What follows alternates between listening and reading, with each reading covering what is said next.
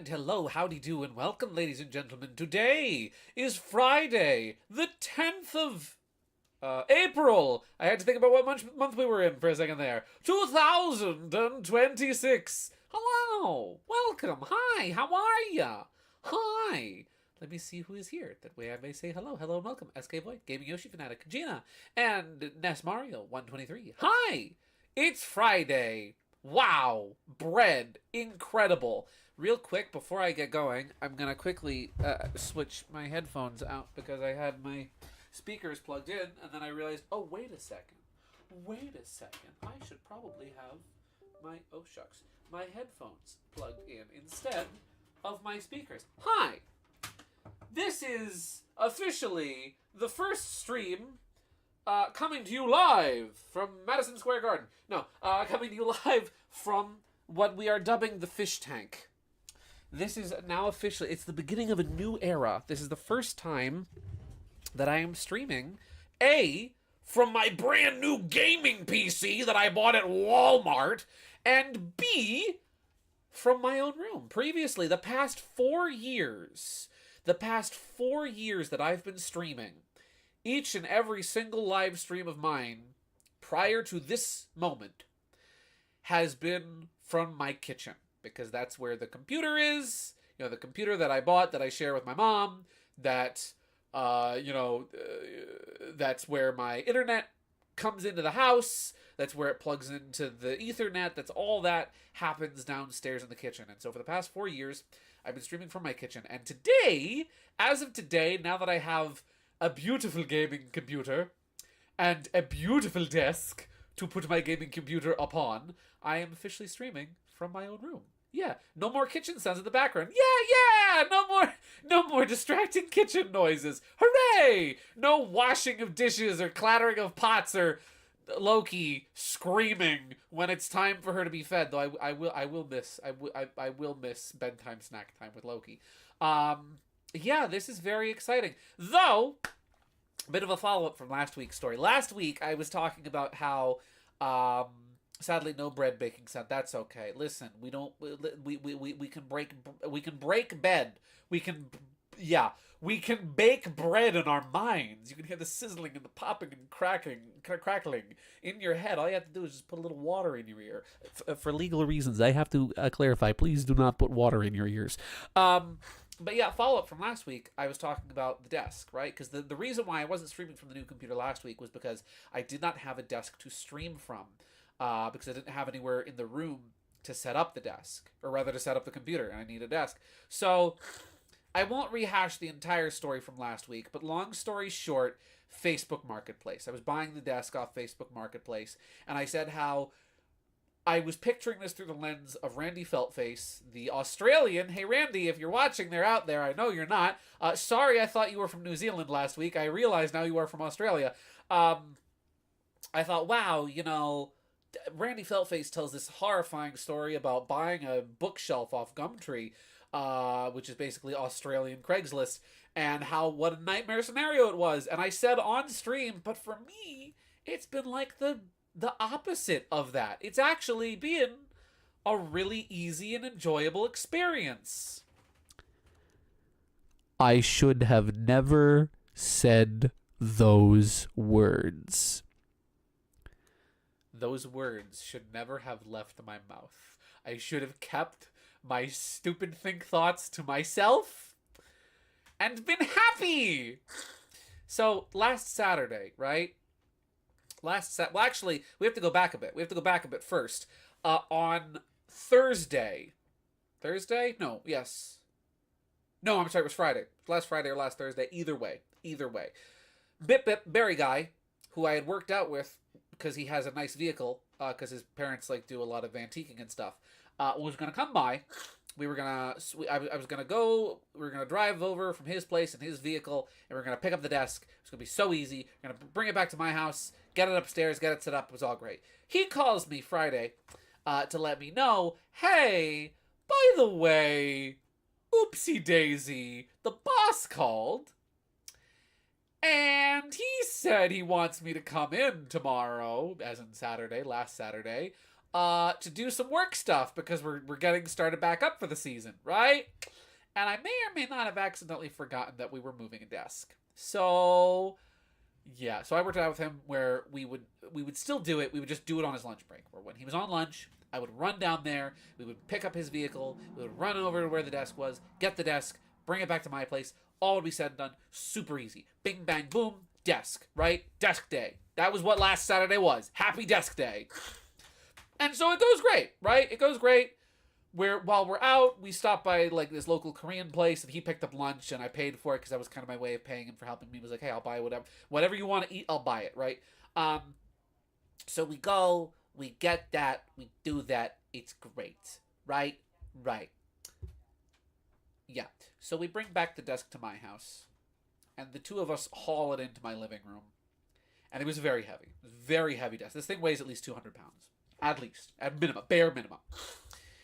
And we have to now drive his vehicle back to work so that he can go back to work and so that I can get back in my car, drive to Walmart, pick up a monitor because the computer unfortunately did not come up with a monitor, and then come home, and then me and my dad, we're going to get the desk up the stairs, right? That was the plan. So I get home. Me and my dad are going to bring the desk upstairs. And we realize very, very, very quickly it's a 3-man job to get this desk up the stairs, not a 2-man job.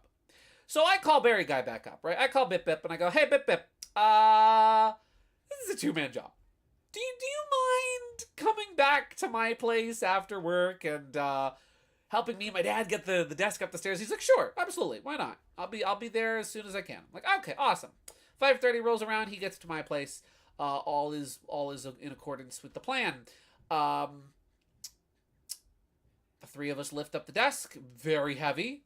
My dad and Bip Bip had the heavy end because they're the stronger guys. I had the lighter end, and so I was kind of guiding us up the stairs. And we could not get the desk up the stairs. That desk was not going up those stairs. Not at all. Was not going up the stairs. So that's a problem, right? So we bring it back down the stairs, and my mom was like, "Well, what if we try taking it apart?" Now, that idea terrified me. Because this is a very nicely constructed desk. Hello, CSX 2608. Welcome to stream. The thought of taking the desk apart terrified me because, in my experience, taking things apart and putting them back together again doesn't always go well. When you're taking apart, a controller or a Nintendo GameCube and you're putting it back together again, that goes well. Taking apart a big old 200-pound desk and putting it back together again, baby, oh baby, that never goes well. You got a new train? Cool. What kind of train is it? Look at me. I'm allergic to telling stories on stream, apparently. So we're like, okay, you know what? We'll take, because it had like these kind of feet bits on it, right? Like these big like footers. So we're like, okay, we'll take these off first, right? So we got some screwdrivers, and my dad and Bip Bip and I are all working at it, and they did most of the work. Thank you very much, gentlemen. And they get it off. And we're like, okay, that gives us like maybe like an inch of clearance. An SD42, very nice. Ooh. So we take the footers off, we take the little foundational bits off, and we try to get it up the stairs because that gives us like an inch of clearance. That desk was not going up the stairs. So then we decide, okay, let's just start taking as much off as possible. We're going to take the top of the desk off now because that's probably one of the heaviest parts and it's the widest part. So we're going to take that off and anything else that we can get off, and we're going to get it up the stairs. And we did that. And still was not enough. Still was not enough. So it's been about an hour and a half by this point. It's been about an hour and a half of us trying to get this gosh darn desk up the stairs. Bip Bip, poor, God bless him, he wanted to go home because there really wasn't anything else he could do at this point. And also he was hungry. He hadn't had dinner yet, and dinner was waiting for him at home. So I'm like, yeah, you know what, you just go home. Don't worry about it. I'm sorry for troubling you and dragging you into this because there probably wasn't much you could have done anyway. So he goes home. Very gracious. I was so happy I was so grateful he was able to help out. So finally, my dad and I take off some more things. We take off the one side panel, and we do manage to get the whole desk upstairs in pieces, in like 6, maybe 8 pieces. We get the desk up the stairs. There's only one problem now. The desk is in 6 to 8 pieces at the top of the stairs. So we bring it into my room, and we get it, we start putting it back together. My dad and I were just start, screwing everything back in place. And thankfully, thank the Lord in heaven above, it went all back together in one piece, and it held together fine. And then it was just a matter of me figuring out where I wanted it to go in the room. Oh, also, fun fact, on the first attempt, before we'd taken anything off, we may or may not have put just a little hole in the wall. Not a big one. It's fixable. It's a fixable problem. Fixable issue. Non-issue. But just a little tiny hole in the stairwell. Because, like, my stairs, right? The reason why this was so difficult, right? The reason why it was so difficult to get it up the stairs is because I don't have straight stairs. My stairs don't go straight. There's a lot of jokes I can make out of that sentence.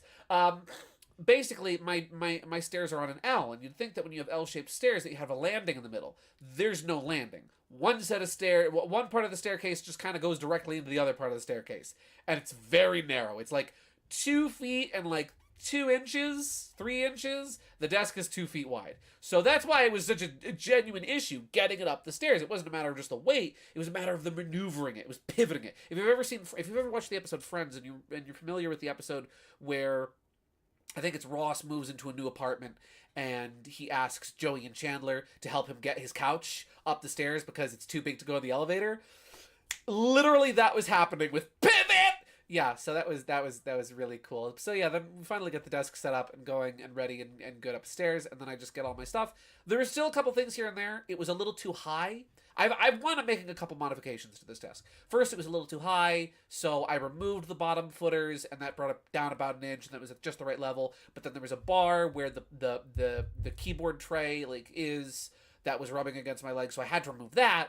And then I had to do this, that, and the other thing. Just a bunch of little customization. That's the great thing about having your own desk. Is it's like, what? It's mine. It belongs to me. So I can customize it the way I want it. I can customize and save with Liberty Mutual. Not sponsored. But yeah, before we get into Bomberman, you know what I will do is I'll show you guys how it looks all set up and put together. Let me just grab real quick from my DMs. I have a picture of it that I sent to Mr. Bip Bip because he was the cool man who helped me. Or did I text? No, I did. I did send those to him. Okay. I was worried I texted them to him for a minute. There was gonna be like, gosh darn it, I can't text send it to myself. That sucks. No, actually, I've got them right here. We don't want to save this as image. We want to save this as PNG. There we go. All right, get ready. Be prepared. Well, my desk is just a good table because sometimes fundamentals don't give you frustration. This is true. You can never go wrong with a table. I wanted a desk. I was really looking for a desk. I could have gone with the table if I wanted. To be perfectly honest, I could have gone with the table. I didn't just because, I don't know. I really like the idea of the desk. But here it is, set up in my room. And is very big, is a very big PNG. Well, that's the wrong screen that I'm moving. I want to move the desk. Actually, I don't want to move the desk. But yeah, so we decided that officially on the calendar every year, the Saturday between Good Friday and Easter, or Resurrection, whichever you like to call it, is officially Desk Day. And, on some holidays, what do you do on Christmas? Oh, we open presents with our family. What do you do on Halloween? Oh, we go trick-or-treating. What do you do on Easter? Oh, we hunt eggs. Oh, what do you do on Desk Day? You disassemble a desk screw by screw and bolt by bolt, and then scream into the void. That's the communal Desk Day tradition. Here's what the whole gosh darn gaming setup looks like. Ignore my horrible folding chair. I am in fact sitting in a more comfortable chair right now. I'm sitting in my rocking chair. Here it is at daytime. Here it is during the day. Fang is here, and I've got all my stuff. And there's the PC. This was before I had my tablet set up. My tablet is currently in front of the monitor. And here's what it looks like at night when I'm gaming. Engineer gaming. Wa-da-da-da-da. Here's what it looks like at night. Here's basically what it looks like right now. Just imagine that there is a tablet display in front of the main monitor on the desk. The orange is in fact not there. The orange is not included. Terribly sorry, ladies and gentlemen. But yeah, he's gaming. Did you know gaming? Your boy's gaming. So yeah, all of that conjecture and hyperbole and preamble to tell you I have a new gaming PC and it's really cool and it's very comfortable. And thankfully what's nice about the desk, since it's kind of an older style desk, is that it actually matches in perfectly with the rest of the furniture that I already have in the room, which is really cool. Just delete these images from OBS. My room is tiny, so my bed is my desk chair. Nice! That's actually really cool. I had to rearrange some things in the room, but it actually kind of worked out because now I can actually see my TV from my bed, which is great because before it just used to be, well, the TV's at an angle which you would have to be sitting at the foot of the bed in order to see. Now I can see the TV from anywhere on the bed. The TV is now directly next to my drawing desk, which is actually really nice. But yeah. So that's the dude. That's the gamer. That's gaming. It's actually, you know what's nice is it's hot in here. That's not what's nice. I don't know if it's just me because I'm excited. Oh, hi, Loki. Hi, are you gaming? Would you like to tell the world about gaming? Hey, how do you feel about gamers? Can you give us your opinion on gamers? No? You don't have any gamer opinion? You don't have any hot gaming takes? This is the quietest this cat has ever been in her entire life. Did you get stage fright? Did you get stage fright like Mugman, where you go... Unbelievable. Well, you can go on the bed. I'm going to turn on my ceiling fan, because I'm hot. And not in the conventionally attractive way, either. Okay, well then, how about we play some gosh darn Bomberman? all of the gamers, all of the gaming, and now, JDs and Lentilmen, now, ladies and gentle buddies, it's time for gaming. Also, I saw the Super Mario Galaxy movie, and it was really good, and I really liked it. Holy Toledo, it was so freaking good. In the words of Wario, Twitter stinks. I'm leaving. Never listen. If Twitter tells you that a movie is bad, right? Take that with the biggest grain of salt. Take that with an entire silo worth of salt, because it was good. I enjoyed. Is it safe to talk about spoilers in chat? It is. Yes. The last week was no spoilers. We were doing none spoilers last week, but this week we are perfect. You are clear. You are clear for takeoff. If you want to talk Mario spoilers, you can talk Mario spoilers, my guy. You go to town talking Mario spoilers. Spoiler: Luigi's in the Shh. That was a secret. That was you're not supposed to talk about. Shh, you're not supposed to talk about Luigi. But yeah, I loved it. I thought it was fantastic. I actually, genuinely, I thought it was better than the first movie. And I loved the first movie. Don't get me wrong. The first movie I thought was spectacular, and I genuinely loved. There we go. But I actually thought it was better than the first movie. It was a lot... It's still very fast-paced. It's still very much a rapid-fire, Gatling gun movie. But it has a lot more restraint when it comes to immediately finishing its business in one scene and jumping to the next. It actually... It knows how to take things slow, which I personally really like. Because, oh boy, Fox and Yoshi were awesome. They were highlights for me. Absolutely. Fox was spectacular. I loved every part of Fox McCloud being in the movie. So much. Here we go. Yeah, all in all, I thought it was I thought it was a spectacular movie. I loved it. Have you seen the 1986 Mario anime movie? Yes, the mission to rescue Princess Peach. I have seen it. I haven't seen... Oh, no, I have seen the whole thing. That's right. Yeah, I've seen it. That's a good movie. The ending is frustrating, but, you know, everyone has that opinion. Rosalina got shafted a bit, but I have seen... Let me step into a house so I'm not getting pelted by enemies. Rosalina got shafted a bit, but I have never been a Rosalina fan, admittedly, so I'd not lose out on much personally. I will say, and I know we were told to expect this, right? Right out of the gate, we were told to expect that, hey, this movie is mainly inspired by Mario Galaxy, but it's going to feature elements of a lot of different things Mario fans of all kinds are going to love, right? That was something we were kind of told to expect right out the gate. And, like, yeah, I'll admit that in terms of being an actual adaptation of Super Mario Galaxy, the video game, it was a little loose. Mario Galaxy has, I wouldn't say, like, the most complex story of all time, but it does have a reasonably complex story, right? It does have a reasonably complex plot. And I will say that the movie does, it changes a lot, and it isn't 100% faithful to that plot, which is a little disappointing. I still liked it, though. I still liked what they did with the story and what they did with the plot, and how they adapted, you know, Mario Galaxy, and how they made something kind of new out of it.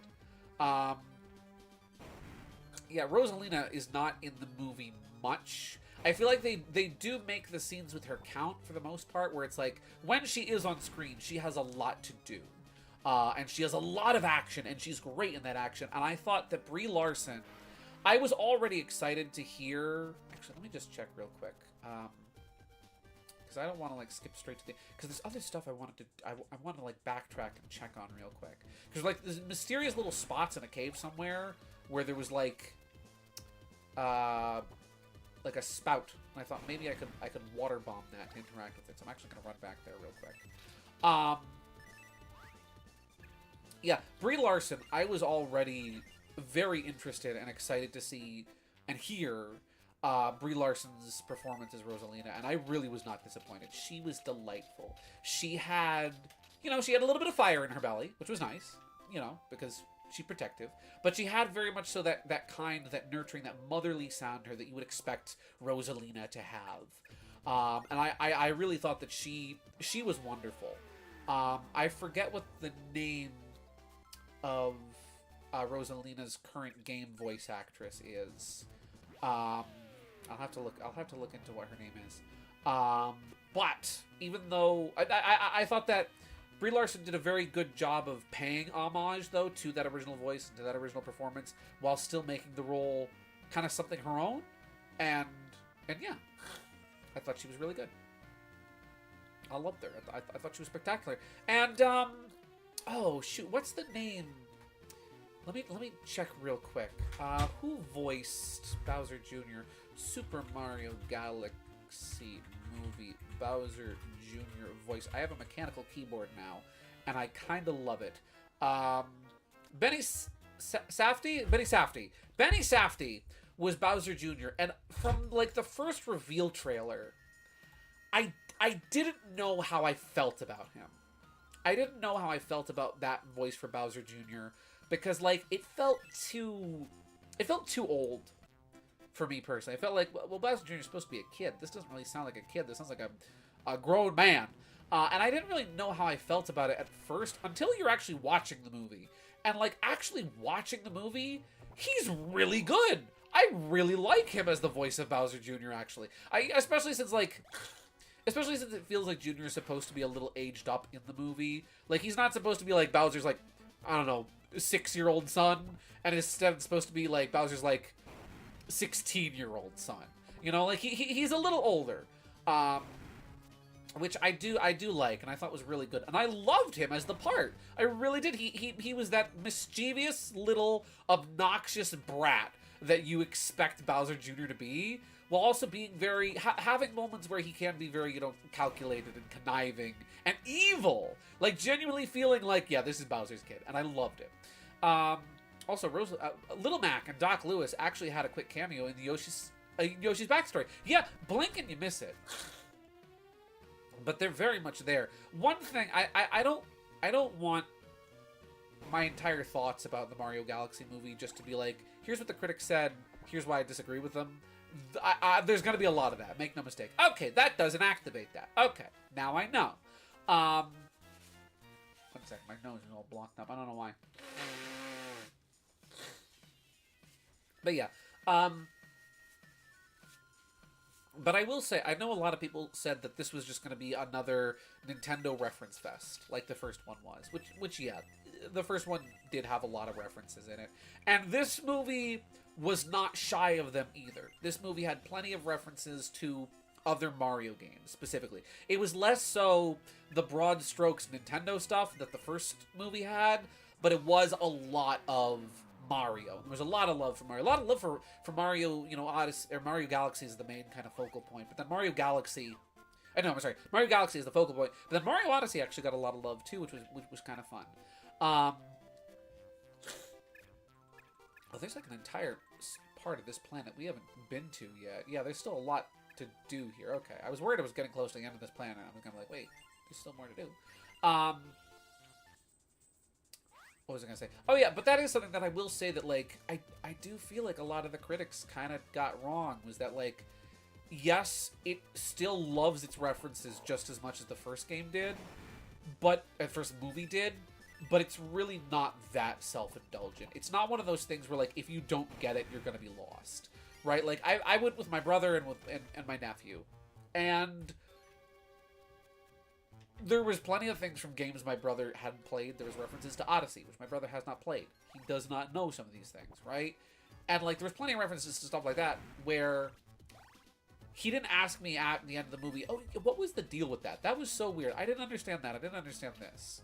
Where it's like, okay, yes, these are references, but they're not so obscure or, you know, confusing that if you don't know, you don't know. Like, if you don't know, you really don't know. Yeah. Oop. You know what's funny? I was fine. I was not congested. I was not congested at all today until I sat down to stream. That is a cruel irony. Let's see. I'll admit, though, I'll admit I thought Rob was going to have a bigger role in the story. I was expecting that Mario, Fox, and co. need his programming and hacking to destroy Junior's warships. Basically, a plot device, but still relevant to the story. He would have been a literal plot device in that case. Yeah, I was expecting, judging by the marketing, that Rob was going to have a bigger presence and was going to be a little bit more important to the film's plot, but he wasn't. He was really just kind of a little cameo at Gateway Galaxy.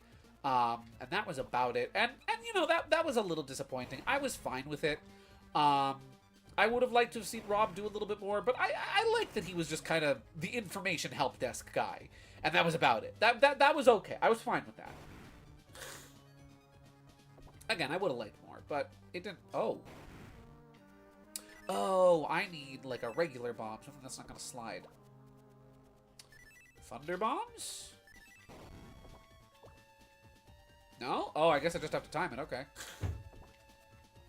And go. There we go. And go. There we go.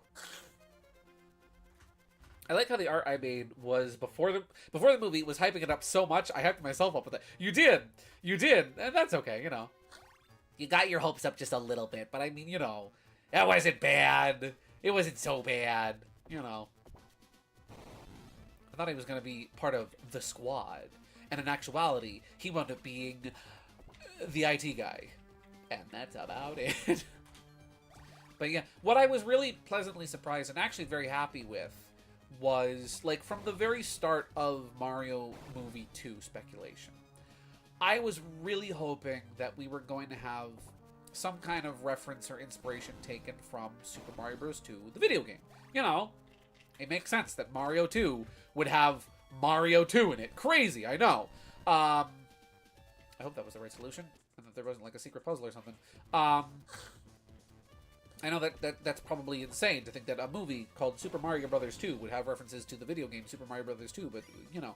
And I was actually really happy with, like, Wart and all the subcon stuff, all the, you know, Super Mario USA representation that was in the movie. I thought was really cool. I could be wrong. My folks and I are going to go back and see it again tomorrow. So I'll fact check myself. I could be mistaken, but I'm pretty sure they don't actually say Wart's name, like, one time. Like there is, I could be mistaken. I could be completely mistaken. But if I'm not mistaken, Wart gets introduced. His name never gets said. Birdo's name gets said. Claw or Glip's name never gets said. Mauser's name never gets said. They're all just kind of, they're all just kind of there. But I did really like how, I have to wonder if there was like, if there was Star Wars homage in there. All right, question, Gideon. How did the kiddos in the theater react when Fox showed up for the first time in the movie? It wasn't a super packed house when we went. It was maybe about like 30 people, plus, including my brother and I, and also my nephew who was there. I was freaking out. My brother was freaking out. We were both freaking out. I wasn't really listening to anybody else, but we were both freaking out. So our inner childs, that's a good grammar. The children that live within our souls were very excited to see him. The building next door is the game center. Some of the machines don't work. Maybe they're future titles. Oh? Future titles. Fan service? In my Bomberman Jetters game? It's more likely than you think. Only the mayor can open the passage leading to the northern volcano area. Due to mayor for a day, the idol Akane is now acting mayor. She's the only one who can open it, per the Lava City Constitution. Because as we all know, cities have constitutions. Here I thought it was just countries. But no, cities. They have the constitutional congresses that control them. Not just a mayor, they have an entire congress. Not much gets done in this city. They can't agree on anything. But at least we've got all of our paperwork straight. There we go. Ooh. Let's see. I'll admit my theater wasn't much hype when he was shown, but I still think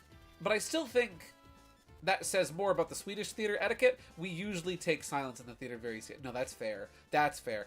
See, here's the thing, right? Is that like me, I'm the type that like I take theater etiquette fairly seriously, with certain exceptions, right? Like I'm not gonna be going like, "Woo! Yeah! Yeah! Do it again! Woo!" I'm not gonna be doing that in the theater, right? I'm not gonna be like, "Whoa! It's Mario! Whoa! Mario's here!" Like everybody knew Mario was gonna be in the movie. I'm not gonna freak out every time Mario's on screen. Whoa! It's a him! Mario! Right? That's not me. I don't do that when I'm in the theater. However, my exception to theater etiquette is laughter. If I think something is funny, I'm going to laugh at it. And I'm not going to hold back my laughter. Because I feel like I feel like just going back as old as the concept of theater is, whether it's, the stage play, whether it's vaudeville, whether it's, movies, right? Whether it's the talkie and then the movie. I feel like laughing in a movie, even if you're laughing loudly, I feel like that's like the one amendment to the Bill of Constitutional Theater Etiquette is laughter is okay. You can laugh and laugh loudly. You can laugh out loud. You can LOL. Wow. In a movie theater. I feel like that's okay. And that's me.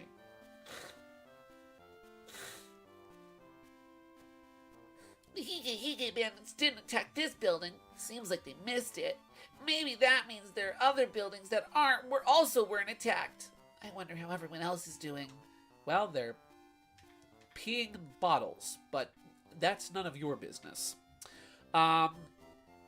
Which does make it easier to immerse oneself, but it can get a bit boring, honestly. I feel like no one else is enjoying it. No, that's fair. And I feel like that then goes to, like, there is a communality, right? There's a feeling of community when you go to a movie, where I feel like being in a big room of people, seeing something, enjoying it, experiencing it together, and laughing together, I feel like that's part of the reason why you go to a movie theater, why you see a movie in public. Other than just seeing the movie on the big screen, it is to have that feeling of community, I feel like that is a big part of going to a movie. Is not because, like, if I wanted to sit in my house and be stone-faced the whole time, well, I would sit in my house and be stone-faced the whole time, right? If I want to sit down and watch a movie calmly, I'll sit down at home and watch it calmly. If I want to laugh and have a good time, I'm going to the theater.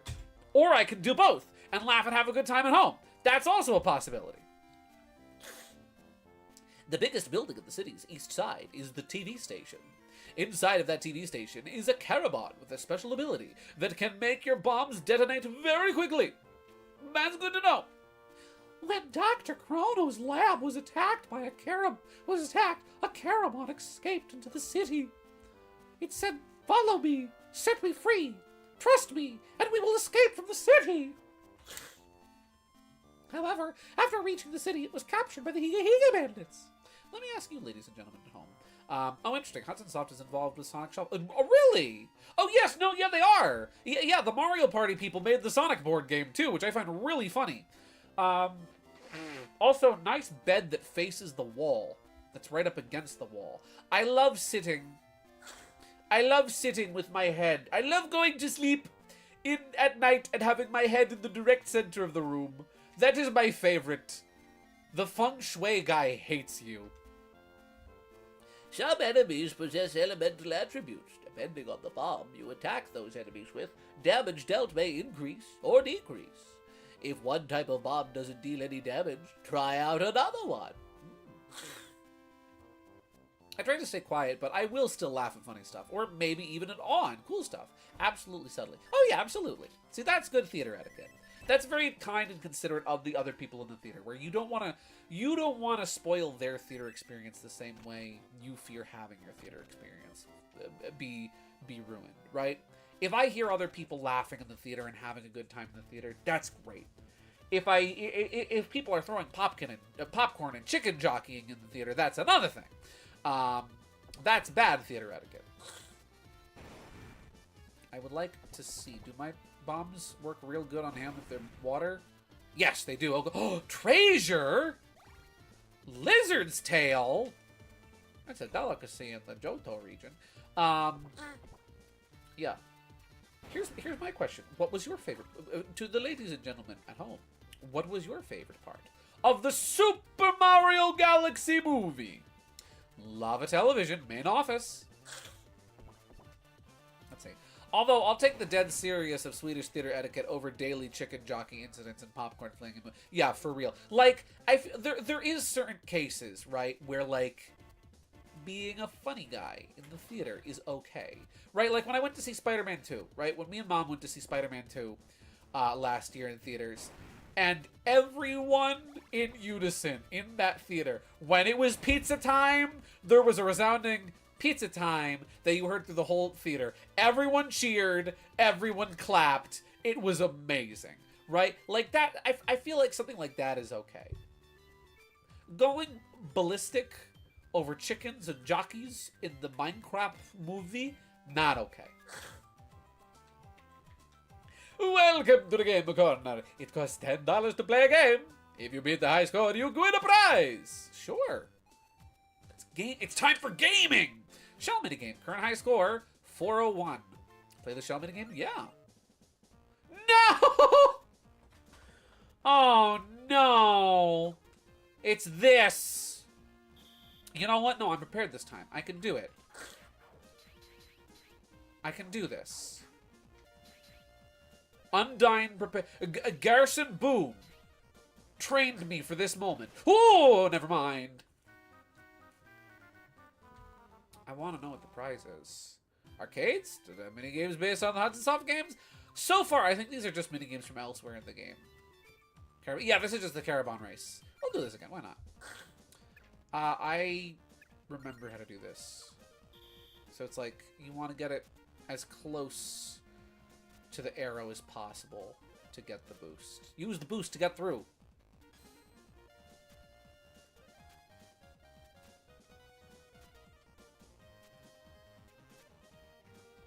There we go! Hey! I think my favorite parts were Fox's 2D backstory, the Yoshi's Island segment, and Yoshi's backstory, and the final battle, and Mr. Game & Watch, baby! I was not expecting him to show up at all in the movie. But then it was like, what do you mean? Mario, you know I never learned how to draw. I loved that so much. Oh! That's easy money right there. Trying to achieve a high score, better score. Okay, so there's presumably other minigames then that we haven't encountered yet. Cool. Welcome to the boss battle floor. It costs 10 gold per try. You can refight any of the bosses who you own Koro Koro comics. Oh, who you own Koro Koro comics. Cool. Okay, so there's 5 bosses in total. I've only fought like 2. Cool. Well, I might. You know what? You know what? I'll grind a little money here, and we'll get one of those Koro Koro comics. Only nitpick about Mr. Game & Watch is that no beeping sounds or 9 sign popped over. I know. I was so excited. Like, I freaking love Game & Watch, right? My history with Game & Watch goes back a very long way. To like, Game & Watch Gallery 3 was one of the first video games I ever played, and one of the first video games I really ever like fell in love with and really enjoyed. And Mr. Game & Watch was like my favorite character in Smash Brothers for the longest time as a kid. Fiddlesticks. So like, that meant so much to me, seeing him in the movie. I just wish that, yeah, that he had held up the 9 sign when using Judge, but even so, knocking freaking Bowser out with Judge was so cool. That was I loved that. I really liked, how Fox was characterized. I really like how they did his character, where, like, right out of the gate, I know a lot of people were speculating, even my brother asked me, like, well, now how does this work? How does this fit in? That, like, if Fox is in the movie, does that mean that, like, is Fox canon to Mario now? Are the events of all the Star Fox games canon to Mario's games now? Like, how does this go, right? Oh, you only get money if you get a high score, I think. Which means I have to be, like, perfect, because that first attempt was actually really good. Oh, frick. Oh, beans. Beans and rice. Rice and beans. Cheese Danish.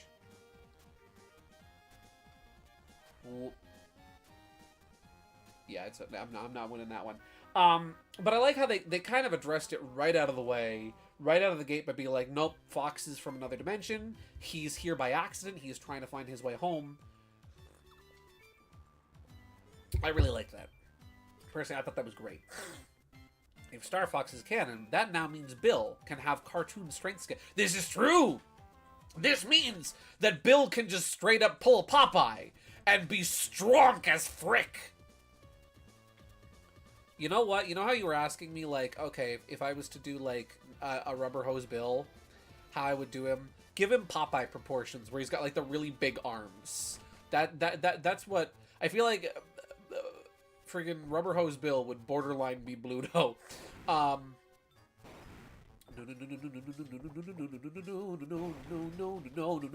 my bones. I don't think I can kill these guys, actually. They just kind of dingly dangly. Can they die? They can die, okay.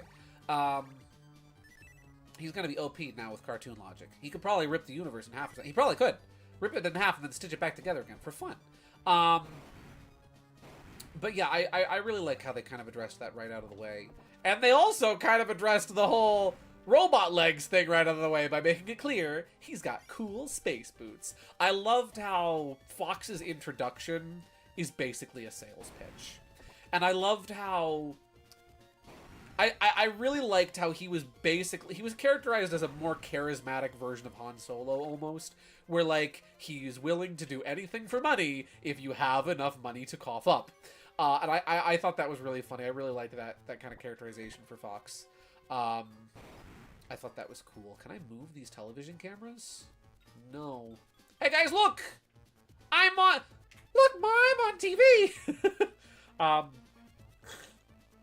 But yeah, and I thought it was then funny, right? That you had, like, all they were missing, right? All they were missing would have been a scene where Fox somehow got kidnapped by Wart and sacrificed himself for the rest of the gang, and you would have literally just had Han Solo and friggin' Jabba the Hutt Which I like that Wart kind of had that almost like borderline Job of the Hutt style characterization of being like the big tough mob boss that's running the underworld from the underside and has this collection and is kind of scummy. I thought he was really cool. I'm so glad we can just leave the amputee theory in the past. It was getting old. I find it hilarious. Oh, there's a Carabon! There's a baby! I thought it was really funny how, like, apparently leading up to the movie, somebody asked Miyamoto, like, hey, Mr. Miyamoto, what do you think of the old theory that Fox and the team amputated their legs so that they wouldn't be affected by G-forces in space? And Miyamoto was freaking, like, greatly disturbed by the concept of this theory. The game theory! Which is funny, because I think game theory did in fact cover that at one point. It's funny. I kind of like both, right? I think the robot legs is cool. I've seen some really cool depictions of the robot. There's artwork I remember seeing once on DeviantArt. I'll have to find it. That's like, it's the whole Star Fox team like in the garage, essentially, like in the hangar bay of the Great Fox, just like kind of like tuning up and tinkering with the legs, right? Really cool artwork. It's a fun concept. It is kind of horrifying though. And I do think it's funny that they kind of like addressed that right out the gate, like, nope, they're not legs. They're not robot legs. They're real bot legs. He human. Well, he's not human, but he is organic. Yeah. Yeah, I love... Fox wasn't on screen for a very long time, but I did really like his characterization. And I love how the internet is just like, yeah, no, he's the uncle now. He's Uncle Fox McCloud. He is the uncle to all the Lumas, and I love that. That's the best thing. That's adorable. Closest thing we've seen to Fox being a parent in an actual parental role, and not just a, oh yeah, he has a kid now role, since Star Fox Adventures. The legs look like robot legs because they were figures for the Nintendo Power. Exactly. Yeah. Well, yeah. Well, it wasn't specifically for the Nintendo Power issue. That was for the artwork in general. That was created for Star Fox 1 was heavily inspired by things like, Thunderbirds. And so they were built and designed. They were made to look like, old puppets in that sort of photorealistic style. And yeah, the feet just kind of looked like that. I don't know if that was one of those things where, like, they wanted them to look that way, or they just never wound up making legs for them proper, and then they kind of left it that way, and they thought it looked cool, but either way. Some people are shipping him and Rose. Yeah, I think... Okay, listen. I'm boring. I like my canon ships, right? I like Fox and Crystal. Do they have a ship name? I actually don't know if Fox and X Crystal, if there's a proper ship name for that. Either way, I love that, but I do think it is funny how, like, the internet's like, yeah, Fox and Rosie are a thing now. It's like, no! He's a married man! He's got a lady waiting for him on friggin' Saria! No! Fox! Fox, don't be unfaithful! Don't be tempted by the pretty lady with a pretty voice! In space with kids! Man, Fox, I didn't know you were into MILFs. Oh, and the award for the worst thing that I've said on the stream, we're getting it out of the way early, baby. Also... Oh! Speaking of baby, I really liked the Lumas. I wasn't in the first movie, right? In Super Mario Brothers, the movie, I wasn't big on... I think that was Luma Lee. And I believe Luma Lee has a mouth. In Super Mario Galaxy 2. But there's an image I have to find. Let me just move my chair so I can access my keyboard. What was that game called?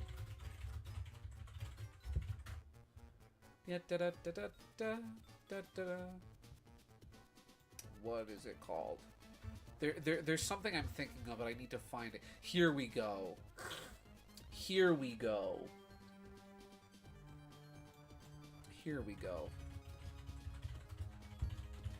I need to find something real quick.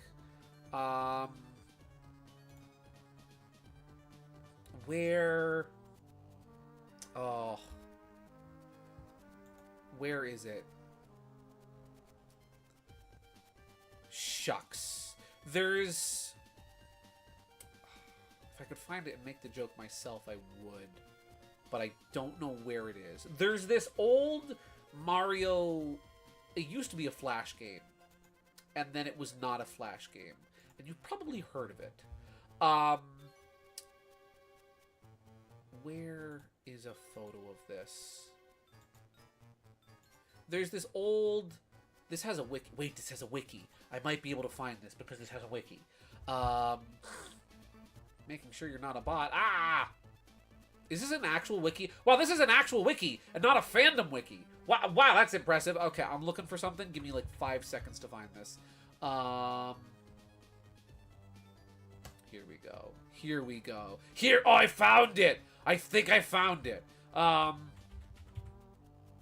Here we go. Okay, there's this old Mario fan game from like 2012. Correction, 2009. From 2009 called Super Mario Forever. And this thing was laced with malware.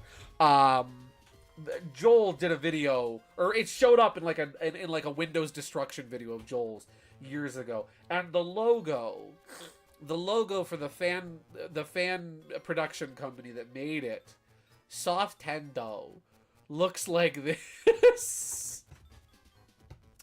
And whenever I see Luma with a mouth, my mind goes to Super Mario Forever, which is like the most let me show a picture of the title screen. This game has like, this is not the right time. I need to show the really fun. Here we go.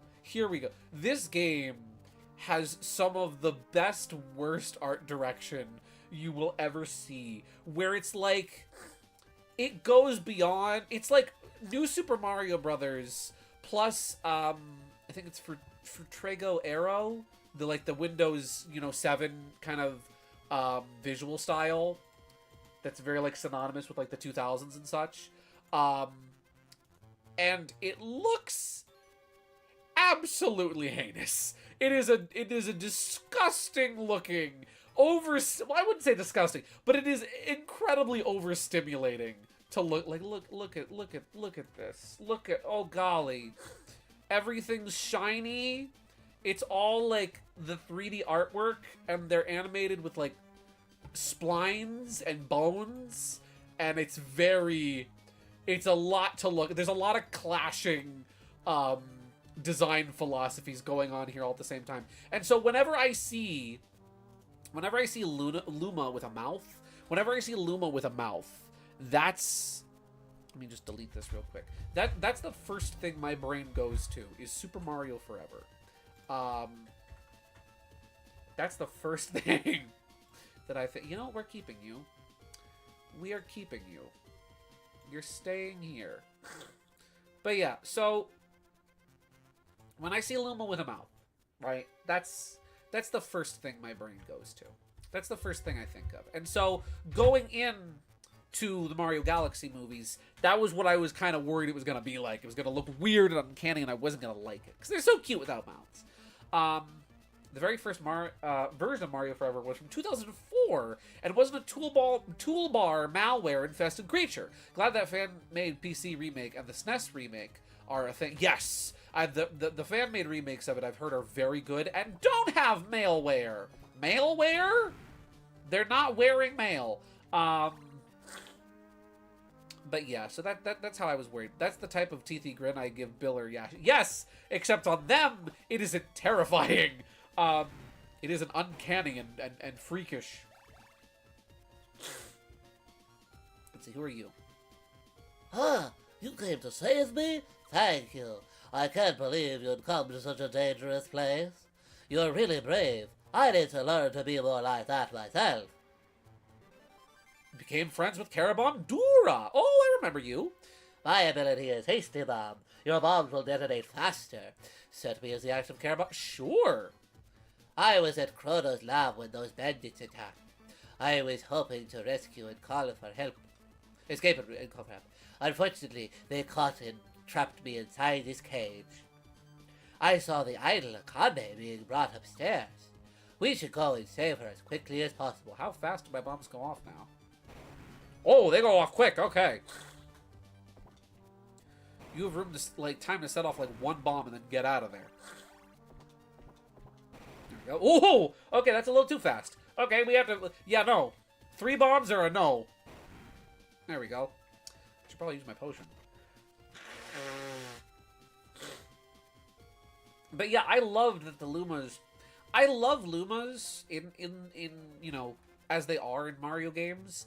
But I will admit that I've always felt that unlike Toads, unlike a lot of the enemies, I feel like Lumas are often a little bit devoid of emotion, where they do feel more like power-ups that are treated like NPCs, at least visually speaking, than being actual characters. And I really liked that this movie gave them a lot more personality and a lot more character, and gave them the ability to be characters.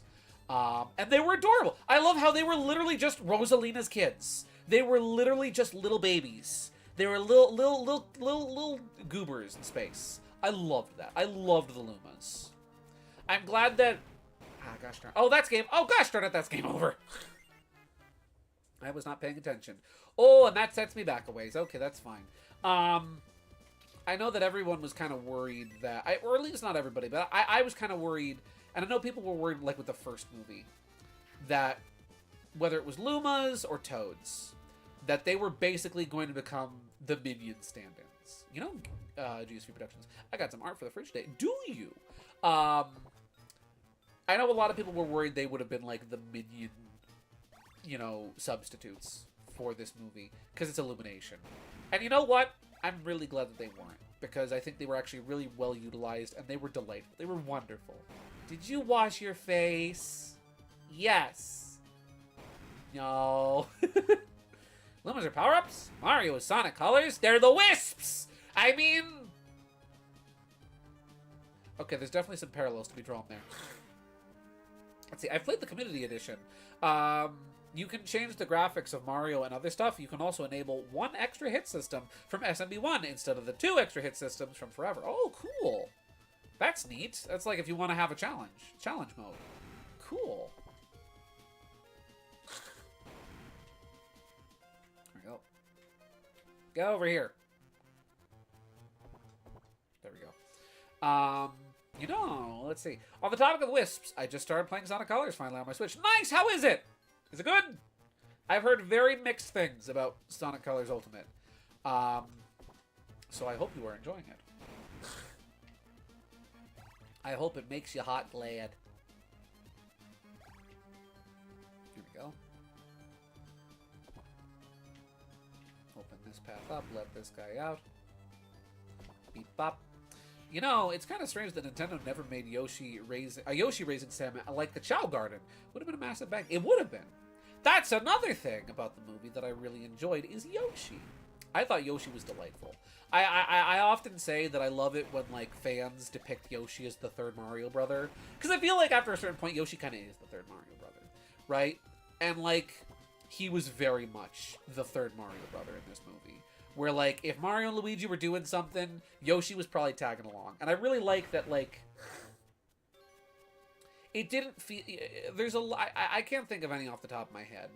But you know how you'll have, like, annoying sidekick characters? It often happens, like, with kid characters. The easiest example I can think of is Alexander in Star Trek The Next Generation, where, like, some of the episodes and stories he winds up being in, because he's, like, the kid, he's kind of annoying. And he's a little obnoxious, and you kind of want him to go away. It's sort of like the Ewoks, right? It's sort of like the Ewoks in Star Wars...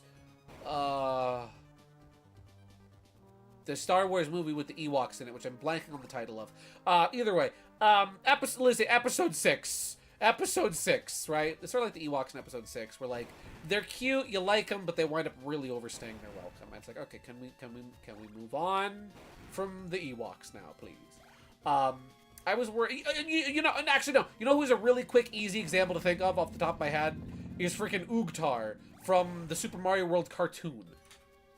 Where he's just, every time he's on screen, like, oh, great. Oogtar's here. Hooray! And Yoshi to a little bit of an extent with that as well in the Mario World cartoon. Yoshi in the movie was never that. There was never a moment where, like, oh, great. There was never a moment where I, like, Toad was like, Yoshi's here. Cool. Let's see. It is fun, but I can understand why some people are on the Ultimate port. You got some severe frame slowdowns and performance issues all around, but it's still playable. The game itself is awesome. It's awesome though. I like it. Yep, I've always heard that I've always heard that Sonic Colors is really good. Like, whether, you know, even if you're playing a slightly botched port, you're still playing a really good game. Like, you kind of can't go wrong completely with Sonic Colors. I've also heard that the DS version is really good. If you like Sonic Rush, the DS version of Sonic Colors is apparently just like Sonic Rush 3. So if you're ever in the market and see it and want, you know, another good DS game, I've never played it myself, but I've heard a lot of people say that it's basically Sonic Rush 3, which in a sense makes it Sonic Advance 6, because it's dims. But yeah, I thought Yoshi was great in the movie. I really liked him. I thought he was adorable. I thought Donald Glover, who, like, I'll admit, I'm not a big fan of... I've never watched Community. I'm not going to lie to you and say, oh, I love Donald Glover, because I really don't know much about him. I haven't watched a lot of his movies. I'm not familiar with his music. But I did actually really like his performance as Yoshi. I thought he was spectacular. He does the Yoshi voice really, really well. And, like, I don't think there was any, like, pitch shifting or correcting or, you know, vocal alteration. Alteration? I think that's the right word. Vocal tampering, with his voice, because he was really good. And he sounded very organic, very natural. It never sounded to me like he was forcing it, like he was trying to do a Yoshi voice. It's like, okay, all right, Donald, we need you to do the Yoshi voice. You know, I never felt like that. It felt very organic and joyful and fun. Apparently Donald Glover loves Yoshi, so yeah, it checks out. I want to quickly break my record on the one minigame again.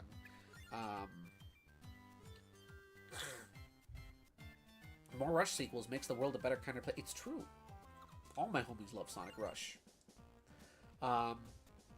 There is also Sonic Generations on the 3DS, which is Rush 4? Which is Rush 4. Sonic... Yeah, oh, I forgot about that. Yeah, they did that one too. I borrowed that game from my brother. And he never asked it back. And then when I told him I still had it, he was like, you can keep it. That and Star Fox 64 3D. I haven't played it in years, though, but I remember it being really good. The 3DS version also has the Casino Night Zone stage as an actual stage, and not just as a pinball table.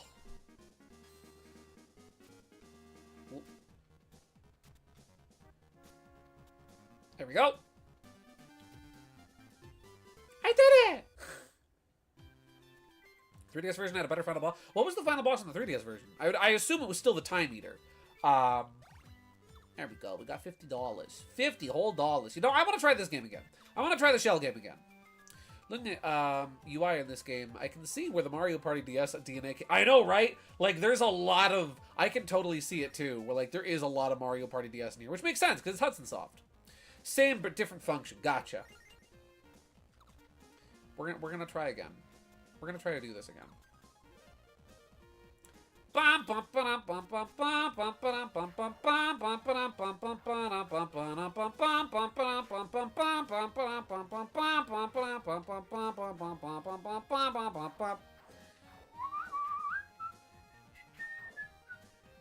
forget how the song goes. Ha!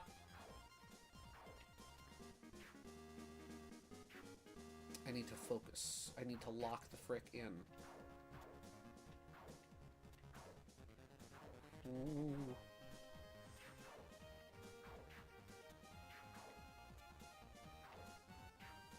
Ah! Oh, frick. 36 seconds, not bad. Not bad. That was not bad. I did pretty decent. And I got $50. You know what? Let's see if I can do it one more time. Let me see if I can go longer than, like, current high score is 407. That was my score, wasn't it? Let me see if I can do one better. Ah, shoot.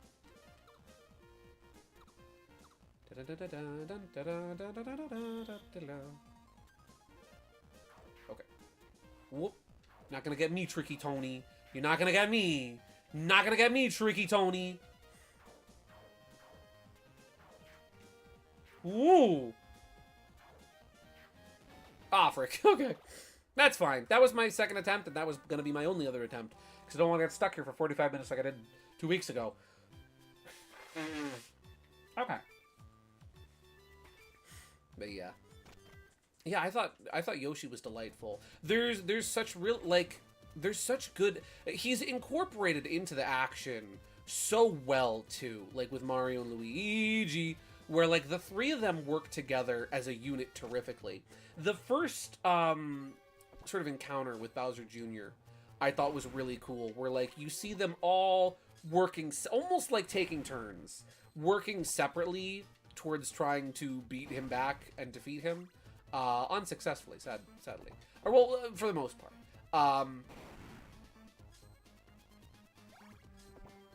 And it was just so cool. It was so cool. And then, like, at the end, that final big climactic scene between, you know, the three of them and then Bowser, where I thought it was kind of funny that, like, Yoshi was pretty much out of the fight until the very end, where he comes in with the balloon berry and all over the place. It's great. You know what? We'll work on leveling up Elephant a little bit. Yeah, it was just, oh, it's peak. It was peak. Really good. Lovely movie. Delightful movie.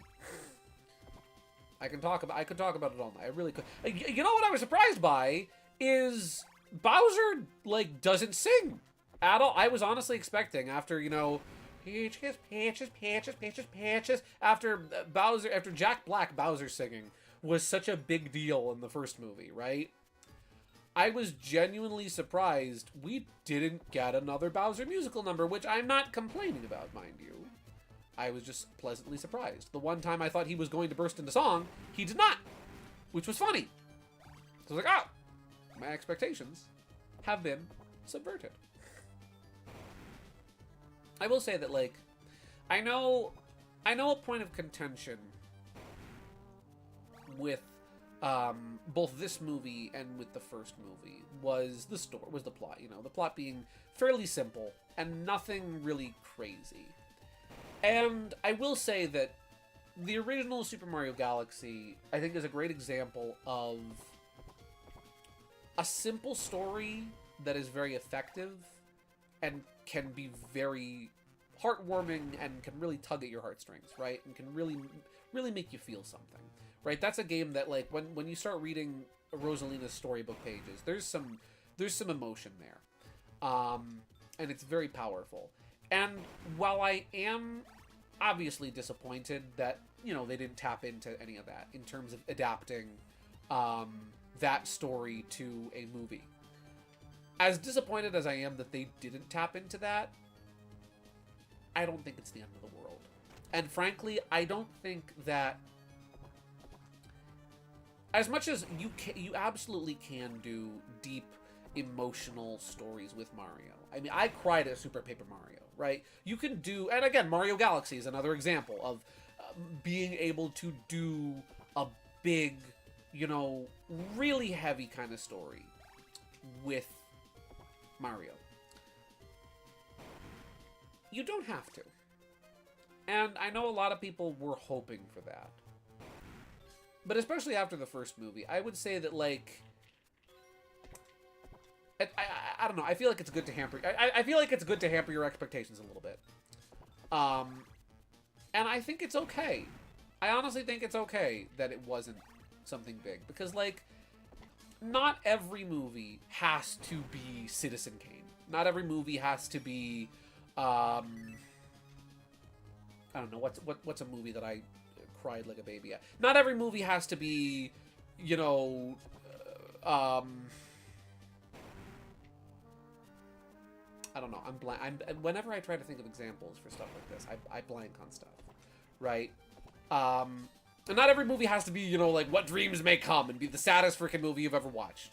Sometimes dumb whimsy is good enough. Exactly. And the thing about it is that, like, even though the movie doesn't have a big emotional story, I do think that it is still a wonderful movie as being an expression of the art form, as being an expression of animation and of artistry, right? It's okay to let the cartoons be cartoons sometimes. And I like it when my cartoons are cartoons. Cartoons can be emotional. Cartoons can have a big impact on you. Freaking All Dogs Go to Heaven was a movie I was not expecting to cry at. I was not expecting to cry at Burt Reynolds as a dog. And yet there I was at the end of that movie, right? And animation can do that. But at the same time, animation can still be, like any other art form, an expression.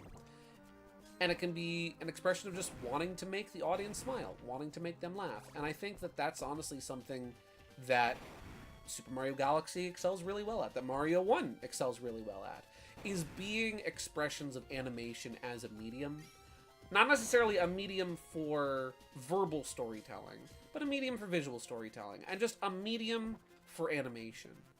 I mean, I guess it's a little silly to say, because animation itself is a medium, but I think you kind of get my point. Where, like, not everything has to be Les Miserables. Not everything has to be The Sound of Music. Not everything has to be, you know, friggin', whatchamacallit, Gone with the Wind, right? Not every movie has to be that. Not every movie has to have 1,001, you know, complex characters that all have their own unique motivations and things and are super deep and emotional and complicated. Sometimes movies can just be fun. And that's what I really like about the Mario movies, is that they're just fun. And they're fun to watch. I want to see it again. I really want to go see that movie again because it's fun. It was a fun movie. And that's what I really enjoyed about it. Not every game is Metal Gear Solid 4. Some of them are peak, like Super Mario Buys Bread, the objectively deeper game. This is true. Listen, they can't all, but that's the thing, right? Is that Super Mario Buys Bread may have one of the deepest, most complex, most, you know, emotionally impactful, life-changing stories in all of video gaming. And Bomberman Jetters kind of doesn't. Bomberman Jetters is just a fun little Bomberman game, right? And it's fun. And it's good. And there's nothing wrong with it because it's not big or emotional or deep or storytelling, blah, blah, blah, blah, blah. But it has value in its own right because it does its own thing. And I don't know. I think the Mario movies are just fine. And I think I would love to see Mario movies that do really big, bold, impactful things.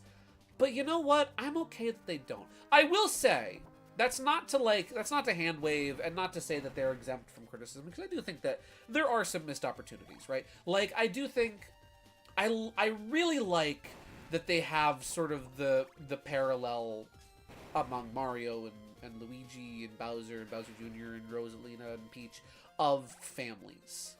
And I do think that they could have leaned in more to that sort of family, you know, you do for family, you stick for family, sort of element. And where they could have had different perspectives on it, right? Where sometimes you fight for family, right? Sometimes you go against all your better, you know, notions and you fight for your family, like Peach and Rosalina. And then other times, you know, you stick with your family because your family wants you for you and doesn't want you for who they want you to be. And that's Bowser and Bowser Jr. And I liked that. I actually really liked that. I liked that Bowser had a reverse character arc. I think that was really funny. I thought it was really funny that instead of encouraging his father to move on and be the bigger person and be the better person and become a better person, that Bowser Jr. was literally just trying to suck his father down into his old toxic habits. And, like, you could tell Bowser kind of didn't want to do it, but you know what? He loves his son and he knows who he is, and that's what he goes with at the end of the day. And I thought that was really funny. That was a fun subversion of expectations. I loved Bowser and Jr.'s dynamic because you kind of go in with the expectation that, like, that it's going to be the type of story, it's almost going to be like a betrayal story, right? Where Bowser Jr. is expecting his father to be the big, bad, evil king of awesomeness, right? That's what he's going in to expect. And then suddenly Bowser's friends with Mario and Luigi and the princess and whatnot. It's like, wait a second. You're not who I thought you were. You're weak sauce, Dad. I don't want to hang out with you. And then it winds up turning against Bowser. And what do you mean? What do you mean? What do you mean timer? What do you mean timer? What do you mean timer? What do you mean 16 seconds? What? 7, 6, 5, 4, 3, 2. Oh! Oh no! Oh no! I am not emotionally prepared for this! Ah!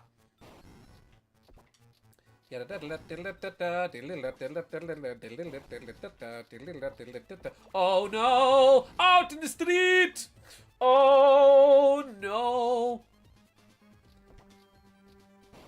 Bomberman!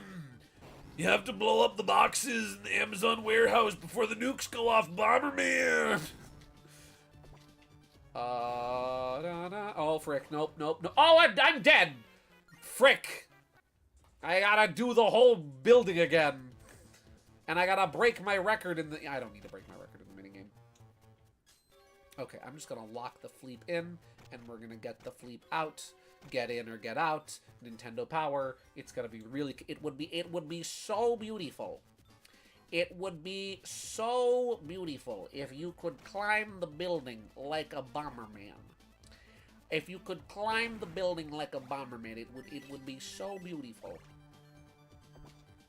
Do I even need to... I don't need to go down that way. I mean, I do if I want to get the... Oh, thanks. That's just nuclear escape That's just the nuclear escape sequence from Metal Gear 1, 2, and 1 on NES. Thanks for... Yeah, for real. I can't believe we got freaking Metroid escape sequenced in Bomberman Jetters on Game Boy Advance. Speaking of escape sequences, there was one sequence I actually really liked in the movie, and it's when Mario, Luigi, and Yoshi have finished evacuating all the Toads from Peach's castle, and now they are trying to escape themselves, right? And like the whole it's such a chaotic sequence, right? It's such a chaotic turn of events. And there's a lot happening all at once with them running out and the castle's freaking collapsing around them. Things are going crazy. There's a little scene where, like, Luigi starts to panic and is going to turn back and run away. And, like, both Mario and Luigi have to grab him to stop him. And it's like, man, before a friggin' pillar collapses on it, it's so cool. You know, I don't want to bring it up too much, but what about the... Oh, the art for the... I am so sorry, my guy. I got so distracted. I got so distracted Marioing my movies. Movieing my Marios. That I am so sorry. I am so freaking sorry. Oh! Heck freaking yeah. This is good stuff. This is good stuff. Star Fox Adventures, 2003 to 2005. Season 1, Episode 8. Green Omnivore, meet Vulpine. Here we have some delightful artwork from Gaming Yoshi Fanatic. I am so sorry. Here we go. Look at this! Whoa. It's my guy, Fox. And Yoshi! Fox and Yoshi. They don't get a lot of screen time together in the movie, but man, when they do, it's great. It's so cool seeing the two of them together. It's like, wow, it's them. Holy Toledo. I love this. This is really nice stuff. I like the color scheme, how it's a little distorted, it's a little off, and I really like the like between the static and the bit of filtering, the effects to make this look like it was ripped off of like a VHS or a TV broadcast. That's really cool. Ripped off Cartoon Network. Man, Star Fox Adventures on Cartoon Network, that freaking show was so good. You guys remember Star Fox Adventures on Cartoon Network? That show was my favorite. I loved that show. So freaking cool. This is great, my guy. Absolutely stellar stuff. Peak stuff right here. You're cute one, you fruit muncher. That's adorable. I love this. We're keeping this. Muscle memory tells me to reach for the control key on my keyboard so I can crop, and then I'm like, oh wait, the control or the alt key is somewhere else now. Here we go. We're just gonna whoop, I crop that a little bit, make it fit a little bit better on the overlay, and make it look less like Yoshi's decapitated. There we go. Just gonna shimmy shammy that over there. There we are. Magnifique. Plus, I am drawing more screenshots to Star Fox Adventure. This is true. And it's peak. That's good stuff right there, my guy. I wish we had gotten like a Star Fox tie-in show. Listen, if we could have Sonic cartoon, if we could have Kirby cartoon, if we could have F-Zero cartoon, if we could have Bomberman cartoon, I'm calling these all cartoons when they are anime, but anime are cartoons. Change my mind, you can't. If we could have all of those back in the 2000s, why couldn't we have a Star Fox anime? Look at the character designs in Star Fox Assault. Like, let me just grab an image real quick. Star Fox team. Oh gosh darn it. Assault. Right? Like, look at these character designs. They're so freaking cool. Assault had such gosh darn awesome designs. Look at these character designs. Where'd that go? Is this it? I think this is it. Look at these character designs and tell me they aren't, like, perfect for a cartoon. That they aren't perfect for, like, Cartoon Network or freaking Toonami or something. Like, whether it's a 2D show, a 3D show, they were... that would have been... They're perfect for it. They look so cool. I could see freaking Gendy Tartakovsky or Craig McCracken taking the reins of a freaking Star Fox cartoon in the 2000s. Like, it would have been so cool. Maybe except for Crystal. Actually, including Crystal. She's cool too. All of them. The whole gang. Listen, it would have been a cartoon for teenagers. Would have been a cartoon for teenagers. They can have the lady in there. They can have the pretty girl. Yeah. There we go. That's the sound of me opening and closing my keyboard tray, by the way. Okay. Take 3. What we're gonna do this time, right, is we're actually, instead of charging straight up to the freaking next part of the dungeon, what we're gonna do is we're gonna be smart. Oh! Is Pommy not... Can I not use Pommy to get out right away? I could. Maybe I need to level up Pommy again. If I get Pommy up a level, I might be able to use Pommy to, like, immediately exit the dungeons. Actually, no, yeah, if you could grab me, that'd be great. Thanks, buddy. But no, that's not out of the dungeon. That's deeper into the dungeon. Thank you, sir. There we go. Okay. Which way? Well, actually, I want to head out. I'm about to head out. Here we go.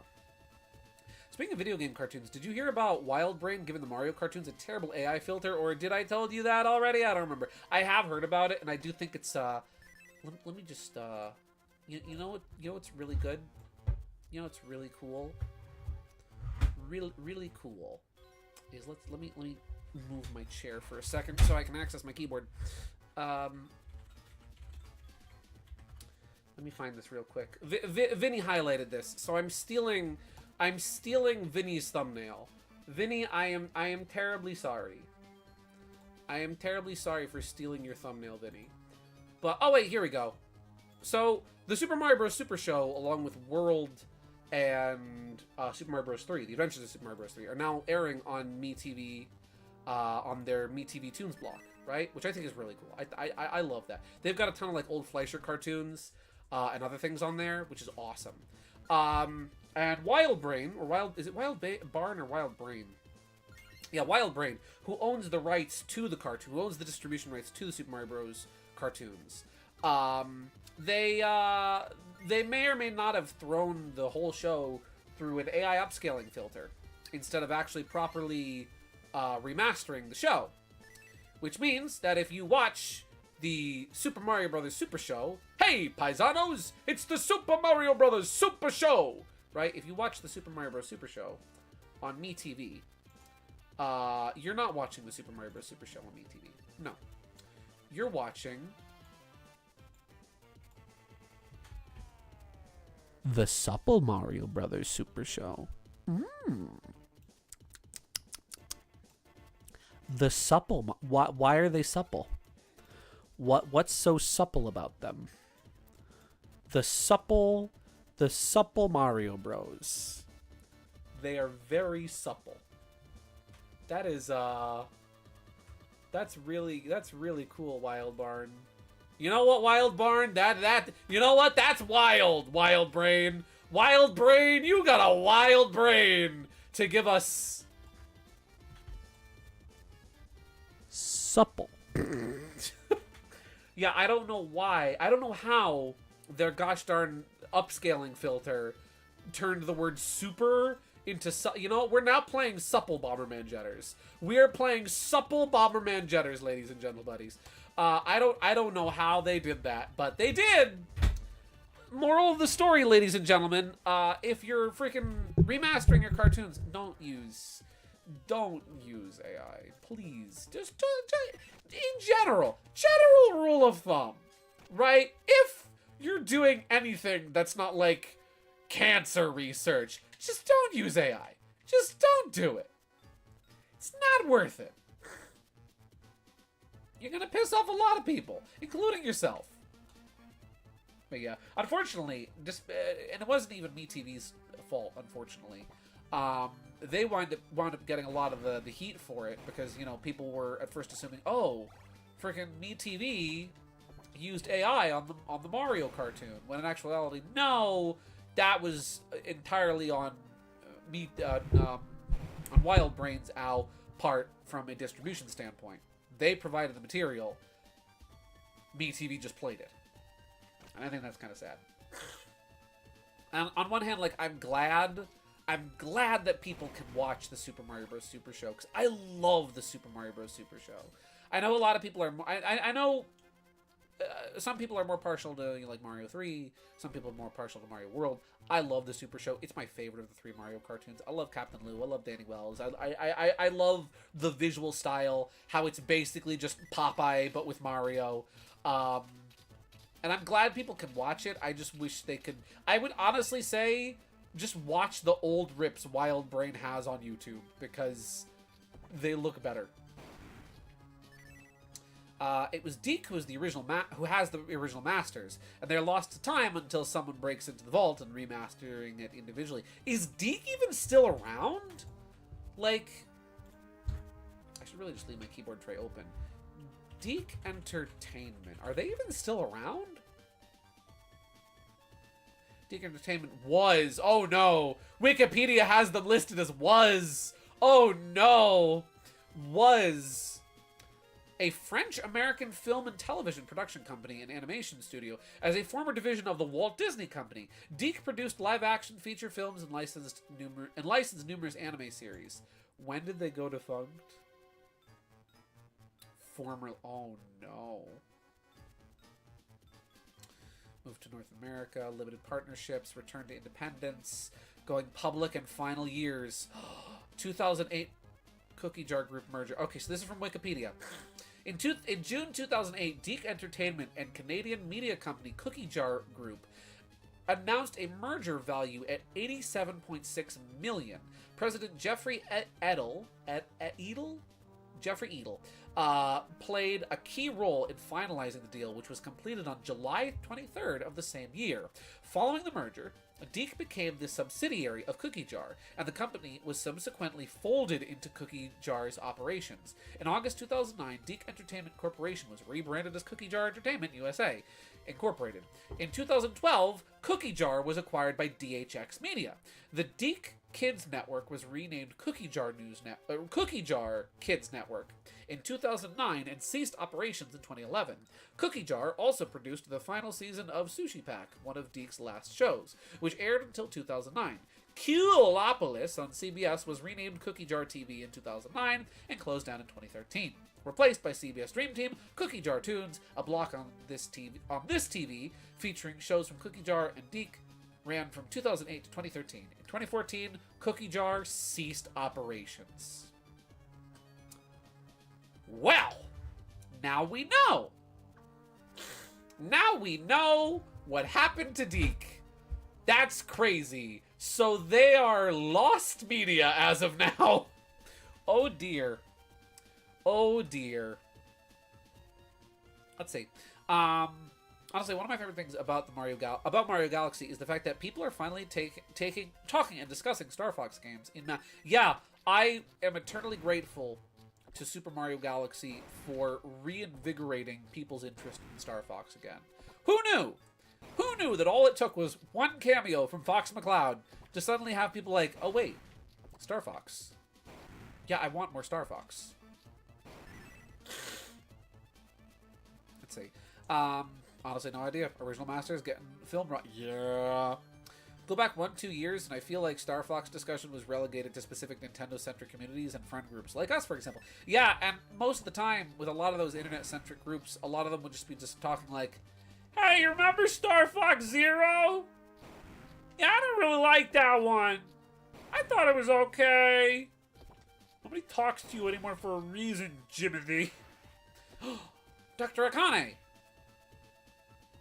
Excuse me, gentlemen. I'm trying to rescue Akane. Actually, she's not a doctor. She's an idol, but still. There we go. Let's see. Some pieces of Super Show Lost Media did surface. The episode with Michael Jackson's Thriller got archived, albeit in crusty quality. Yeah! There's a couple of those episodes with, like, the music covers that have been recovered, which I think is awesome. Recover the covers. From cover to cover. And under the covers. But now I actually see quite a few people bringing it up, and it makes me happy as someone who became a Star Fox fan during the dark drought, as I call it. I've talked before about my friend Roast. Roast is the coolest guy, period. End of sentence.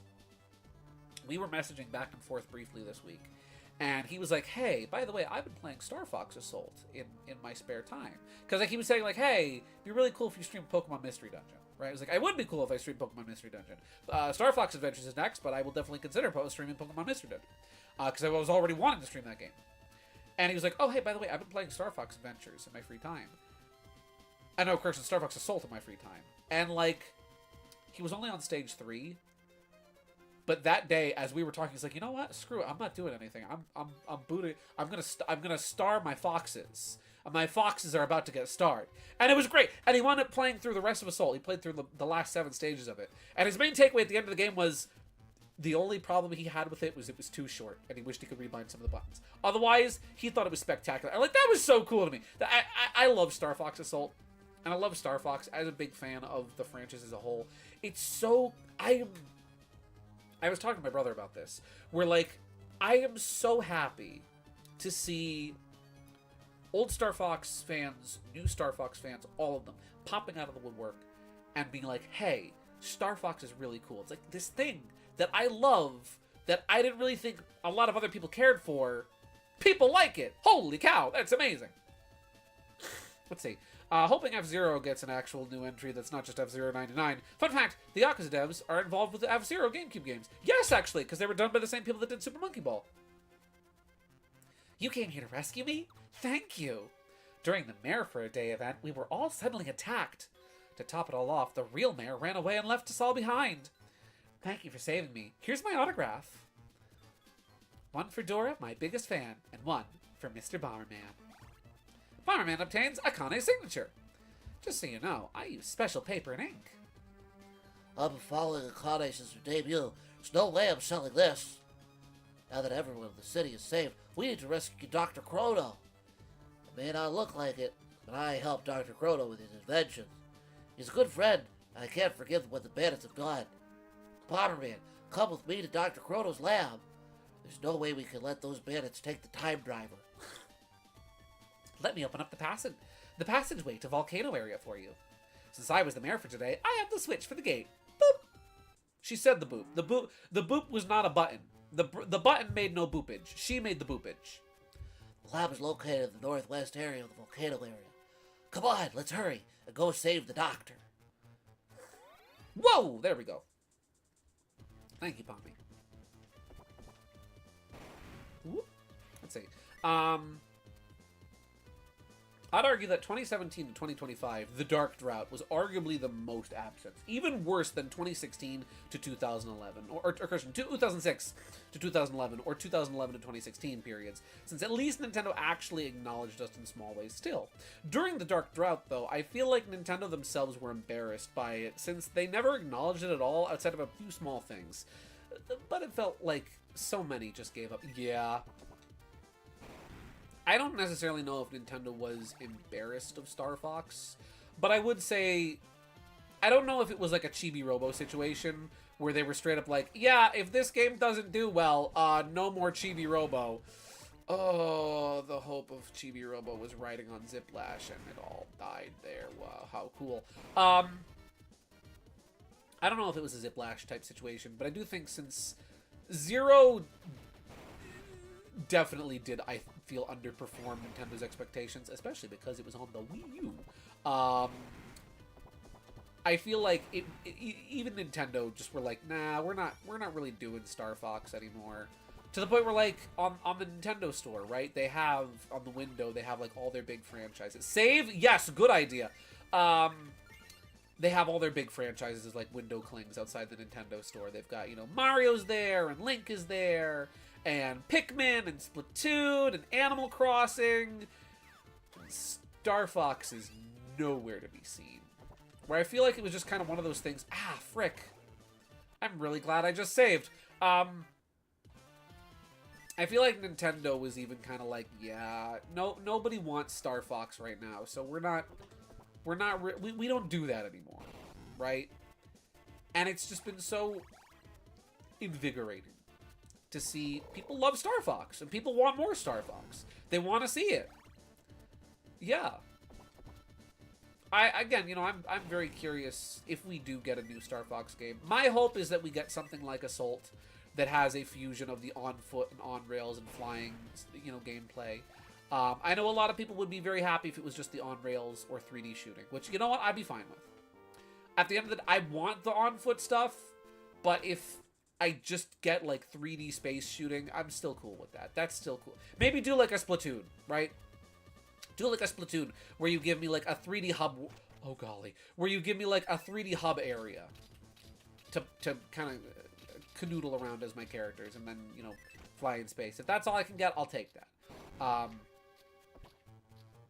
Yeah, but it is awesome to see, like, people love Star Fox, and they want more. They're hungry for more Star Fox. And I think that's so cool.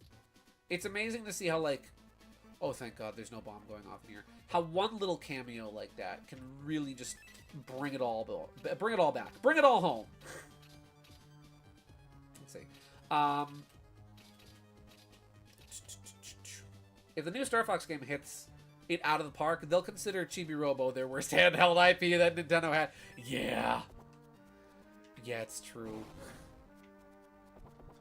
Listen, if you don't love me at my Star Fox Zero, you don't deserve me at my Star Fox Nintendo Switch 2. I don't put a lot of credence in some of the leaks that came. Like, because, like, I know that apparently they had been leaked beforehand, right? They had been leaked before the movie came out about, oh, supposedly, you know, people saying there was new Star Fox in the works from a supposedly very reliable leaker. I'm not saying it's not going to happen, but at the same time, I don't trust it. Because, like, it only gained traction after the...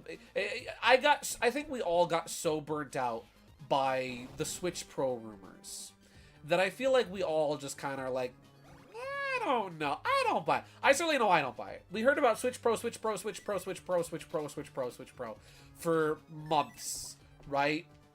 For years before even getting the slightest hint of Switch 2. Ow! Gosh darn it. That, like, leaks, I take them with the biggest grain of salt possible. And, like, I'm very confused by the Star Fox leaks that we've gotten. Because, like, oh yeah, we're getting 2 new Star Fox games this year. One's the classic one. One's the adventure one. And I'm just sitting here like, well, which one is it? Make up your mind. Pick and stick, leaker! Which one is it? What kind of Star Fox game are you talking about? What kind of Mickey Mouse operation is this? Oh, frick. Yeah. My singular biggest hope about the new game is that it finally it overtakes Star Fox 64 after 30 years of it being at the top. Finally having a big W again and becomes a true mainstream. Yeah, same. And also, don't retell the story of Star Fox 1 for the 5th time. Fifth time or 4th time? 4th time, sorry. Yeah, that would be nice. Oh, so someone uploaded an episode of the MeTV version of Super Show. It was torn to shreds in the comments. Oh, no. Ah, frick. Oh, no. Torn to shreds in the sense of people being like, oh my gosh, the upscaling is so bad. I hope they weren't carrying the show itself to shreds. Because this is a fun show.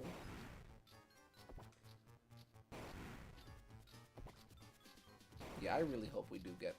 Again, I hope. I genuinely hope we get a new Star Fox. That's what I want. I'm not picky. I'll take something like Assault. I'll take something like 64. I just hope it isn't 64 again. I also hope it's not just an enhanced port of Star Fox Zero, because, like, Star Fox Zero is cool. It's not my personal favorite game in the franchise, but, like, I want something new. Please. What does the chef have on the menu that's new? Worse than Dragon Ball's orange bricks. Ooh. Only the AI upscaling, and yes, it does get worse from the logo. Oh. Supple Mario Brothers, no. Not the Supple Mario Brothers. The Supple Mario Brothers. It's supple. Let me just double check, because I want to make a joke, but I don't want to make the wrong joke. Whew. Always research your jokes, kids.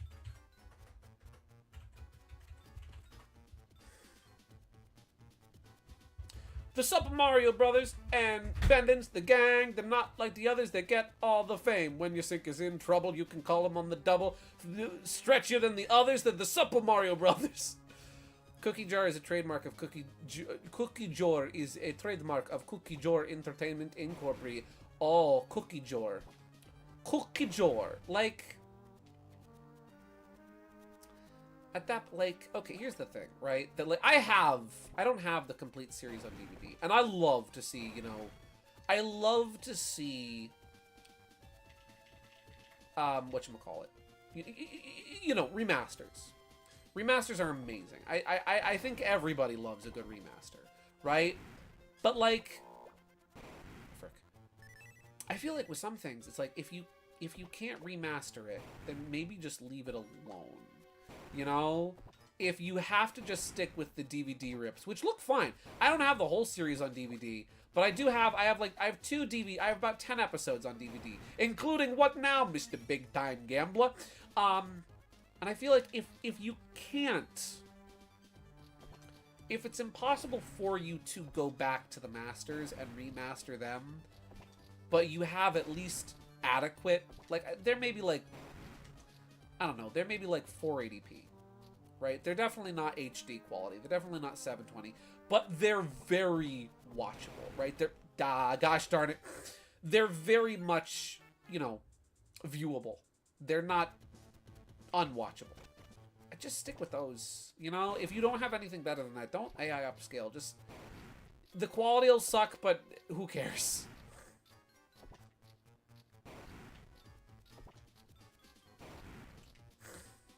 Yeah. Ow. Wow, I'm really good at dying here. You know what I'll do? I'll go back to the healer child, because the healer child is not, oh frick, where is the healer child is on the, oh wait, I can teleport. That's right. I can warp. Oh.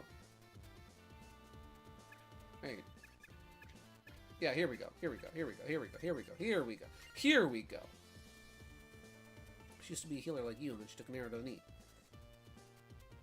Whoop! And I'm dead. Ah! This is the stream where Gideon dies a lot in Bomberman. Okay. We're gonna warp back to Lava City. Honestly, in terms of remakes and remasters, I prefer not doing remakes on movies, games, shows, etc. That are great, but remaking media that had poor execution in something is I want to see more. Agreed. That's I didn't even have to do that. That's very much like my feelings on remakes. Is that like, oh, well, that's cool. Sorry, I just noticed something on the HUD. We shouldn't remake good movies.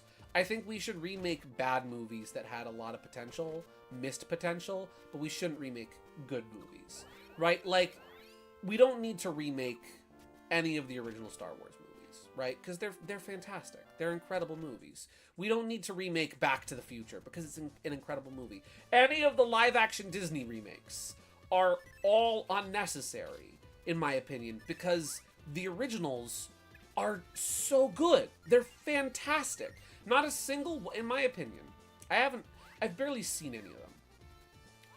But from what I know of them, I'm not somebody that normally likes to judge media before I've actually consumed it.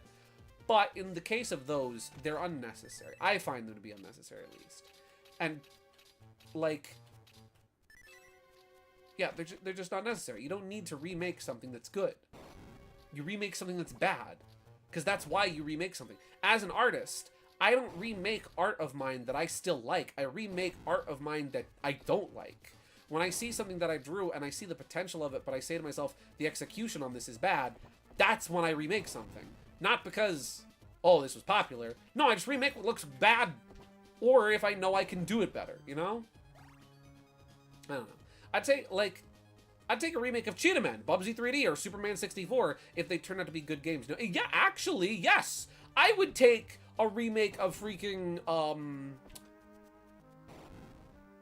E.T. for Atari. No, actually, you know what I would take a remake of? And I know there is, like, a fan-made remake in the works, is that, like, Sonic 06 is a game that deserves to be remade, in my opinion. Because, like, there's a lot of potential with Sonic 06. They had some really cool and really good ideas. The execution was miserable. And so it turned out miserable, because they just... They fumbled it. You know, they dropped the ball. So, like, remake... I know a lot of people want, like, a remake of, like...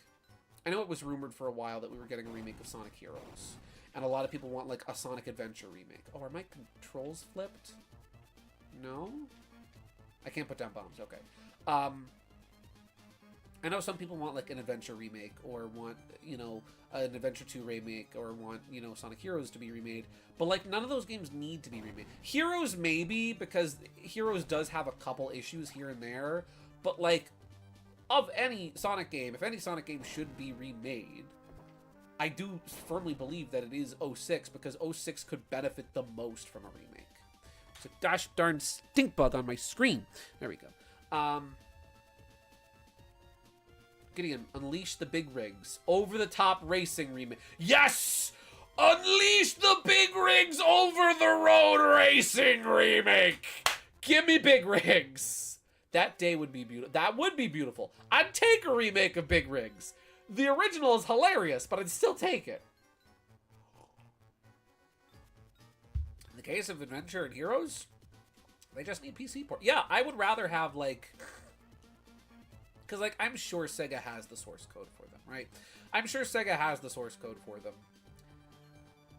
I would gladly take HD ports and or remasters of those games, right? Like, I have less of an issue with remasters and ports because those typically don't take up as much time or resources to develop as, say, a remake does. Where, like, a remake is usually from the ground up, has entirely new assets, this, that, and the other thing. Where, like, remasters and ports, oh, my mom! Oh, thank you! You saved my money! Remasters and ports usually are just like, okay, we're going to use the original assets, or we'll make new assets, but we'll reuse the original source code. Yeah, and usually they're a lot less time consuming, and they're a lot less resource consuming. And so they wind up taking less time away from developers who might be working on a new game or a new project. Versus remakes where it's like, okay, well now we're talking a completely different thing. Also, I want to look at my little guy. I want to see what he looks like. How do I... What menu? There we go. Oh, he's a little guy! Places a hasty bomb with firepower that is slightly more powerful. Oh, okay, now he's leveled up to 3. Okay, I really do not want to use... I really don't want to use this guy. I really don't want to use Duran too much. Really not a big fan of Duran right now because he's getting me killed a lot. Renderware was involved for... Renderware was involved with the Sonic Heroes PC port? Really? I didn't know that. Not for Heroes. Legally, no. Huh. When I see the words, "You are winner," I cry every time. I cry every day, every month, every year, every time. Chase. But yeah, I do know that... So fun fact, actually, about... I think it's the PC version. Because there's multiple versions of, like, Sonic Heroes and Sonic... Sonic Adventure and such, right? Also, I like the arrows pointing in the direction in these rooms. That's a really neat little detail. Fun fact, I believe it's either the PlayStation 2 or PC version of Sonic Heroes is actually not the finished version of the game and is actually a near finished prototype. And there are actually, like, some significant differences between, like, the GameCube and Xbox version, which are the finished version of the game, and whichever of those two versions is the unfinished prototype. Again, I forgot if it's the PC version or the PlayStation version. It's one of the two. I know the PlayStation version is the buggiest version of Sonic Heroes. That's why when people tell you to, like, play Sonic Heroes, they'll usually tell you to play the PlayStation make the PlayStation version the version you prioritize to play the least, because it is the least stable. Yeah. What you gonna do? Where you gonna go? Where you gonna go? What you gonna do? There we go. Lizard tail. I wonder what I can do with a lizard tail. I can wear it to a scaly convention. That's highly immoral. I got a funny for the... You got a funny for the fridge. Let's save. Saving is a big priority in Bomberman Jetters. What you got, my guy? What you got? Oh. No. No. Okay, question. Let me just save this image real quick. Let me just... There we go. To this day, to this very day, ladies and gentlebuddies, in the year of our Lord, 2026, let me make these large icons, there we go. In the year of our Lord, 2026, Big Rigs Over the Road Racing is still the king, and still up on Steam. Wow. How much is Big Rigs? How much is it like $5? Is it $5? I know you'll be going off of Swedish money and not American money, but that's okay. And may I just say, my favorite thing about the Big Rigs Over the Road Racing Steam page.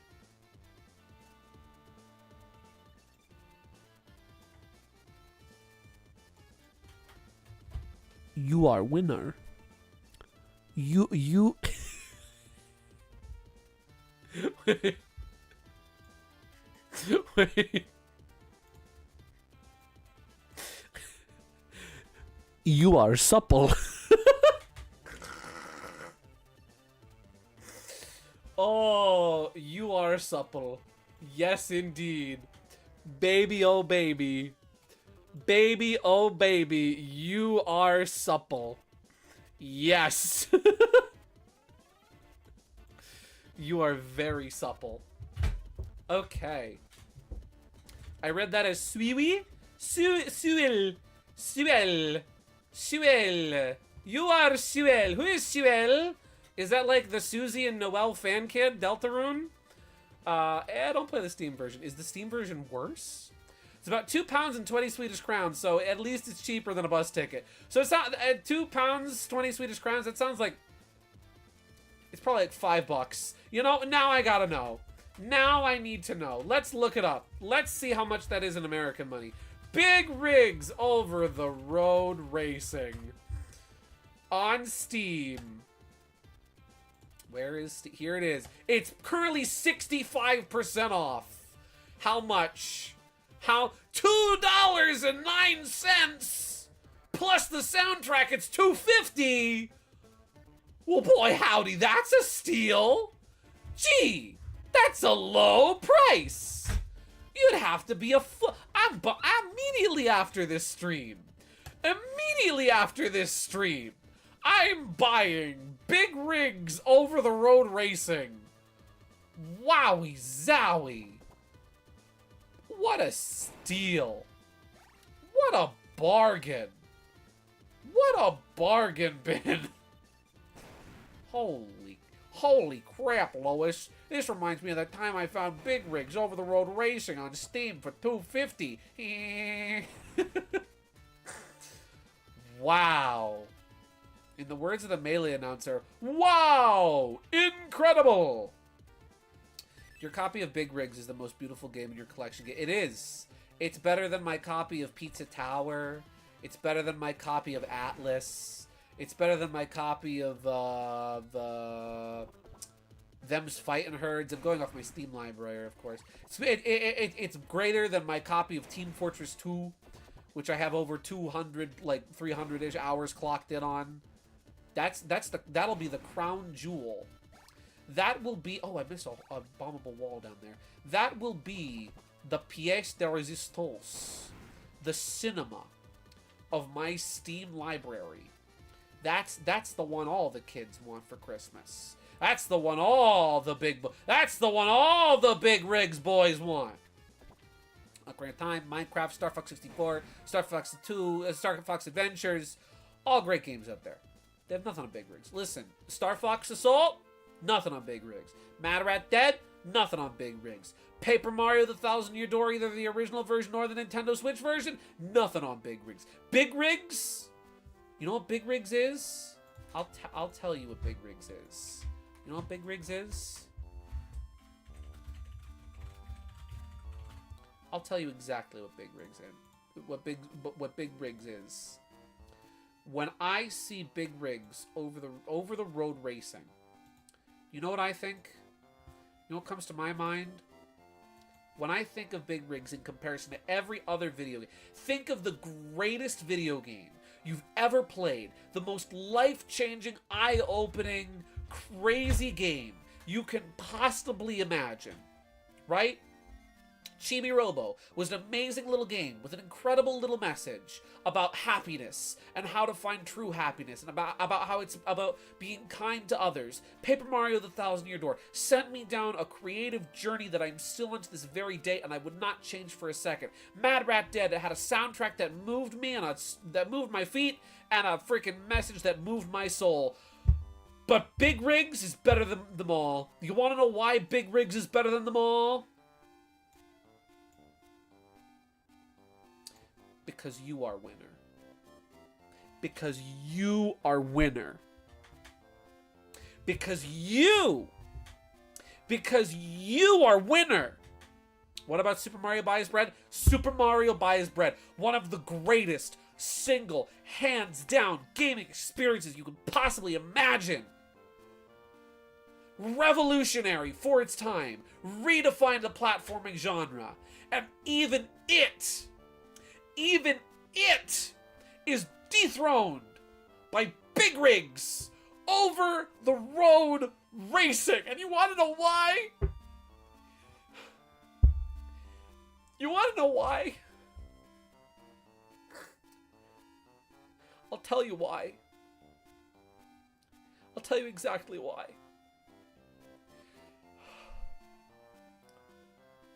Because you are winner. Because you are winner. God bless America. Okay. You are winner. You are winner. You are supple. I love okay, there's the exclamation point. game is Russian, I think. That would explain a lot. That would explain a whole lot. Heck yeah, big bros stay winning. Winning, baby. Big rig, bro. Sorry. Why didn't you blow up the entrance? I spent countless hours piling up. Ah, you're one of the jetters, ain't ya? Ah, the Doc's lab is northwest. Not sure why people upgrade their eye extinguishers. It's all the same. Supposedly, the latest model can kill those lizards 0.1 seconds faster. Wow! Incredible! But can it kill them faster than big rigs over the road racing? I didn't think so! Big rigs. Big rigs. Big frickin' riggins. Big and riggin'. Big boy. Big Bertha. Bertha's the name in the Hall of Fame. First and last of her kind. Japanese and American devs have nothing on Soviet devs. Clearly! Clearly! Gotta love Soviet developers. Well, yeah, because... Wait, what year? Because I forget. Is that even a Soviet game, technically? What year did... I can't type like this. Did the Soviet Union collapse? 1991. 1991. Big rigs over the road racing. Release date. Release date. 2003. 2003. Okay, listen. The developers, right? The developers of big rigs over the road racing. They survived. They survived the Soviet Union. They saw it. They saw it collapse. And it inspired them. It inspired them to create a gaming masterpiece. To create a masterclass in video game development like nothing the world has ever seen before. They saw it all. They witnessed it all. They were there. And from it, they created, truly created, the definition of gaming. Big rigs. Over the road racing. I know what's going in this video's thumbnail. Alright, let's see. You know, wait, I think I went the wrong way. Let me just backtrack a little for a second. I just said Soviet since I wanted to make it even fun. No, you're good. You're good. I wanted to double check that. I was like, wait, is it a Soviet game? Although, to be fair, actual Soviet dev gave us Tetris. So there is that. That is true. See? See? Actual Soviet dev gave us one of the greatest video games of all time. Oh, this is just a dead end. There is nothing here. Very cool. Very nice. I need to use a potion. Let's use a potion. There we go. Oakley dokley do. Let me have a sip of my cider. There we go. Okay.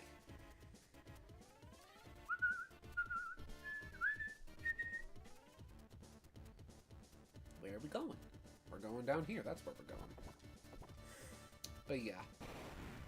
Here we go. Love me some good old big rigs. Dog! Can I pet that dog? Can I pet that dog? Can I pet that dog? I want to pet the dog. I would like to pet the dog. My daily route to Dr. Chrono's lab is so scenic. All that ballast, the lava, the asphalt, the ashes, the bones of my dead husband who slipped and fell in the lava and accidentally died and his flesh was burned away. Ah, all the sights of home. The lathe here always flows in a set pattern. Probably. I love the skin.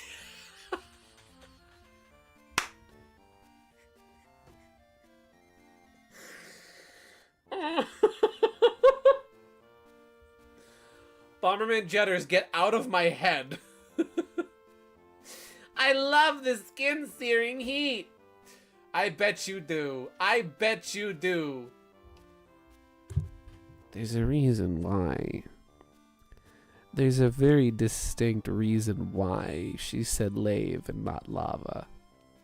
She meant to say lava. But I think she burned away part of her brain.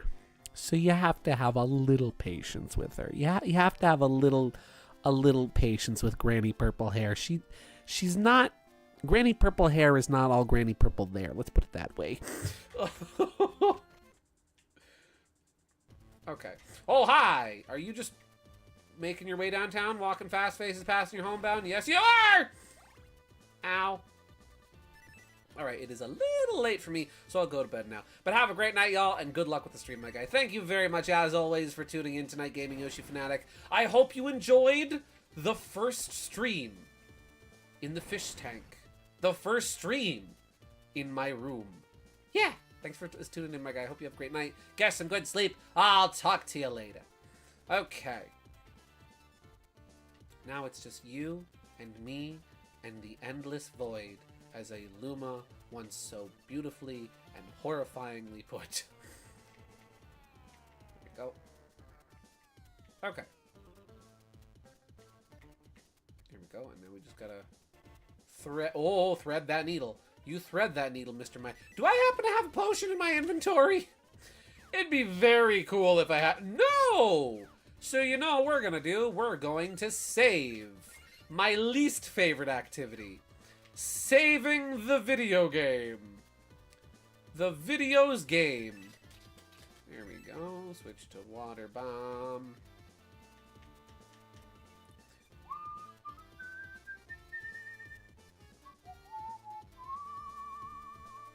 And now we just wait for the water to... That's not water. That's lava. That's lave. We don't wait for water. We wait for lave in this house.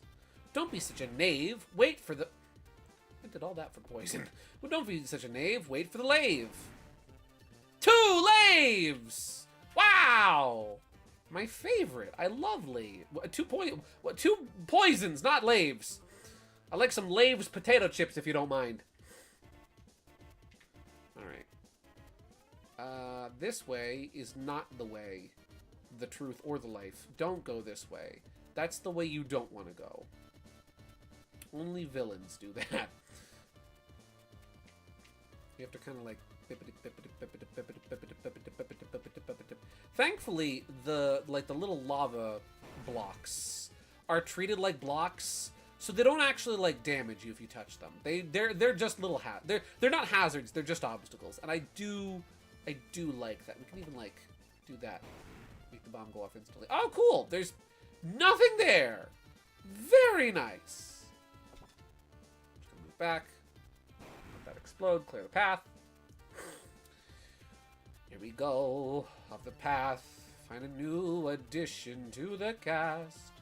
You know that every captain needs a crew. Take it in stride as you move side to side. They're just different points of view. Jump with me, grab coins with me. Oh yeah. Oh, frick! I did that to myself. How far back to the... Okay, that doesn't put me that far back. Okay. Okay. You just gotta follow the lava. It's like Quickman stage, right? It's like Quickman stage in Mega Man, but slow. It's Slow Man stage. Not to be mistaken with Blue Man, of the Blue Man group. Okay.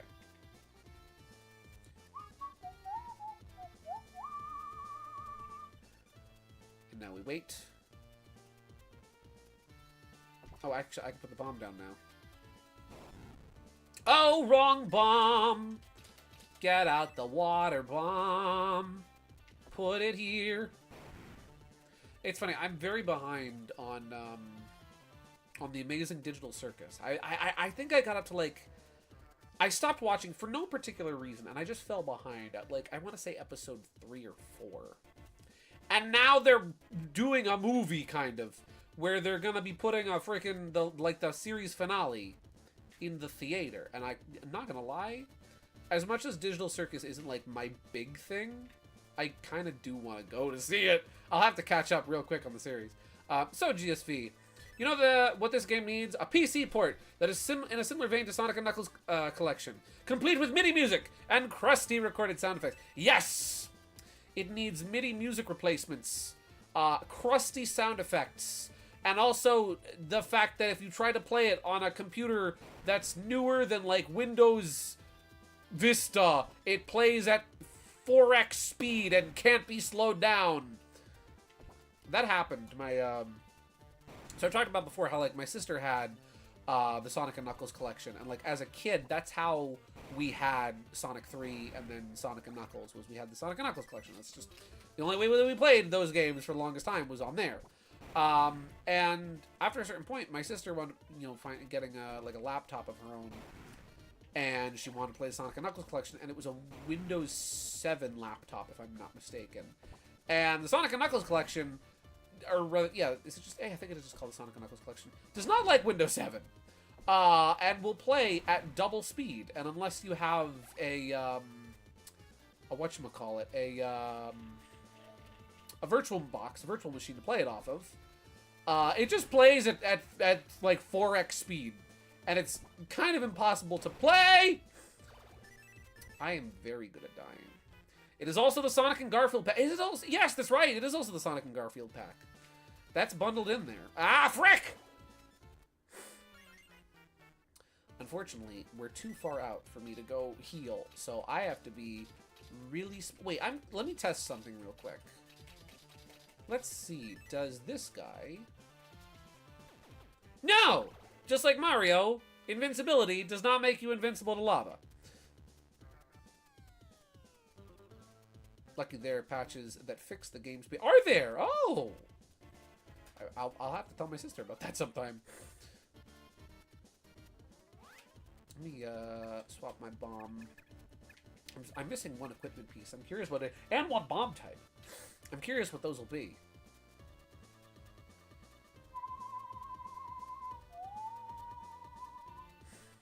Here we go. Let's just sneak through here. Sneaky, sneaky. Sneaky, sneaky. I did find... I remember as a kid I found like... On that version of the game, if I'm not mistaken, aside from the MIDI, right? Aside from like the MIDI versions of the music, you could set, I think, yeah, you could set it to, there was 2 different audio options, right? Where you could have it play with MIDI audio or just directly off of like your PC's sound chip, if I'm not mistaken. And so you actually could have almost Genesis accurate music. 2 different MIDI. Yeah, there was 2 different MIDI systems, and like one of them was just like the standard like default Windows MIDI sound font, and the other was much more accurate to to the Genesis sound. Not 100% accurate. I remember Sound Blaster General MIDI and SC88. Yes. I remember when I then first played Sonic 3 on the Sonic Mega Collection on GameCube. I remember when I first heard it, I remember thinking to myself, man, the music sounds wrong. Why doesn't the music sound right in this? It's not supposed to sound that way. And then it's like, well, actually, the music is supposed to sound that way. You heard a weird version of it. It's the craziest thing to me. That's always crazy. Like when you know what happened to me with that as well is Super Mario World. Was the Game Boy Advance version of Super Mario World that happened to me too, where like I remember that was what I was so used to, that and Yoshi's Island. I was so used to the way that version of the game looked and sounded, that when I first played the Super Nintendo versions, I was like, man, this doesn't sound right. This isn't supposed to sound this way. I'm one of those weirdos who actually does prefer the GBA versions of Mario World and Yoshi's Island, just because I know not a lot of people like the compressed audio. I don't know, maybe it's nostalgia speaking. I do like them better myself. Okay, let's not die this time. There's also SMW hack that added GBA features of voice acting too. Really? When I played the GBA version of Mario World a few years ago on stream, and when I did, I used a color restoration patch that... Oh, I did that to myself! I used a color restoration patch that restored the color palettes from the Super Nintendo version. Very little minor difference. It's like barely even noticeable after a certain point. Your brain just kind of turns off the desaturated GBA colors. I remember even like when I was a kid, I remember going on the Spiders Resource and looking for like the sprites from Mario World. And I remember specifically going out of my way to look for the GBA version because that's how my brain was used to seeing Mario World, and I kind of liked it better. Okay, here we go. Warp Point. Chrono Laboratory Warp Point has been activated! Here we go. And I'm going to take a sip of my water because my side is all gone.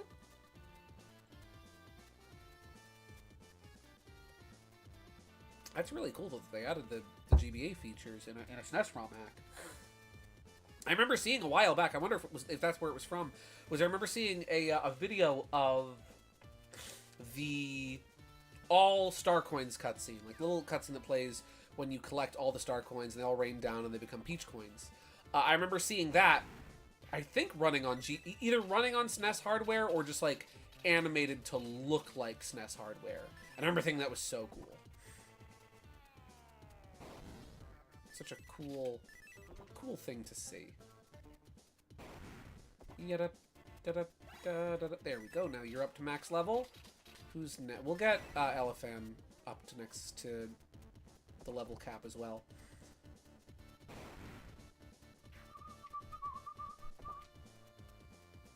And we're gonna save again.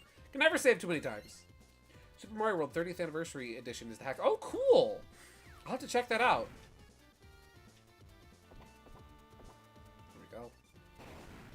That got him. Good. It didn't get the fire guy. The fire lizard. Oh, frick! And this, ladies and gentle buddies, is why we save frequently. For that exact reason. Let's see. Dr. Chrono's laboratory. Authorized personnel only. I'm authorized! I'm an unrecognized member of law enforcement who is a vigilante. And vigilantes are allowed to do whatever they want. Yeah. There we go. Jetters is really funny because, like, there are police, and there are, like, police forces that, like, will collaborate with the Jetters, right, to stop the Hige Hige Bandits. But technically, the Jetters are a lot like the Star Fox team in that way, where they're not really official. They're not on the books. They're just kind of here. Oh, hey, there we go. Ah, fiddlesticks. I could really use some health right about now. Health would be so beautiful. Okay. There we go.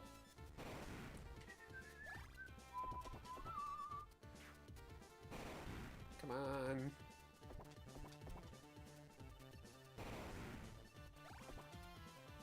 Yeah. You know, so it's been really neat kind of like getting used to having... Well, firstly, one thing I was disappointed about with my my new PC is that it is Windows 11. And I've heard a lot of horror stories about Windows 11, about people not liking it. I don't like the very predatory sort of spyware type, borderline spyware type stuff that Windows has in their computers by default now. But if they figured, okay, well, it's what the computer has, you know, pre-installed, I might as well just get used to it. And so far, it's been spectacular. I have loved every second of using this computer. It's amazing. Health! I am saving now that I have health. Like, I had just gotten so used to programs taking forever to load and just having to wait like you click on an icon and like a good minute later, that's when your software loads. And like now it's like bada bing. It's just, it opens. Stuff just works. And I'm like, huh? What do you mean stuff's not supposed to just work? Stuff doesn't just work on my computer. But lo and behold, it does. One thing I did have to do though was I dislike OneDrive because I like having my files on my computer. I like knowing that my files are here, that I have them, that they're mine. And like, so I had to go through the process of uninstalling. So first I uninstalled OneDrive after I imported all my old files off my old computer onto this computer. But then I noticed, oh, well, why are these going to the OneDrive directory? They should be going to the desktop directory. So I deleted the copy of my desktop directory that was in the OneDrive folder, only for it to delete all of my stuff off of my main desktop. So I had to reinstall OneDrive, disable OneDrive, then delete the OneDrive folder, and then uninstall OneDrive again. It was an absolute nightmare. Getting rid of that gosh darn software was horrible. The mechanism for opening the door to Dr. Krona's laboratory is located inside the power plant that is next door to the lab. However, it looks like the Hige Hige Bandits have taken over it as well.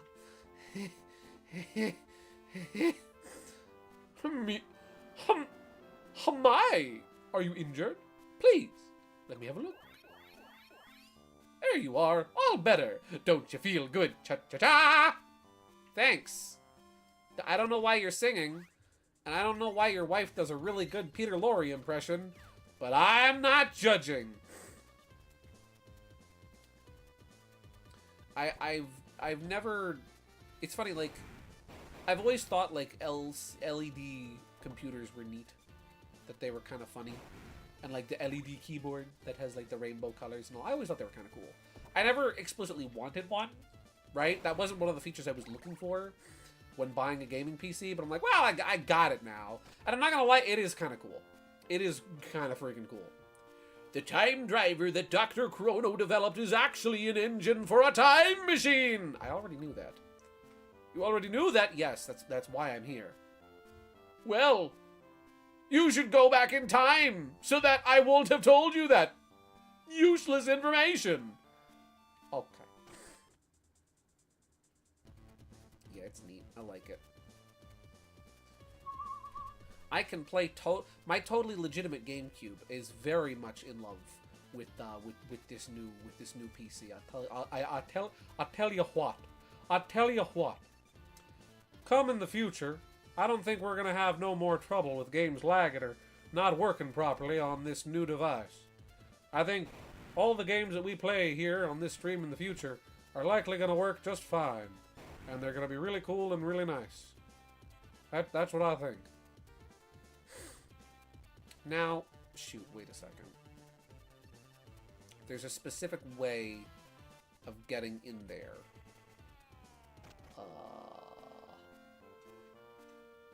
Mechanism for opening the door to Dr. Chrono's lab is located inside the power plant that is next door to the lab. However, it looks like the Hige Hige Bandits have taken over it as well. Well, how do I get into the power plant? This is just like Pokemon Red and Blue, where you have to break into the power plant to stop Team Rocket from getting the Zapdos juice. There we go. Gotta go up. Up and down and all around. Well, no, I have to get up there. Can I jump down these holes? No. Those holes are non-jump downable.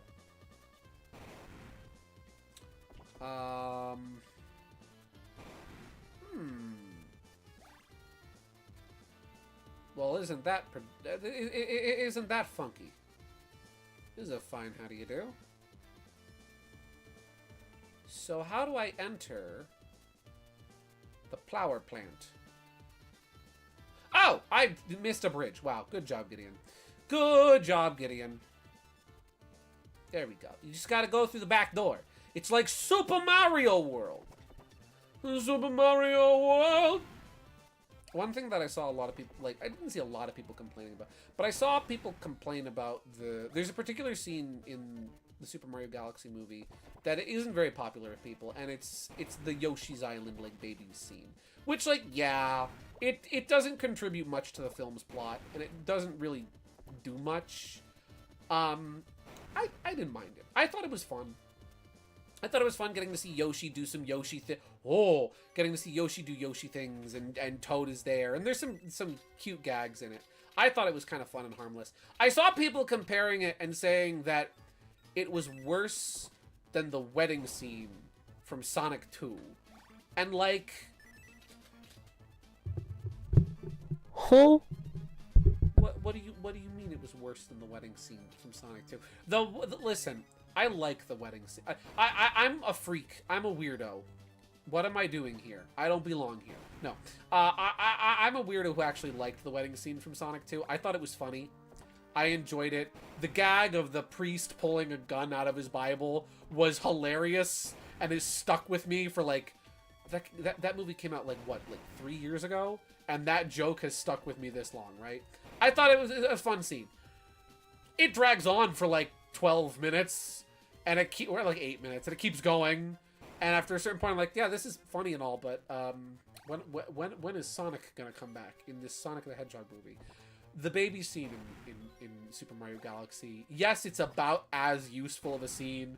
It contributes about as much to the movie as the wedding scene, but it's nowhere near as bad. It certainly doesn't overstay its welcome. Just like pretty much every other scene in Super Mario Galaxy and Super Mario Bros. 1 for that matter, it doesn't have the chance to overstay its welcome because it's really not that long of a scene. Here we go.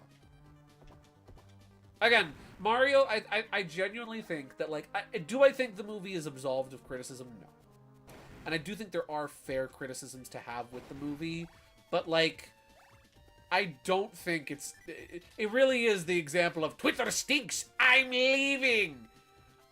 It really is. It's nowhere near as bad as a lot of people have made it out to be. It's a perfectly fine movie.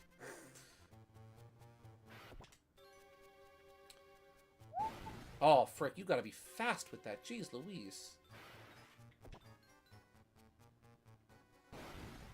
Is it faster? I wonder if it's faster to go straight instead of take the turn.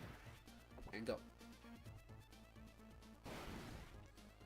I wish there was like a wait, can I...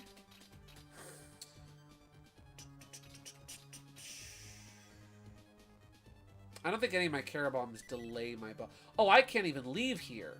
Wait, does that open... That does open that door. Okay, I can at least leave. Let's try the other path for now. Oh! Hige! Hige! Hige! Hige! Hige! Hige! Hige! Hige! Hige! Hige! Hige! Hige!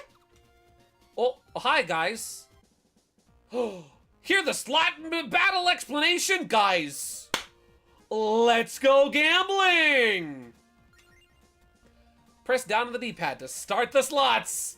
Pressing the A button will stop the slots. Starting from the left. Completing a line of Jetters icons will deal damage to the opponent.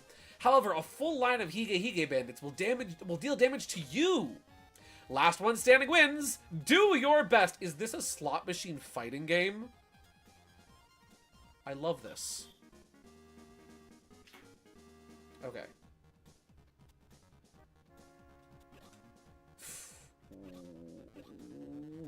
Okay.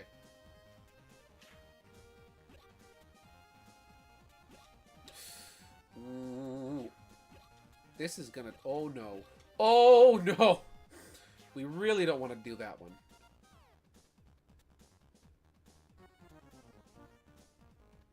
Okay.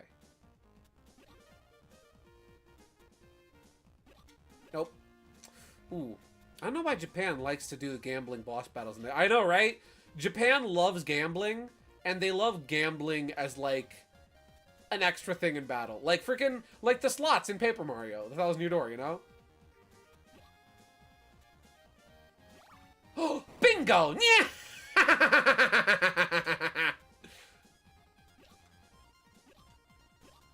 Okay. This is tough. Card games, I get it. It works in RPGs. It does. And then just here out of nowhere, they're like, yes, gamble! Gamble for my amusement. There we go. But slots and rock, paper, scissors are a bit tough to battle. They are. They are. Rock, paper, scissors, at least, like, there's some element of strategy to it. But, like, slots, it's a little more like, huh? Hey, oh, there we go. That's another one. Am I gonna do... I'm not... You know what? I'm gonna shut up and not jinx it. Oh, one more. One more. Man, I gotta go to Vegas. Bingo! Yeah! Come on, one more. One more.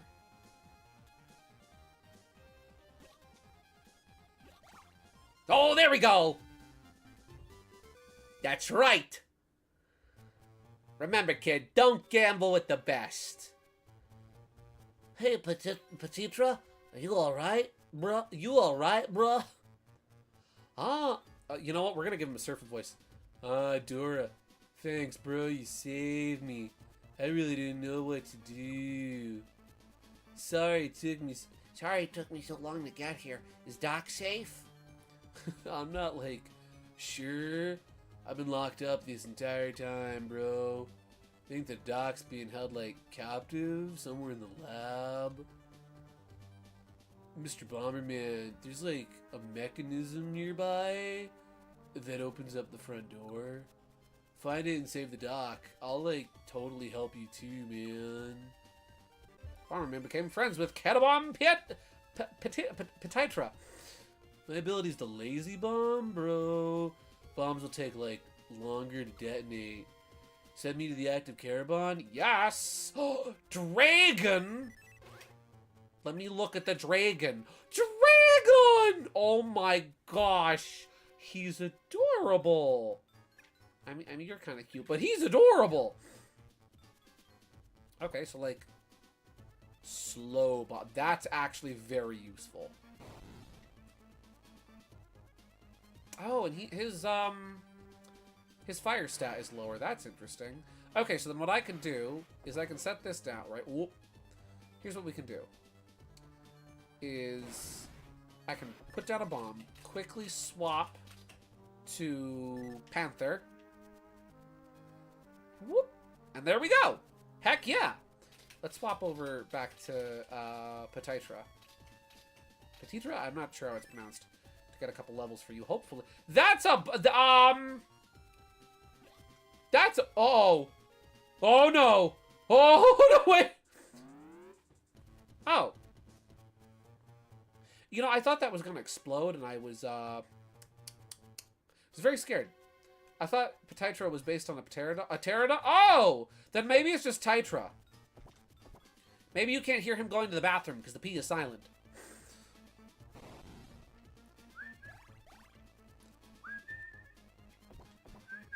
There we go. Bada bing, bada boom, bada Bomberman. There we go.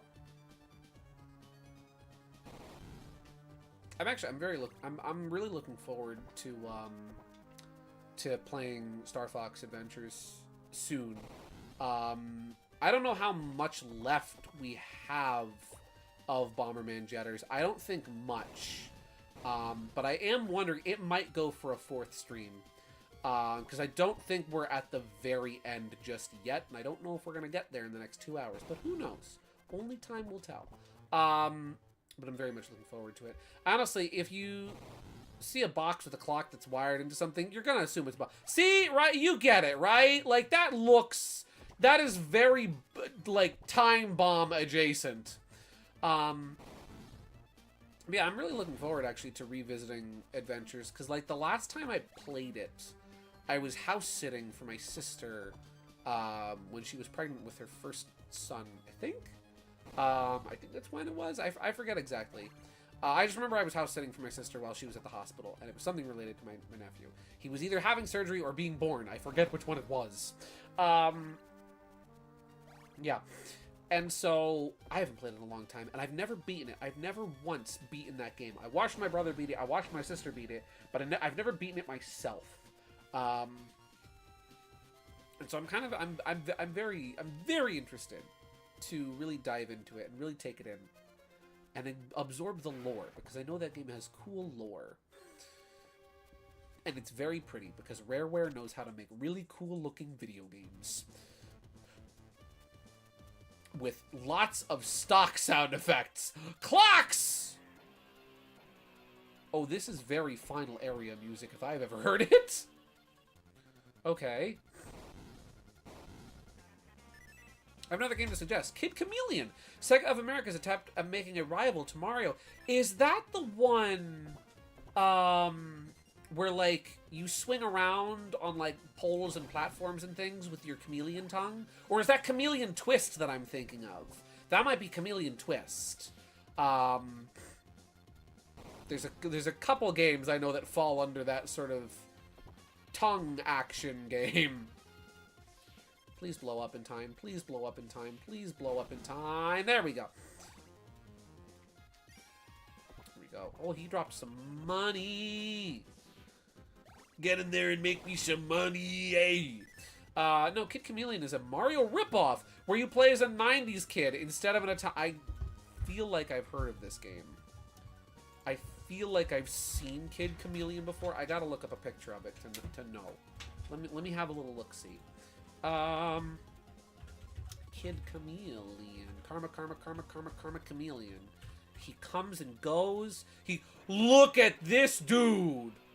Look at this dude with attitude! Whoa! All your favorites. All your favorites. And more. All of them brought together. Look at this dude. Look at him with his sunglasses fighting Jason and a samurai and Super Sentai and Cyclops and the Cylons and the Germans in 1930 and Thor and a cool dude on a hoverboard and the Fly and he's Marty McFly. That's cool. That's a cool dude. I will consider that game for a future stream. What a neat game. I must warn you, it is very Kaizo and has no password or save system, so save states are perfectly fine. I'd be a wuss. I'd be a chicken, and I would wuss out, and I would use the save states. Kid Chameleon. I thought the game I was thinking of is let me see if I've got this one. Yeah, this is the game I was thinking of. This was on N64, and I think PlayStation. This is a Sunsoft game, so you know it's good. Sunsoft is freaking awesome. I was thinking of Chameleon Twist. That's what I was thinking of. Watch out! The moon pie is angry. The moon pie is gonna get ya. Yummy moon pie. Let me adjust him real quick. The moon pie. The moon is right. There we go. Let's see. Despite being an American mascot, he got a Japanese release. Oh, nice, cool. I love that. I love that when like very distinctly American games still come out in Japan. Japan's cool like that. I you know what I find fascinating? Japan's huge enjoyment of Western media and culture. Like, I find it hilarious that the door swings both ways. And that, like, just as much as we love Japan's culture here in the West, Japan loves our culture over there too. And yes, his box art is. Now I have to look it up. Now I have to look it up as I open up my desk drawer for the millionth time tonight. Kid Chameleon, Japanese box art.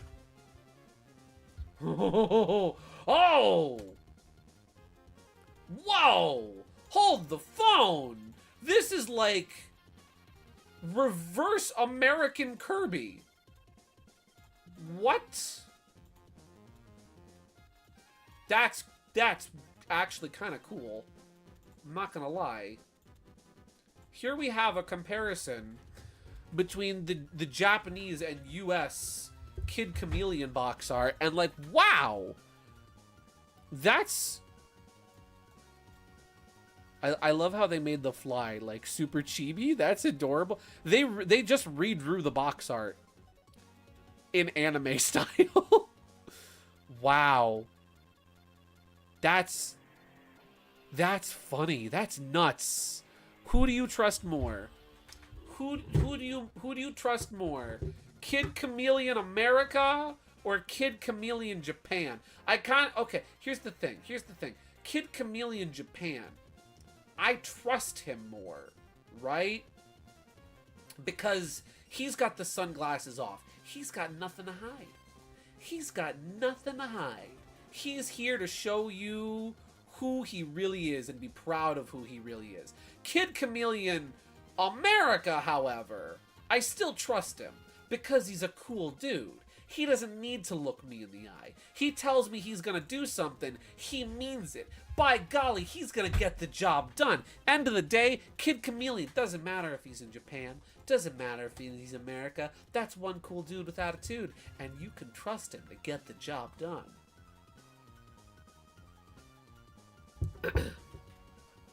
Strange that they got rid of his shades since he wore them throughout the entire game. Oh, well, he even has them in game and they're still there. That's funny. I find that especially funny because, like, I feel like wearing sunglasses is one of those things that, like, in Japanese culture and media is also very much associated with, like, the United States. And also with, like, being cool is you wear sunglasses. Like, there's so many anime, like, with characters that wear sunglasses, right? And they look cool, and they're the cool dudes. And wow, these slow bombs are freaking killing me. Ow! Okay, note to self, just kick and go. That's, you know what, let's just go with the regular bombs, because those are more reliable. Pommy! Okay, 1, 2, 3, go. 1, 2, 3, 4, go. 1, 2, 3, 4, go. 1, 2, 3, and a go. 1, 2, 3, go. 1, 2, 3, 4, go. 1, 2, 3, 4, go. There we go. What did I blow? Oh, I blew that up so I could move the. Whoa! There's bombs in this Bomberman. Oh wait, the shades of the JP version is on the hair. Oh, it's on the hair. Oh, cool. What a cool dude. They have bombs. That's my weapon. You can't have that. I can only have that. I want that health.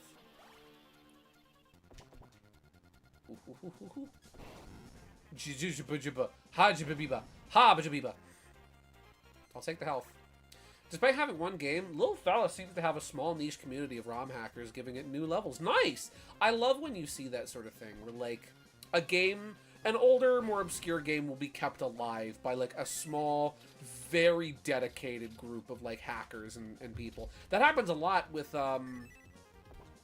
Super Monkey Ball, where, like, I feel like despite the fact that there's been a very long time since we've gotten, like, a really good Super Monkey Ball game. Like, I know they did a remake of Super Monkey Ball 1 and 2 not long ago, but, like, even in that case, I feel like I feel like fans have kept the itch for more Monkey Ball very much alive through ROM hacks and the such, because, like, man, there's a lot of them. I'm curious, is this a trick? No, it's not. Why do I need to do that? Can't I just kick this through here? There we go. Oh, it's got to be a slow bomb. That's right. It's got to be a slow bomb. Yeah, I love it when fans keep old games like that alive. That's always the best. And now we switch back to... Oh, that's why. Because the sliding bomb stops when you... Oh, do I activate this? Map data has been downloaded. Let's have a little look at the map. Oh, holy cow, that's a big dungeon. That's a big dungeon right there. Holy Toledo. Same with Rystar. He got a re-release from the Western Sega Genesis collections on Virtual Console. Yeah. Teeter played that a couple months ago on stream. It was really cool. Rystar is one of those games where, like, I get, like, there's so many older, like, Genesis games and whatnot like that that have such big cult followings, despite being, like, one or two. Like, I think there's... Is there only one Rystar game? Did they make a sequel? I forget. Is there Rystar 2? I don't think there... I think Rystar was just one game. It's amazing to me, though, like, in the case of something like Rystar, right? Where, like, one game, but it was such a good game, and it left such a long-lasting impact that people still talk about it today, and B, still want a new game to this day. Only one, Fan-Made 2, is in development limbo. Oh. Defeat the fiery, spindly Johnny. There we go. Oh, I gotta activate that switch. How do I activate that switch?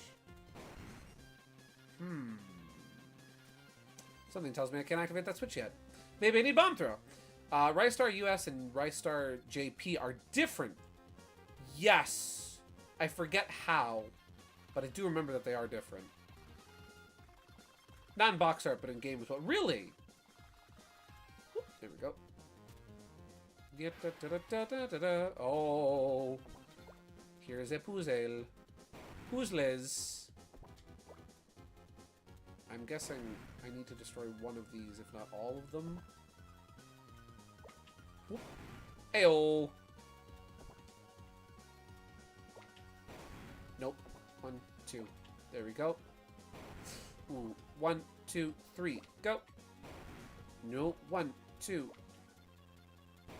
No. 1, 2.5. 1, 2. Go. 1, 2. Go. There we go. That's the sailor's way. Oh golly. Hi guys. How's it going? How's your mom? There we go. I like that the minecarts here function the same as they do in Bomberman Jetters on GameCube's battle mode, where they give you invincibility from the whatchamacallit, from the fire. Whoop. Do you think playing this game will make me better at, like, Bomberman as a battle game? That'd be cool. I don't think that's gonna get him. Nope. Okay, if I get him to... No, let me go! Let me go! Oh, he's gonna walk away. Oh, walk this way. Whoop. Oh, fiddlesticks. Can we stop at Flickies? No. Howdy, Mario Simpson. How you doing, buddy? How's it been at the theaters with Mario movie crowds? Has it been busy? I am planning to go back for round 2 tomorrow myself. Almost forgot, Ristar has a Game Gear port. Oh yeah, that's right, Ristar does have a Game Gear port. Let's see, USA Ristar makes him determined. Yes, Ristar USA makes him determined, while Japan, he's a happy little boy. He is a happy little boy. He's a happy little boy looking for his mama, right? Didn't they change it from being, I think his dad, yeah, they made it his dad, I think, in the, like in the US version that he's trying to save, versus the Japanese version where it's his mom. Man, this guy just does not want to hold still. There we go. Bada bing. I had a day shift today. Wasn't as busy as last week, but Dolby and IMAX rooms were pretty packed and nice. We love to hear Mario making good money. In Japan, his mom just made him to save the day. Gotcha, okay.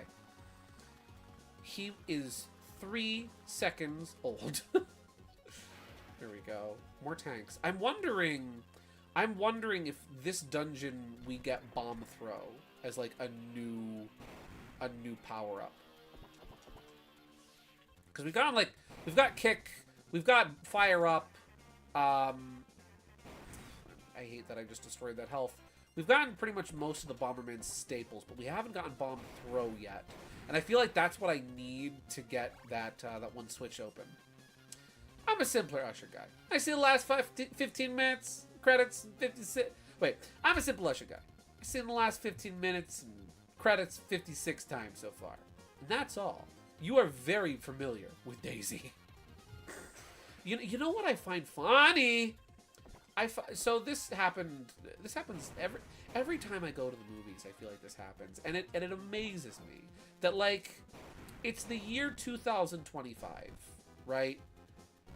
Post-credit scenes are just a fact of life, right? They're just something that we have in movies now. They're a staple of cinema, where it doesn't matter what you're going to see. The movie you're... Oh, wait a second. The movie you're going to see is going to have a post-credit scene. There's going to be something that happens after the credits are over. And yet people still leave. People still leave before The credits are over. And I antidote. What does that do? Hold the phone. What does that do? Cures the skull poison status. Oh, okay, cool. I don't really need that, but that's cool to have anyway. They just watch it on the internet. I know, but it's like there's still movie left. You paid for the ticket. Movie tickets are expensive. You paid for that ticket. You still got movie left. Get your money's worth. There's still something exciting to see. I don't know. It confuses me that like people leave before the post-credit scene. It's like, oh, hello, Jay. Welcome to stream. I am deeply. Oh yeah, we definitely need bomb throw. Hello, Keith. Giddle's Mario movie thoughts now. Twitter stinks. I'm leaving. People on Twitter will tell you that it's garbage cinema. It's good. It's cinema. It's great. I loved it. I genuinely loved Super Mario Galaxy. I thought it was fantastic. I actually liked it more than the first movie. I loved Super Mario Bros. I thought Super Mario Bros. Was a wonderful movie. But I actually do like Galaxy a little bit more. It's everything that the first movie did well, it does better. And everything that the first movie kind of fell short on, it still does better. It's not a perfect movie by any means. It's not, you know, the most tiered. It's not Les Miserables. It's not Gone with the Wind. It's not. It's not. It's a Wonderful Life. It's not the most profound, big, crazy, you know, message movie that's going to move your soul and cause you to go on a great friggin' quest for the greatest journey of all time. But it's still a really fun movie, and I think that it's a wonderful expression of animation as a medium, and even if it doesn't say a lot in terms of making you think and changing your worldview, and it isn't this massive, enormous think piece movie, I still think that it is a wonderful and beautiful expression of animation as a medium. I think that the animation is spectacular, it's stellar, and I thought it was great. Phenomenal movie. I really enjoyed it. Yeah, that's just kind of a quick summary of my thoughts. I saw it with my girlfriend, and she was hoping Daisy would be in, and well, let's just say, she was the only one in the theater losing her... She wasn't the only one in the theater losing her minds over it. Nice. For what it's worth, I thought it was a bit better than the first movie, too. There's still some things to be improved. Oh, yeah, it's not a movie without flaws. It does have areas where it could be improved, and where I think they could have done better in certain respects. I think they could have built more upon the... core kind of theme of family with the movie, where you have, you know, Mario and Luigi, and then you have Rosalina and Peach, and then you have Bowser and Bowser Jr. I think they could have expanded on that concept a bit more, and really built more off of that, but, like, it's a good movie. I like it. It's not without flaws. It is still a crackerjack pace movie. It still runs at 5 miles a minute, but I still really enjoyed it. I think it's great. It's good. I'm going back to see it again tomorrow. Yeah. What did you guys think of the movie? Let's see. Simple story, beautiful animation, and Yoshi and Fox have the best parts. Yeah, it's a movie. Fox, I am so happy about Fox. Fox completes my soul. I was talking about earlier about, like, I really like what they did with his characterization, where, like, his introduction, I love how, I think something that gets lost about Fox's character a lot is I think people do tend to forget that he is a mercenary. Sorry, I was assuming I was going to get blown up there. I think people often do forget that he's a mercenary and just assume that he's like a soldier or something. And I do love how this movie kind of emphasized Fox's almost, whatchamacallin', almost Han Solo-esque attitude of he'll take on just about any job if the pay is right.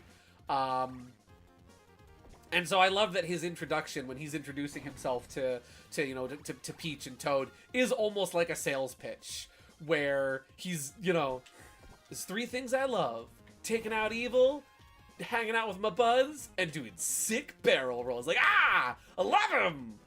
Friggin' Glenn Powell was delightful as I love how they did the thing like what they did with Mario and Donkey Kong in the first movie, where like you've got that sort of heart-to-heart scene in the first movie where you think it's gonna go in the sappy direction of, oh, Mario and Donkey Kong are gonna bond over their bad fathers, where Mario's like, yeah, well, at least your dad doesn't think you're a joke. And then Donkey Kong's like, yeah, well, your dad's right!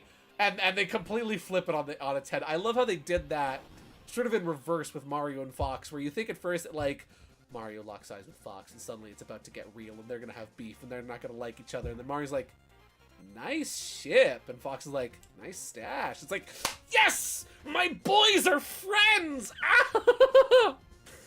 I thought personally it's a fun movie. I thought it's fun as a movie. I don't think it's good, but the same way as I view the FNAF movie, it's a good movie for fans and it's beautiful. I'm not going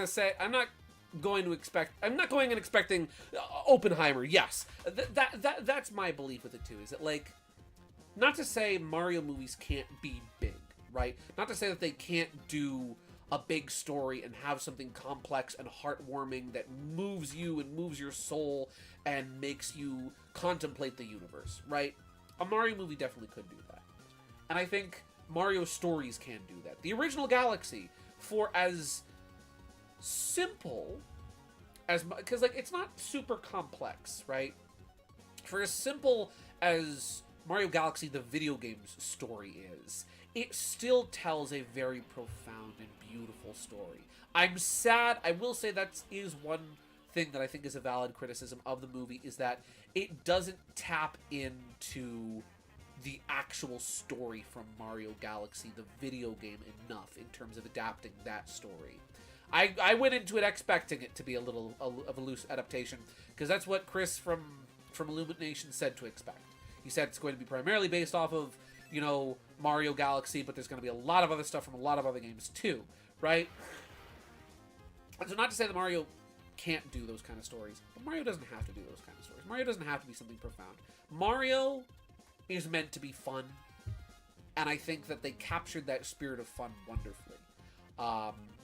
Yeah, I just want something similar to Sonic movies, where they kind of shake things up with the characters and lore to make new stuff out of classic assets. I mean, they kind of did do that. I honestly think the twist of having, instead of the implied mother-daughter relationship that they have in Galaxy, I think that the sisters angle with Peach and Rosalina is very interesting. It's different, you know, but, like, I don't dislike it. It's kind of neat, and I would like to see what they do with that. I need to get out of here. Also, Rosalina has the TTYD book on her shelf at the beginning. We won! We did! Yeah, no, for real. She has Thousand Year Doors book, right? She has the TTYD book. She has a book that has Tippy on the spine, and she has the Dark Prognosticus on her shelf as well, which is freaking crazy. Rosie, you need to get rid of that thing. You do not want to have the Dark Prognosticus on your shelf. Like, excuse me? I freaking loved it. It was so cool. Again, I know that that stuff is in there for the fans, obviously. Not to say that the fan service isn't in there. I know one of the biggest criticisms with the first movie and with it is, oh, it's just fan service, the movie. But, like, Galaxy, I feel, is far less self-indulgent than the first movie was with its fan service, and I feel it goes a little I need to get out, I need to get out, I need to get out, I need to get out, I need to get out, I need to get out. This is a puzzle room. Great. It's a lot less self-indulgent with the fan servicey stuff, and so it doesn't really feel intrusive. It's there. It's there in the backgrounds. It's there for you to see. It's there for you as a fan to notice and gawk at, but it's not intrusive, which I really like. Nah, she's a space goddess. She can... Yeah, I mean, I don't know. It took a whole lot of pure hearts to take care of that situation. I knew Rosalina's library gave me Goombella vibes. Yeah! There's also a Kirby reference in a floating pink Luma that went over my head the first time around. Sam, I didn't realize it until somebody pointed it out, and I'm like, oh my gosh, that really... He's doing the Kirby thing. Oh, this room makes me very nervous. This room makes me very nervous. I almost forgot. How did Sussex class go? Sussex class went phenomenal this year. Thank you for asking. Let me think. It was... the attendance was actually pretty good. I had a returning... I don't know if you would know him. I forget if he was in class at the same time as you, the 1 year I had you, but this one fella, Dom, who I've had every year now, was in the class. He was there. It was great having him again. Okay, I see the solution for this room now. Those blocks are thrown in there to kind of throw you off. Man, you have to be sharp as a tack with your freaking carabombs in this room. It went really well, though. It was great. The students were engaged. They had fun. They still laughed at my jokes, which was great because I was worried my jokes were getting tiresome after all these years. No, they enjoyed them. They were very engaged. I said that twice. I need to get out of this room. They had fun, and it went really well. And I had good attendance, and I was able to get through a lot of it really quickly. It's a lot of information to unpack in 45 minutes, but they seem to really get it and also really, enjoy it. I don't know any Dom, but I'm happy it was great. Yeah, it was great. It's funny, I mentioned you, because I gave I gave a print of the Inktober illustration I did, inspired by the class. I gave it to Anita, the director of the Teen Arts program, because I thought it'd be something nice for her to have, since it was inspired by, her work, essentially. There we go. And she was so touched by it, and I mentioned that one of the characters was based on a character, Muggsy was a character you created, and I said your name. I said, oh, Keith Paulison. And one of the teachers that was there, like one of the people that was organized that was there, was like, Keith Paulison, I know him. I don't know what the lady's name was. I forget what the lady's name was. But presumably, she knew who you were. So yeah, so that's cool. There we go. Whoop. Thank you for asking. I genuinely could ramble all day about Mario Galaxy. There's a lot of little blink and you miss it type little Easter eggs. In the movie. I didn't notice until it was pointed out in the screenshot when Bowser Jr. is showing off his arsenal of weaponry to his father. He's got there is I think her name was Christine Mays. She was my AP art teacher in high school. Cool. Oh, neat. You know what? That might have been. Yeah, that might have been who it was. I love the there's a vague implication that, like, all of the stuff that Bowser Jr. has, all of this technology he claims to have built, was actually stolen from Professor Egad. From, like, he's got the paintbrush from Mario Sunshine, which was made by Professor Egad. He's got the freaking control panel inside Mega Leg bears striking resemblance to Egad's computer from Luigi's Mansion 2. And then you've got the mug that Kamek is drinking out of that has Egad's logo on it. And so then, when he opens up the freaking arsenal of weapons that he has to show Bowser, and who's in there? Flood's in there! What else is in there? The Poltergust 5000! I thought that was so freaking cool. I do love me a good Luigi's Mansion reference. I loved that so much. Yeah, the Poltergust is in there too. It's like, I think it's on the bottom right corner, but it's there, and it's got all of its like attachments and everything with it. It's so cool. I genuinely love how it's vaguely implied that just all this stuff Junior has is just completely stolen from Egad. Oh, I see the answer. There we go. What's in the chest?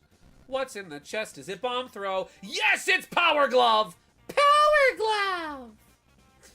Press and hold A on top of a bomb to pick it up and let go to throw. You can even throw bombs while riding a rail car. Whoop! Ha ha! The power glove. It's so bad. There we go. Dang, I was hoping for a mimic, not a mimic. Also, hello, Maho Ellen. Welcome to stream. Whoop. Even oh, no, we can't. Oh, there we go. Oh, I see. Hey, I did this puzzle in Spirit Tracks. There we go. And that did fix the rail. Cool. Now we can progress. Oh, no! Oh, wait. Bada bing. Problem solved. Yeah, Mario Galaxy was spectacular. It was wonderful. I loved it. I really did. Whoop. Open door. Go through door. Aha! That's here. I want to see it again. I want to see it again, too. Again, I'm going back tomorrow. I'm going back to the theater tomorrow. I'm going to go see it again. I'm going to go with my folks. I went with my brother and my nephew, and I wore my gosh darn Fox McCloud jacket. I did years ago. I went to a costume party in 2018, and I went as Fox McCloud, right? I made a little head. I got this old... Oh, crap. Oh, crap. Oh, no. Oh, no. How far back does that set me? How far back does that set me? Oh, no. Oh, this is, you didn't save it all in that dungeon. And nope, I did in fact not. Try using lazy bombs and stack them. Oh, no, yeah. Huh. Ah, fiddlesticks. Let me read the chat. Let's see. Join me as an usher. You can see the ending parts and credits of movies all the time. Oh, yeah. Howdy doodle. I see you have the best Nintendo accessory. The Power Glove. I had the best Nintendo accessory. Had. Past tense. We need to get the other... we need to get the slow bombs. We need to get the lazy bombs again. Okay. Wow, that'll take the wind out of your sails. Whoo! Hey, you guys mind if I rant about the Mario Galaxy movie more? But yeah, so like back in... Oh, we have to gamble again! I didn't save after the gambling. Oh, no. But yeah, so I went to a costume party in 2018. And I did a costume of Fox, right? And it was actually pretty cool. Where like I recreated his jumpsuit with like a old pair of green pants, my dad's, and a green shirt that I had, that just so happened to be like the exact same color and everything, which was great. Fiddlesticks. And then I bought a headset, a cheap headset off like Walmart.com, and I cut the wires off of it, and I added ears to the like the headband that goes over the top, because you know it's like a headphone headset. And there I had the head, and you know I built with freaking with duct tape and cardboard and made it look really cool. And then I bought this, like, it was cheap. It was like maybe like $10, right? It's $10 jacket, gray jacket that I found at Walmart. And very easily I cut the hood off. I hemmed the hood into a collar, and then I brought up the bottom and brought it up and turned it into and sewed a big Star Fox emblem on the back and then a patch on the sleeve, and it looked really cool. It wasn't great. It was a little sloppy. Man, talking and gambling at the same time is hard. It was a little sloppy. The bottom was very stiff because I hemmed up the back of it, but I didn't actually cut away the excess fabric, so it was very stiff. Hello, Ouija. Welcome to the stream. But I've had it in my closet for years. I'm like, man, you know what? I kind of want to take a second shot at this. So you know what? Let me show real quick. I'll show picture. Where did I put that picture? Where did I put that?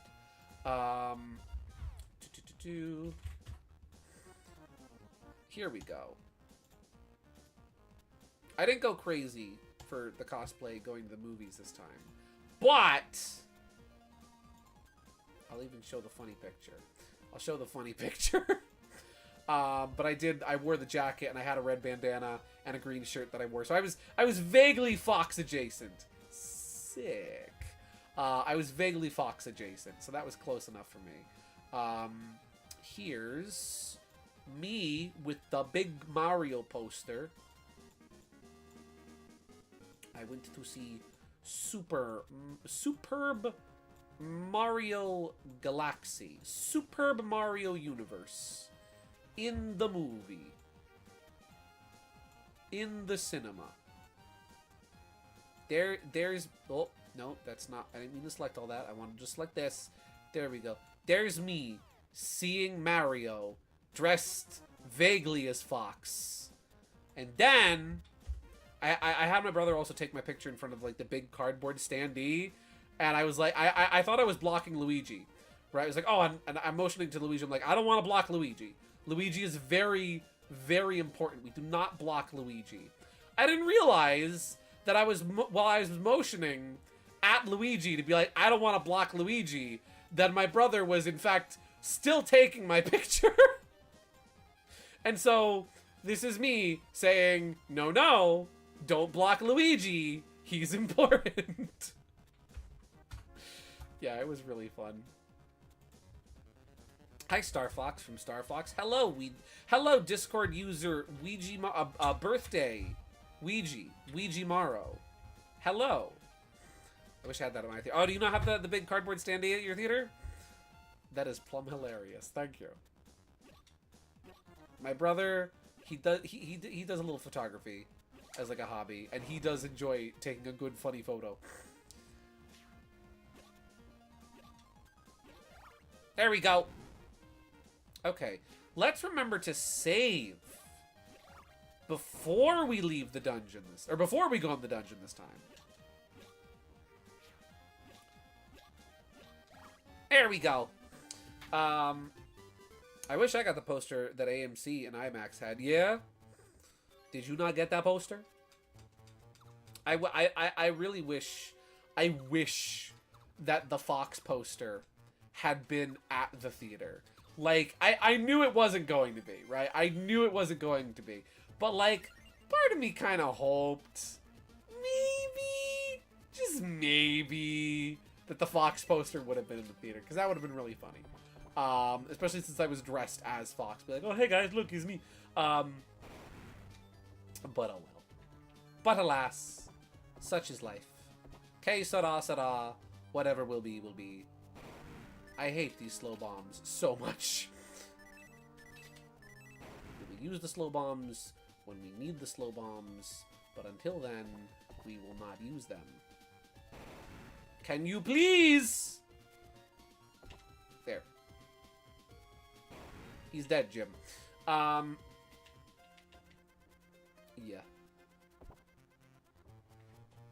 Well, Luigi, what did you think? What did you think of Super Mario Galaxy, the movie? I did claim the IMAX, so I might get it after they're done with it. Nice! Oh, that's sick. The IMAX, but yeah. That's awesome. That must be one of the benefits of like working at a theater, is that like if you see a cool poster, you're like, hey, I called dibs. I think you're nuts. Okay. We gotta bring out... Oh, you wait! Hold, wait the phone. Hold the wait. Save. Yes. I thought the movie was pretty good. I thought it was pretty good, too. I thought it was a really fun time. It was cool and groovy, man. That's the wrong bomb. Let's switch over to water bombs. Yeah. Oh, hi, guys. Here we go. Problem solved. Bada bing. Bada boom. Bada booshki. I said it before, but I was genuinely surprised Jack Black did not sing. I honestly was expecting going into this movie after pages. I was genuinely expecting another Black Jack musical. You know, one area, I will say, one thing that I was caught off guard by. I actually really liked, I thought Bowser's, like, good phase was kind of cool. It gave me big Paper Mario vibes, especially, like, Super Paper Mario, big Mario RPG vibes, where, like, helping the heroes kind of served his purpose. And I liked that. I thought that was cool. Ow! Pain. And I thought his sudden turning over a new leaf was funny, especially how it was handled with Mario, where, like, he just completely pisses off Mario, and Mario is so freaking done. I was surprised they jumped straight to like Mario's temper running out that quickly. I thought it was gonna be like a fake out with that, where like you think he's gonna let Bowser have it, and he's like, no, I'm not doing this because I'm giving you what you want. But yeah, I was expecting them to drag that out a little longer. But then I liked Bowser having sort of his good period afterwards. I thought that was really fun how they handled him. It was very, you know, Mario RPG adjacent, which I'm you know, big fan of. Yeah, that was fun. And that was cool. I was surprised though that like when Bowser like kind of gives himself up to the Honey Queen, right? Into the folks at Honey Hive Galaxy. I was honestly surprised that they moved on from that so quickly. Funny story, while collecting the Yoshi merch based on the movie, I was thinking, man, I want to get that Fox McCloud merch. Oh wait, lately. Yep, I feel that too. Please, Nintendo. Give me some new Star Fox merch aside from the friggin' 2011 plush and figurine based off Star Fox 64 3D. I need some more. I need to consume more merchandise. I was honestly kind of hoping the way they were going to take that scene was going to be Bowser Bowser gives himself over to, you know, the bees, right? I'm at least as strong as 100 bees, you know. I was thinking we were gonna get that, right? And then like from there, it was gonna go to now you've got all these other enslaved bees and Bowser kind of working alongside them. I was thinking that Bowser was gonna basically raise up a new army of like divergent bees, rebellion bees, rebelling against Honey Queen and Honey Hive Galaxy. And that like that's how he was gonna get back into the plot, is he was gonna start a revolt and they were just gonna get off the planet that way, instead of him immediately getting abducted by Junior. Which granted, I loved him and Junior together. That's just not how I thought it was going. That would have been cool to see, actually. See? Yeah. That's how I thought that was gonna go. I was genuinely surprised that like as soon as we see Bowser doing stuff with the other bees, bada bing, he's out of there. There we go. One detail I loved.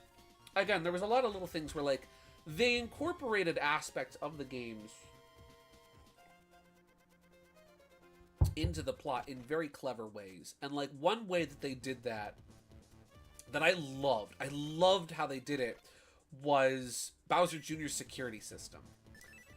I love that was just little Timmy playing Super Mario Maker. You know when little Timmy, just your average ordinary kid, makes like, I'm gonna make the hardest Mario level you ever saw, and it's gonna be, I'm gonna have 1,000 fire bars, and there's gonna be thwomps everywhere, and it's gonna be in a castle, and it's gonna be so hard, you're not gonna be able to beat it, Jimothy. You know that kind of thing. I used to think that when I got the first... See, yeah. I love how that's just what Bowser Jr.'s big bad security system was. That it was literally just Super Mario Maker. I thought that was hilarious. And I loved that. I loved how they worked that in and incorporated the idea of building a Mario level into the actual plot of the movie. I thought that was really cool. Like, they actually made the gameplay part of the plot. And I thought that was really clever, really cool. There we go. I loved that. Especially since, like, that very much tied into, like, you had the training montage in the first movie of, like, Mario. That was very Mario Maker adjacent too, where, like, you had, you know, this whole big obstacle course that Peach has built to sort of to train people and herself, right? And how, like, that's there and Mario's got to pass it. It was cool. I liked that as sort of a little callback to the first movie. Do I have a potion in my inventory? I do. I'm pretty sure when I got the first Mario Maker, I made an impossible level because I didn't play test it. Same. Excuse me, same. I did that too. Yeah, I made a level or two that was unbeatably hard. Come on. 1, 2, 3, 4. 1, 2, 3, 4. 1, 2, 3, 4, 5. 1, 2, 3, 4, 5. Go. There we go. Yeah, I thought that was really cool. And I really liked how the, cool bit of, like, you know, cinematic bookending, right? In terms of storytelling. I like how the climax of the movie... Hello, Teeter! Welcome to stream! We're talking about Mario movie. I loved how the end of the movie reflected the end of the first movie. Where, like, the first movie ended with the big bad, you know, Bowser has invaded our territory, and now we're invading it back. We're taking it back, right? He took the battle to our front door, and we're fighting him here on our home turf. And then the second movie ends with we're taking the battle to his front door, and we're fighting him on his home turf. And I thought that was great. Boo! Mario movie? That stinks. I hate that. I'm out of here. Get out of here, Teeter! Go back to Twitter.com! Yeah, I loved that. That was friggin'... Oh! I loved it. It was so cool. It was so good. Super Teeter has left. Good riddance to bad rubbish. No. Off. I need to be slow bombs. Hey Teeter, so fun fact, I did all of this and then I died. Oops. Now I switch back to my cat. Whoop. Okay. And then we activate our map. Bada bing. Oh, that's funny. But you know what to do. Yeah. Exactly. I may have died, but now I know how to clear the dungeon efficiently. We'll remember to save this time around, right? Yes. In fact, I think that's what I'm gonna do right now. Let me see what's up. Yeah, we're gonna save right now. Look at that. We're gonna save like every 5 seconds. Beautiful. There we go. I don't even care if the enemies respawn. I just want to live.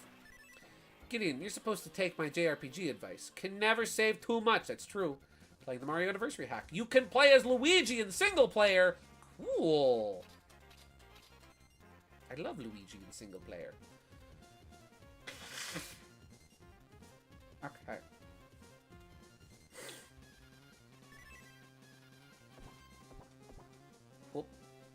Oh, that was the wrong area. Something else, there was so much good music too in the movie as well.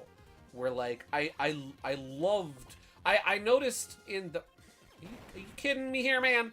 I thought it was funny they used Jump Up Superstar in the casino area. But also I loved like the subtle hints of the Mario 1 underwater theme. When Peach and Toad first discover the minus world in Gateway Galaxy. I'm gonna need the second movie soundtrack, just like the first movie soundtrack. Yaha. And they had Star Fox. I was genuinely surprised that they used the Corneria theme from Star Fox 1 on the Super Nintendo, because I know, from what I know of him, the composer of the first Star Fox game is very... He's a little tight-fisted when it comes to his music, and doesn't often, like, permit the use of his music in things. Like, that's why, for example, in Smash Brothers, right? That's why in Smash Bros. We've only ever gotten, like, one remix of any of the music from Star Fox 1. And why none of... Actually, no, we also did with... Correction, we've gotten 2 remixes of the music from Star Fox 1, because we have the music on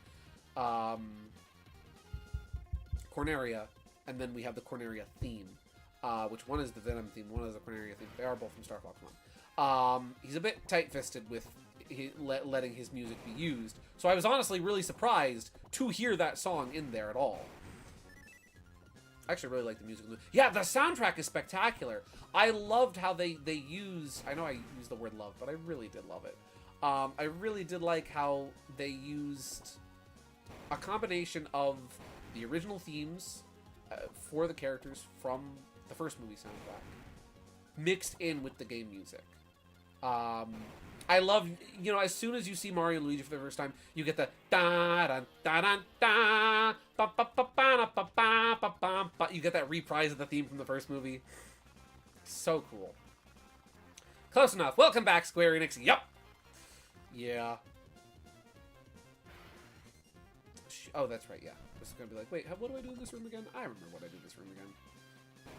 Blow you up, and then I blow. Can I get 2 for the price of 1? 2 for the price of 1, Grandma! There we go. But yeah, the music was so good. And you know what I noticed? Again, I do really feel that, like, everything that was a shortcoming of the first movie, I really do think the second movie really improved upon. I saw there was licensed music in the credits. I cannot tell you where in the movie the licensed music was, because I didn't hear any of it. Personally, I didn't hear any of it. I'm sure it was there, but if it was used so sparingly that it honestly flew right over my head. There was, like, no licensed music in this movie. There was no Thunderstruck. There was no Holding Out for a Hero. There was no No Sleep Till Brooklyn.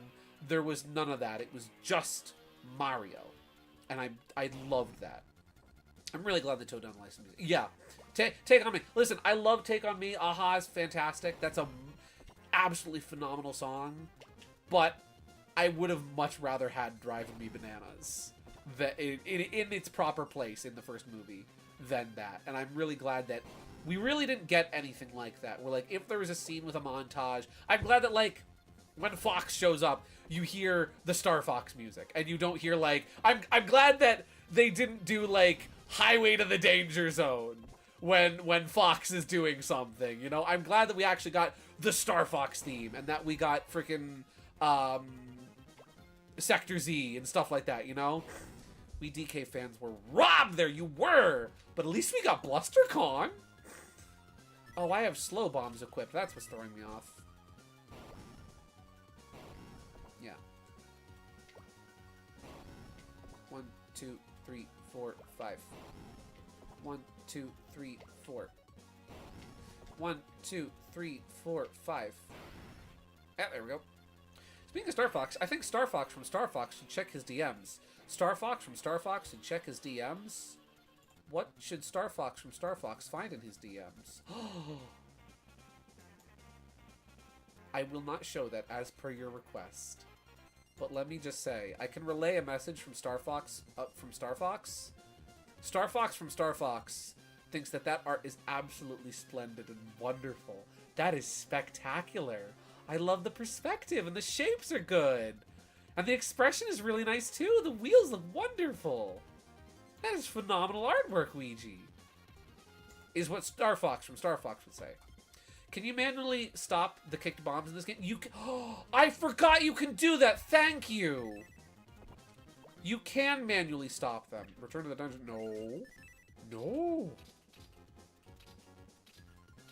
Thank you for reminding me, because I actually forgot you could do that.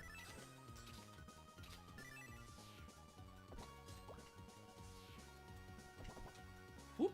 There we go. We need to play more Donkey Kong Country games together again soon. We do. Yeah. There we go. Oh, and some health. That's good. I do like health. There we go. I do enjoy living. Living is, in fact, a nice thing. And I like nice things. There we go. I shouldn't have been so foolhardy because I blew up the health. Will you drop health? No, you'll drop money. Money is good. Health is better.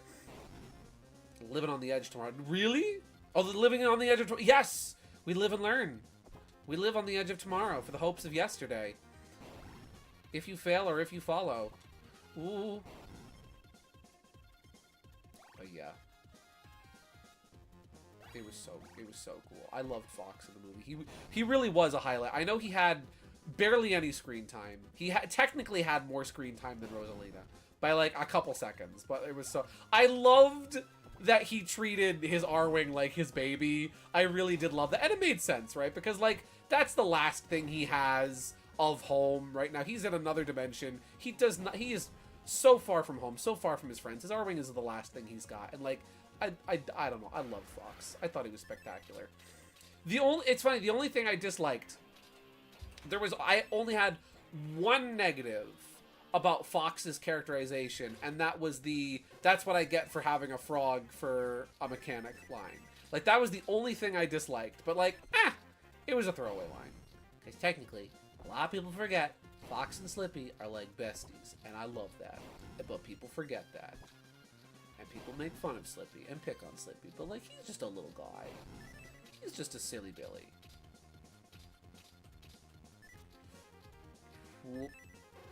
And let me tell you, when Toad said the line, I was so happy. Oh, I was so happy when Toad said the line. Let's see. Clearly, this is a teaser for the next 3D Mario game. A Super Mario Land Star Fox crossover. Yes, they're crossing over the two greatest video games of all time. Super Mario Land for the Nintendo Game Boy and Star Fox. You too can listen to the Can-Can theme while playing as Fox McCloud.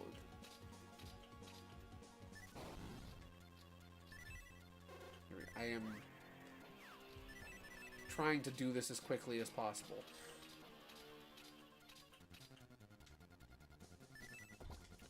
Whoop, and now we switch back to the cat. And now we switch back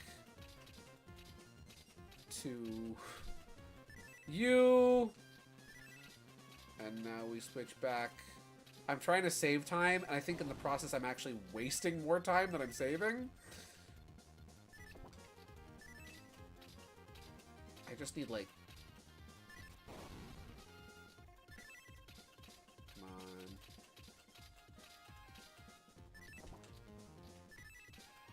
I think that's just barely enough time to get through there. That's not enough. That's not enough. That's not enough. Get out, get out, get out, get out. Go, go, go. Okay. Phew. I've seen some folks saying this, and I agree. They need to release a Luma plush with a Star Fox jacket. Agreed. Also, an official Star Fox jacket would also be really cool. Like, listen, I love the one that I made. The one that I made is a very special place in my heart, and I will likely wear it for a very long time. Nintendo, I am willing to pay are you listening? Nintendo of America, are you listening? I am willing to pay very good money for an officially licensed Star Fox jacket. Just keep that in the back of your mind. Shigeru Miyamoto was well. Miyamoto, Papa Miyamoto. I love you. A lot of people on the internet do not love you. I love you. I will never disrespect you the way people on the internet disrespect you. Please let me wear your son's jacket. I am a simple man, Miyamoto. I am a simple man, Shigeru. I am a simpleton. Please allow me the joy, the pleasure, the honor of wearing your son's jacket.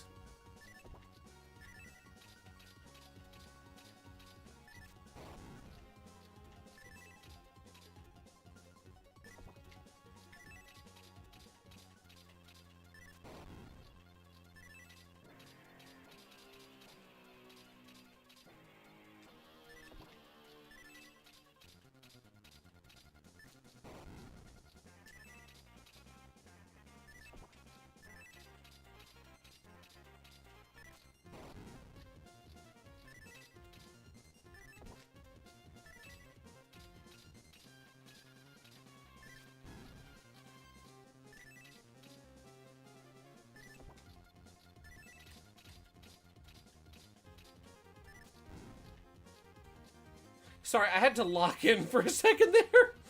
Okay. Star Fox jacket that turns you into the Listen. I wouldn't even... Listen. You think I don't... Listen. You think I don't... Listen, if I wear a Star Fox jacket and the next day I wake up and I'm the real Fox McCloud, do you think I'm really gonna complain? No. If I can be him, if I can become the guy, the man, the myth, the legend himself, I'll take it. I'll wear it. Sure. Why not? What's there to lose? What is there to lose? The furry allegations will only get... No. That's the thing, though. That's the thing. The furry allegations won't get stronger. Oh, your father? Oh, the only way to become Fox McCloud is to be parentless. Here's the thing. They'll never know. They'll never... It'll be like a sea... Gideon will just disappear. Gideon will disappear into the night. And from the ashes of his disappearance, Fox McCloud will emerge. Fox's jacket is pretty sweet. It is! Hello, Mega Wii Master! Have you seen Super Mario Galaxy? I love it. Well, your father's dead. You got a best friend frog, and you got a cocky jerk bird friend, and an old-timer rabbit friend, and a whole lot of trauma, and a Texan wolf that likes to taunt me and wants me dead. I never had a father, so I'll put the jacket on with no hesitation. See, what have you got to lose? There we go. Okay. I have seen Super Mario Galaxy. I took my nephew last weekend, and we got the Yoshi popcorn bucket. Nice! Me, my brother, and my nephew went on Tuesday. And it was spectacular. I've been ranting and raving about this movie all night. There we go. You want to talk about the mail? I'm dying to talk. You want to talk about the mail? Let's talk about the mail. I've been dying to talk with you about the mail all day. Don't forget, a whole lot of fan fiction with your sworn rival and cocky friend. Oh. Yeah, but they make me out to be a real Casanova in some of that fan fiction, so I mean, I can't complain. And then there's the fan fiction where they make me out to be a complete wuss.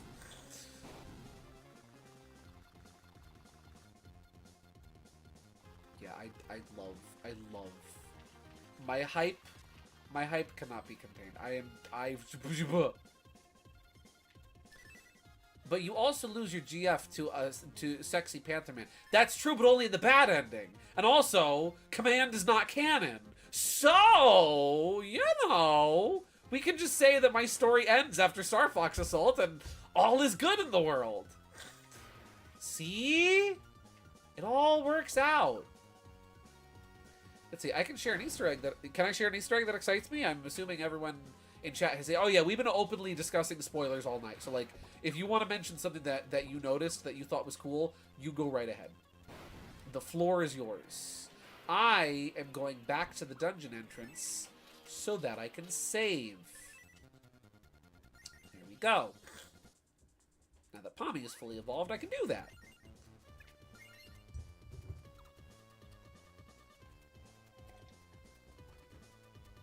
There we go. I am only missing one piece of equipment now for Mighty. I'm very curious what it is. Hey, Gideon, you want to see the funny? Maybe. Yes, I want to see the funny. Yeah, we're missing one bomb. Oh, no, we have all the equipment items. Cool. Oh, sweet. Yes, Cheater, I would like to see the funny. May I see the funny? I do like a good funny.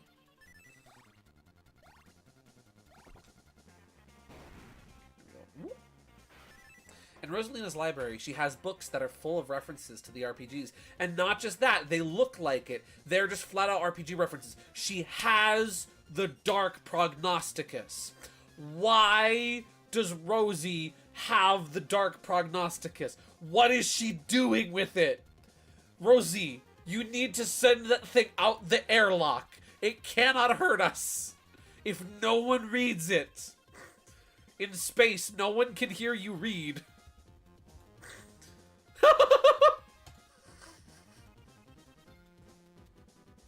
Oh, Teeter.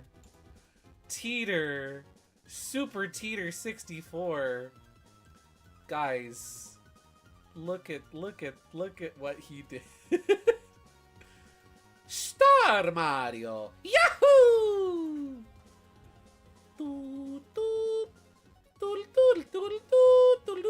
Something interesting I noticed about the designs and such they use for the Star Fox team, I noticed they used the old logo consistently throughout the movie, where they used, so this is, this Star Fox emblem, not the star, but the actual fox, right? So this is the design of the Star Fox emblem that was first introduced in Star Fox 64. I actually kind of like it a little bit better than the classic one because it is a little bit more streamlined. It's a little bit more dynamic looking, and it actually does convey, like, the fox is running, it's moving, it's going, right? Opposed to the other one where its legs are just kind of spread out. But I noticed consistently throughout the movie, I'm pretty sure they used the original Star Fox emblem design that was introduced in Star Fox 64, which I thought was kind of interesting. Spines on 2 books feature Tippy and the Plug character from Brothers. Really? Oh, what was her name? Connie! I didn't notice Connie! The Sticker Star book is also next to the Dark Prognon. Is it? Well, I know what I'm looking at when I go to the theater tomorrow. Oh my gosh, wait. I need to know. I need to know. I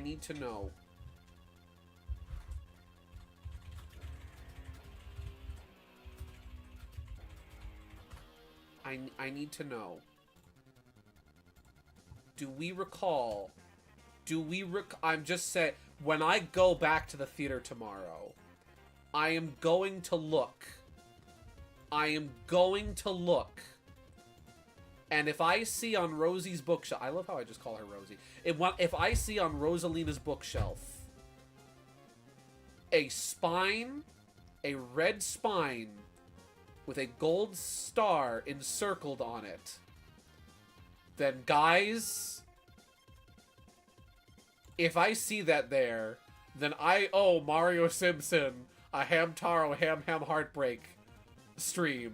Because I said if Goombella was canon in the movie, I would stream it. Oh my gosh, there's a distinct possibility. That Thousand Year Door is in the movie. That Thousand Year Door is... Oh my gosh. I freaking love Mario Galaxy. Yeah, I don't even care. You can say, oh, Gideon, you're a consumer sheep, and you consume product and enjoy reference slop. I do not care. I love this. I live for this. Let me have this. There we go. It's funny. So on the way home, right? On the way home from the theater, me, my brother, and my nephew, we stopped at McDonald's, right? We stopped at McDonald's just to grab a quick bite to eat before we headed home. Let's see. Not that I can tell from the screenshot I found, but like I said, at the very least, Tippy is canon. That is... Well, that's the thing, though, right? That's the thing. If Tippy is canon, technically, that means Thousand Year Door is canon, because Super takes place after Thousand Year Door. Ah! And there's the catch cards, and there's the pictures in Mario's house. Anyway, I'm getting terribly distracted.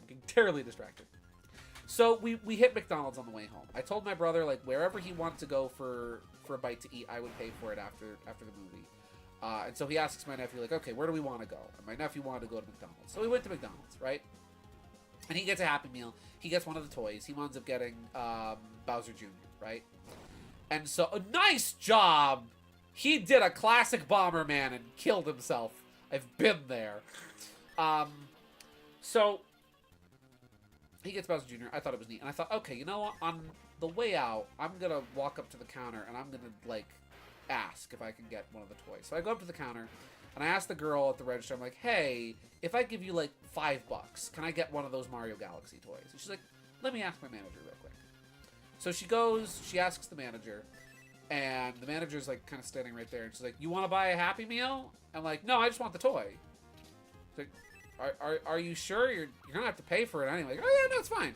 If somebody else wants a meal, you know, tell them it's on the house. And I pointed at myself, like, that was on the house, right? And so the lady comes up to the counter, and so I pay the manager for the meal, for the Happy Meal. And she gives me the box and the toy, which I thought was neat. I have a clean Super Mario Galaxy McDonald's Happy Meal box that has no grease on it, which is kind of neat. There we go. I gotta ride this back so I can move the cart. which I think that's pretty cool. And so we're making just some idle conversations. She's like, "Oh, I get it. I see why you want this. You're one of us from the '80s." And I'm like, "Oh no, I'm from 2000." And she just looks up at me like, "Really?" I'm like, "Yeah."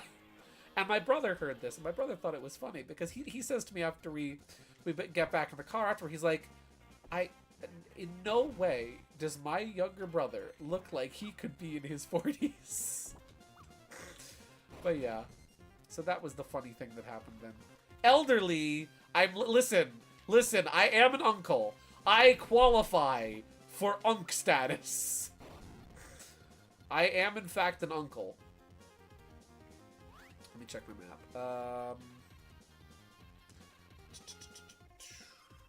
Let's check the left first. Whoop. Let's see. I thought you could get a toy for like $1, so I guess not. I got the whole... I mean, hey, I got the box with it, so I'm happy. I love that Ouija keeps calling you elderly, yet there's someone older here. Mario Simpson! He's the oldest one here.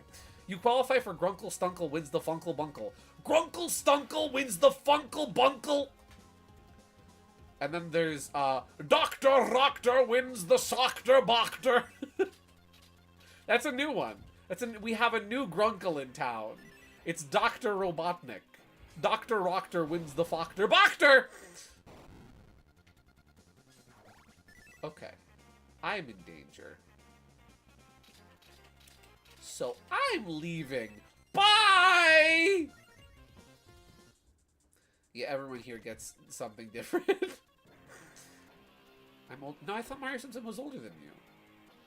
Gideon's old. You're a cheater. I'm awesome. This is true. End of story. Okay. Okay, Ouija. Alright. You know what? I'll let you have this one, young man! I saved, right? Did I save when I left the dungeon? Let me check my inventory. Do I have all the things I had before? I think. I think. Yeah, Ouija's the youngest one here. He's fresh out of high school. Actually, he's still in high school. He's finishing up high school. You did say... Okay, gotcha. I have the memory of a peanut sometimes. Whoop. There we go. I thought it was really cool how... I'm almost done. I still have to grab it. Yeah. I thought it was really cool how... It's funny. Galaxy had the climax I thought that Mario 1 was going to have with Mario, Bowser, and the bridge. Where... Oh, wait. Did I blow up this wall? I forget if I did or not. Did I go in here? Oh! Oh, antidote! Yes, I can be free from poison. Let's see. Yeah, it doesn't mean I haven't accomplished... Oh, no, you've accomplished a lot. You've accomplished many, much things. I thought it was really cool that they did, you know, the classic Mario 1 bridge finale at the end of this movie. I thought that was really cool. Oh, potion. I'll take that. Let's see. I was worried from last week's stream that Fox would completely overshadow Rosalina. But as far as I can tell, Rosalina does get a few more minutes of screen time. Fox is just more involved in the plot. Yeah, Fox is a little more involved in the plot than Rosalina is. But Rosalina is far more integral to the plot. Like, people were making that out to sound like Fox completely overshadows her. And, like, completely takes over the movie. And it practically becomes the Mario Star Fox movie, right? That's the way a lot of people were making it out to be. But no, he plays an important role, but a pretty minor role. And, like, he really does not overshadow Rosalina at all. Rosalina is the driving force behind the quest of the movie and is still very important and does have a lot more relevance to the plot than Fox does. Whoop. It's funny when you see the shot where they're at, you know, the port in Gateway Galaxy, right? And you see what looks like the SS Dolphin land, and it is the SS Dolphin. I honestly, for a second, I forgot I remember that the Pikmin teaser was there, right? That they teased Pikmin were in the movie in like a cameo or something. But I kind of forgot about like, oh yeah, Pikmin, they didn't show Olimar. It probably is just Pikmin, right? When it landed, for a second, I genuinely thought like, no way. Is Captain Olimar gonna hop out? Are we gonna see Captain Olimar? No way. And then it's just the Pikmin. It's like, ah, you got me. Ah, you got me, movie. Slavko was born in 1991. I'm the oldest here. Whoa! Teeter, what was it like in the Stone Age? I thought Olimar was gonna hop out. See, you thought so too.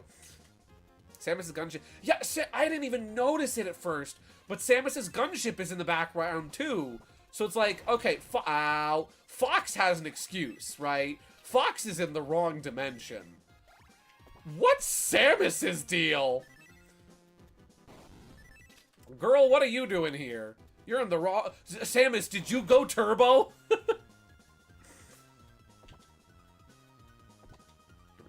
Ooh, that's one. I think I got the other guy. No, I did not. Take the gold. Let's swap to Elephant.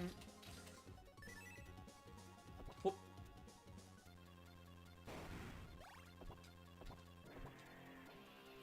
Come on, get him. Come on, get him. Yeah, there we go. I have no clue how that got him. She ended up in Kirby's world, too. This is true. This is true. Samus transcends the worlds. Watch, they save an Olimar for Mario 3 movie. Exactly. I've also won an essay competition, competed in sports, biked 20 miles a week, perform on stage multiple times, beat New Super Mario Bros. 2 coinless 3 times. Ouija! I think Ouija can officially dethrone the Dulce Ekius guy as the most interesting man in the world, because, geez Louise, it's a lot of accomplishments. And he's not even 20 years old. I hit on Mario, I mean. That's fair. Samus is a bounty hunter, and Bowser has a full hit on him. This is true. I hit on Mario, I mean. Oh! Yeah, especially since in the movie universe, humans like Peach and Rosalina come from Stardust. So what's Daisy's origin too? Yeah, that I would love to know. I want to know what the deal with Daisy is. Is she just a regular lady then? Is she just regular? Is she like, you know, Mario? Is she a human? What's her deal?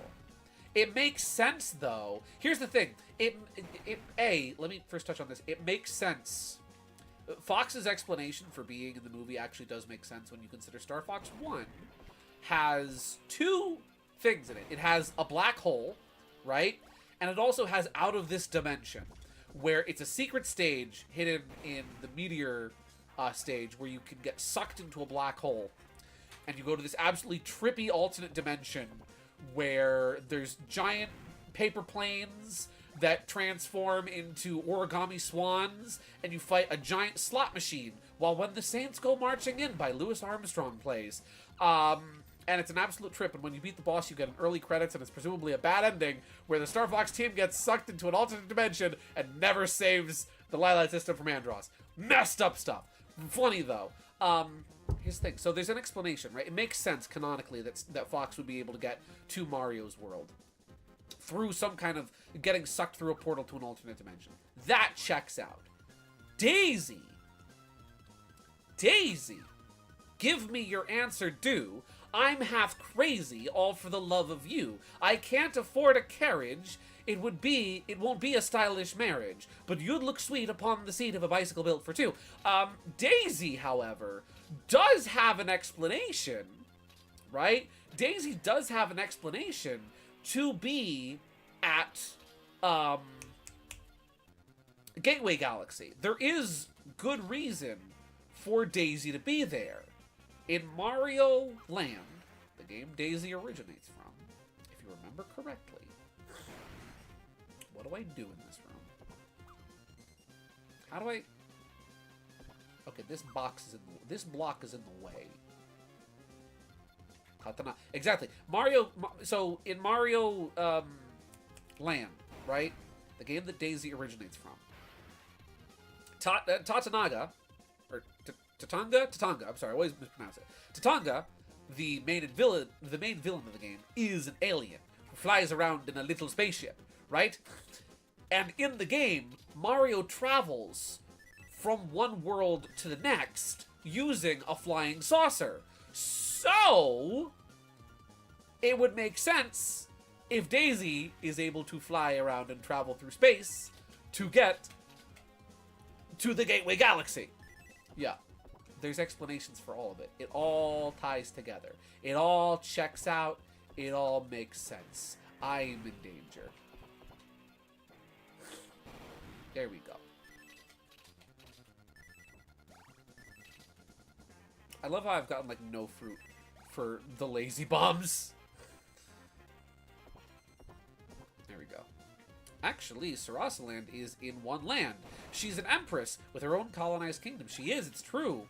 I remember seeing somebody say that, like, having Sarasaland in the movie would be a little difficult because a lot of the aesthetic of Sarasaland is very much so based on the concept of Orientalism, which is basically racism. It's basically stereotypes, and it's not good. But I think they could still... I feel like they could still do it and have it be authentic and genuine to Mario Land without it being too egregious and well represented. I mean, Mario Kart World does a bunch of it, where like they have more of that sort of slightly exaggerated, stylized sort of Eastern theming for some of the desert courses that are kind of vaguely Mario Land inspired. Especially like with Daisy has that kind of almost stereotypical that one costume. Yeah, I don't know. I'm not an expert on this sort of thing, so I'm not saying, hey, they should or shouldn't, but it is interesting that I think they could get around it. I think they could get around the difficulties of trying not to be racist while still being tasteful and still being accurate to the character's origins. And I think, as one of Mario Land's 3 fans, I think they could do it. Have I ever told you guys how much I love Super Mario Land? I hate using the slow bombs so much! I don't even know if upgrading this Carabon is worth it. There we go. There we go. Super Mario Land, the movie. They have Jumping Maui heads. They do! Hey man, the theme song for Chai Kingdom is fun. It is! Even if it starts with the, you know, the that one, racist Chinese motif, it's still cool. Such a good theme. I love that theme. Yeah, especially since in the movie universe, humans... Oh, I read that message already. Does she want a pet turtle from Luigi? Maybe. I wonder what Slippy Falco and Peppy are doing, though, while Fox is gone. They're just chilling out. They're just having a pizza party. They're just hanging out with General Pepper for a little while. Hey, you guys remember... Hey, you guys remember Fox? Who? You know, Fox? Our leader?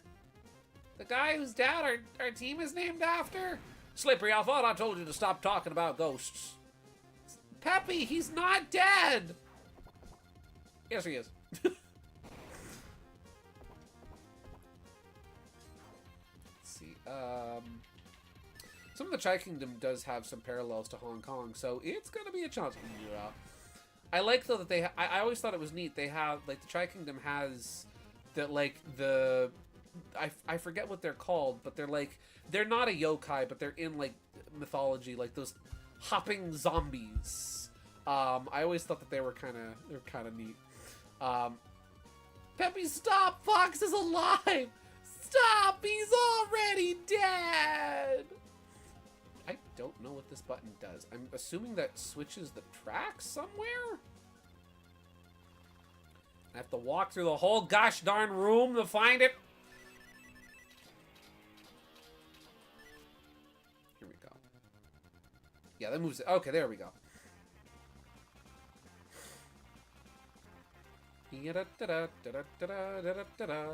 Oh, well, that... Whew. Let me fix that.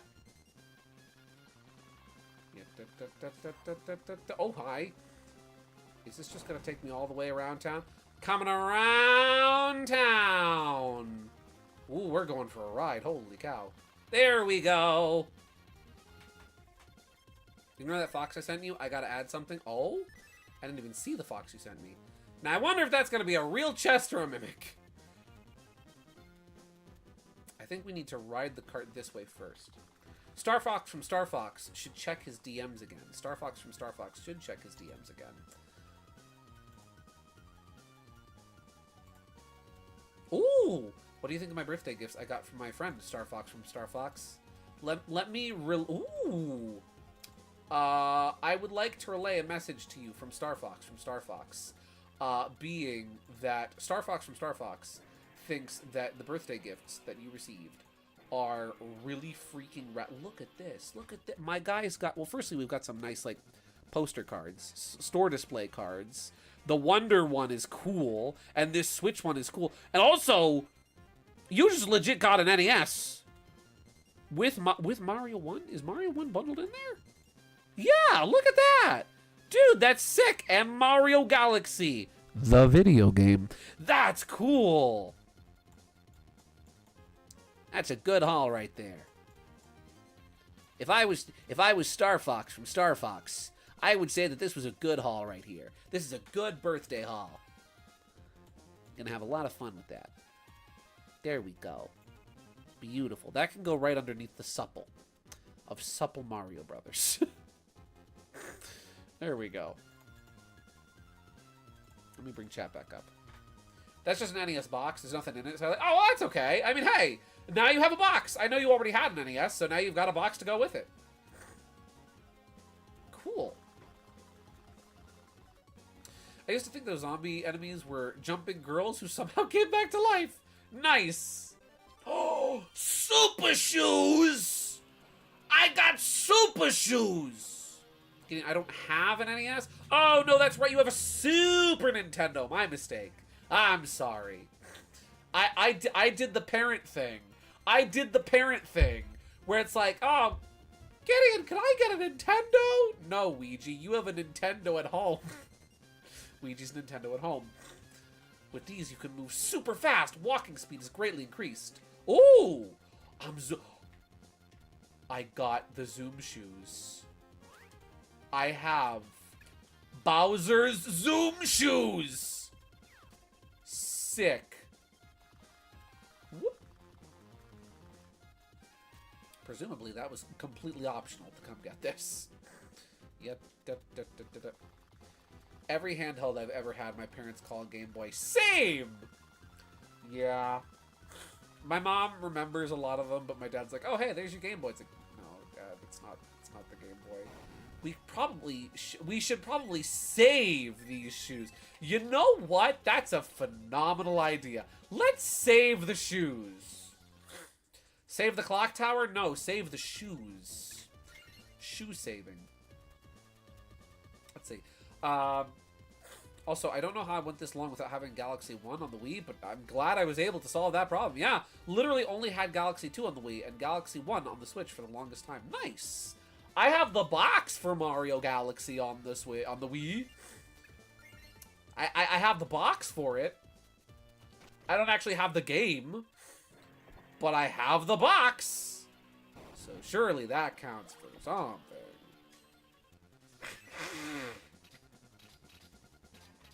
Let's switch back to Ronaldo Soccer over here. Oh, you know what? That's fine. Never, bye. See you later, buddy. Oh, potion. That works too. You ready to see the protagonist of the Star Mario soon? I am! Of Super Stario? I remember getting Galaxy 1 on launch with the special coin bonus. Cool! You know my favorite piece of Super Mario Galaxy trivia, right? Let me find this real quick. Super Mario Galaxy. If you pre-ordered Super Mario Galaxy, you know how pre-order bonuses are like the big to-do, right? Everybody loves a good pre-order bonus. Back in the day, in the year 2007, if you pre-ordered Super Mario Galaxy at GameStop, you would have to leave your phone number, obviously. You know, much like anything else. You'd leave your phone number, your name, you know, and you'd pay for the game. But on the day of release of Super Mario Galaxy, you would get a phone call from GameStop. This is the phone call you would get from GameStop. Hi, I'm Charles Martinet, the voice of Mario, and you may know me a little better like this. Hello, it's me, Mario. Woohoo! And I'ma call you because I'm here at the GameStop where they telling me that you pre-ordered my newest and the greatest game, Super Mario Galaxy. Woohoo! It's an amazing game, and it's gonna be here tomorrow at your local GameStop. You can come and pick it up at the GameStop store where you originally reserved your copy. Whoopee! I can't wait for you to see me flying around in my Bumblebee outfit. I'm out in space trying to rescue the princess. Ah, she makes my heart go bada bing, bada boom, bada ba. Oh, and you know what else? GameStop will let you bring in your old games to trade in for credit. Yeah, credit to help you buy your copy of Super Mario Galaxy with me, Mario. Oh, and if you have any questions, make sure you call your local GameStop store where you pre-ordered my game, and they're gonna be happy to help you out. Okie dokie, okie dokie. Happy holidays, and thank you very much for buying my new game, Super Mario Galaxy, at the GameStop. Woohoo! The greatest pre-order bonus of all time, in my opinion, is a phone call from Charles Martinet. That's the best one ever. When the moon hits you high like a big pizza pie, that's Yoshi. Mario, are you in love with the princess? No. Yes, he's very much in love with the princess. I thought that was really cute in the movie. Was how like he likes her a lot, right? He likes the princess. He got her a gosh darn parasol for her birthday. He was worried about getting the perfect birthday gift. Ooh la la, as Luigi said. And like he's shy. He's nervous. He doesn't want. He's like, no, I don't let up. No. I love that. Frick. Ah. Charles Martinet really made my least favorite Galaxy power-up sound pretty cool. Yeah, in his Bumblebee outfit. I love how of all the power-ups in Mario Galaxy, that was the one Charles Martinet highlighted. The Bumblebee outfit. Also, amazing that, like, I know it was 2007, right? It was a different time. But, like, I'm still astounded by the fact that, like, they somehow, like, allowed Charles Martinet to do an ad for GameStop in the Mario voice. I still don't know how they did that. To be fair, the bee outfit is cute. It is. I think it's really neat. I like that it's yellow.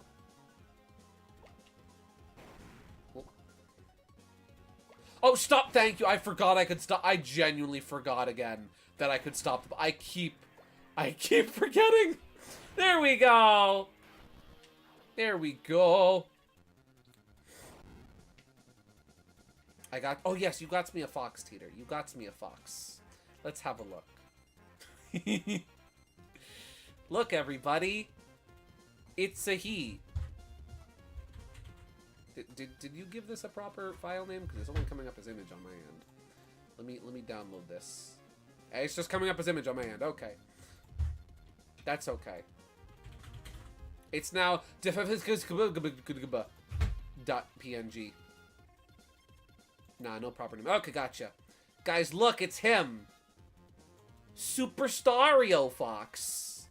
Mario McCloud. Fox McMario. My favorite. Don't worry, General. Andros won't have his way with me. Woohoo!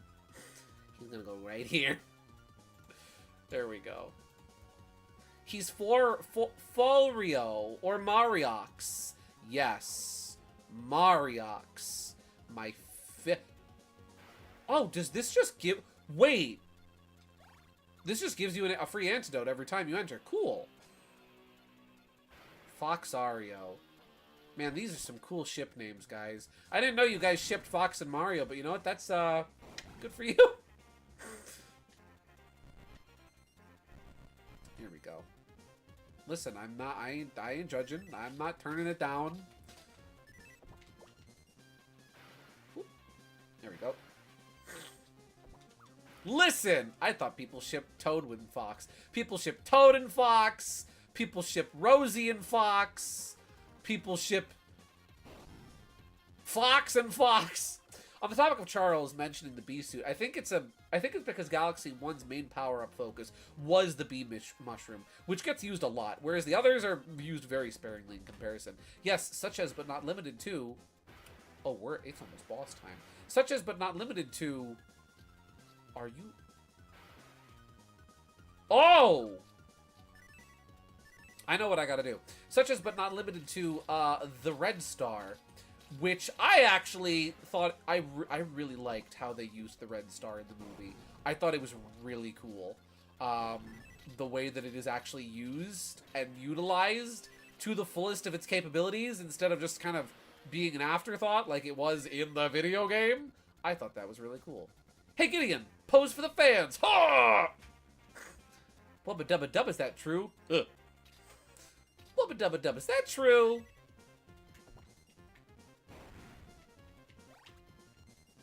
Ooh. Alright, open the door. Get on the floor. Everybody walk the dinosaur. You gonna get the new rhythm heaven? Probably. I've never rhythmed to heaven before. Yeah, I loved how they used... Like, genuinely, I wasn't expecting... Because, like, that was one of... I got a couple things spoiled for me for the movie, but I didn't see anybody talking about the Red Star. So, like, when I saw it, I was freaking hyped. That was crazy to me. The song was used in the other Mario... Oh, was it? Was that used? Was that used in 90... What is it? 93? Mario movie 93? I always forget what year that movie... You know, that movie is such an enigma because it feels like something that would have been made like a year after Super Mario Bros. 1 came out. No, Super Mario Land was out by the time that movie was released. Ha! Have a great night, NES Mario 123. Thanks for popping by. Whoop! Oh, that didn't work. Push this here, then throw that. Throw that there. Push this out of the way so that we can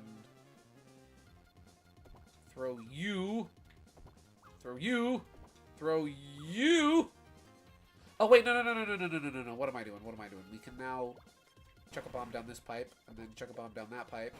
And now this is clear for takeoff. Yes.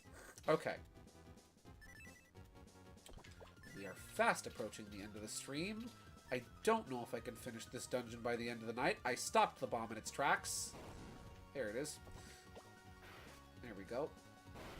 Whoop! I had the wrong Carnabon out to get the bomb going. There we go. Whoop!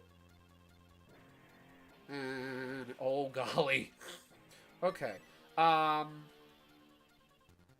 Super Mario World was out by the... Yeah, Mario World. Oh, did I not say Mario World? I thought I said Mario World was out. Either way. Yeah. You had so many games to work off, and you blew it. You blew it! They had so much material to work off, and they just made something up. And you know what's especially baffling about 93? Is that if you look at the concept art, they actually had something really cool in the works. Where, like, it was very it had a very, like, big Alice in Wonderland vibe to its visual design. Very adjacent with, like, the Super Mario Bros. 3 cartoon. Where it's like, how did we end up with knockoff Blade Runner? How did we end up with knockoff Blade Runner with a de-evolution plotline? Like, huh? Where did this movie come from? Where did it come from? Where did it go? Where did it come from, Cotton-Eyed Joe?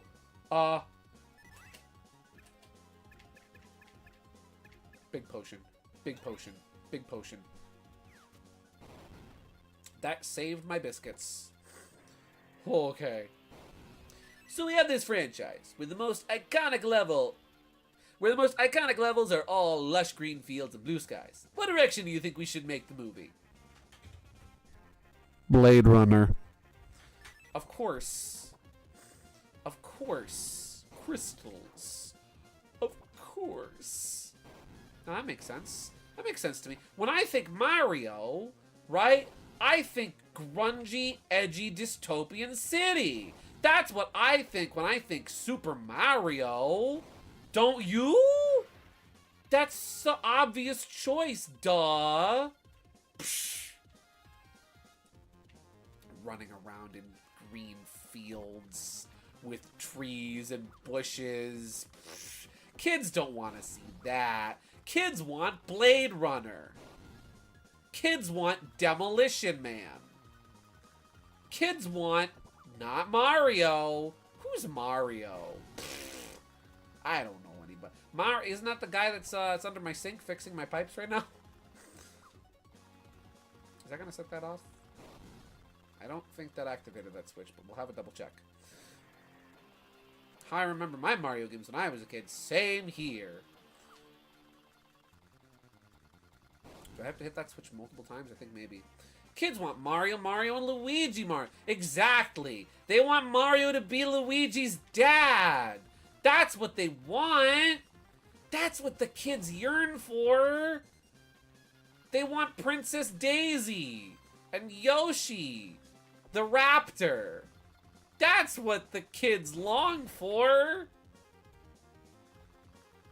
Alright, I need to figure out the solution for this puzzle and right quick. Ah, I see it. I think. Super Mario Bros. They're bros because they get along like bros. Exactly. And they're called the Mario Bros because Mario is their last name. Not because Mario's the older brother. No. No, that's stupid. That's dumb. You're dumb for thinking that. Okay. I know we're going a little bit over time. I'll be out of here in just a minute.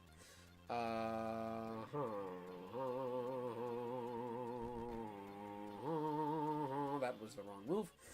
Are they father and son, or are they brothers in the movie? I've never actually seen the whole movie.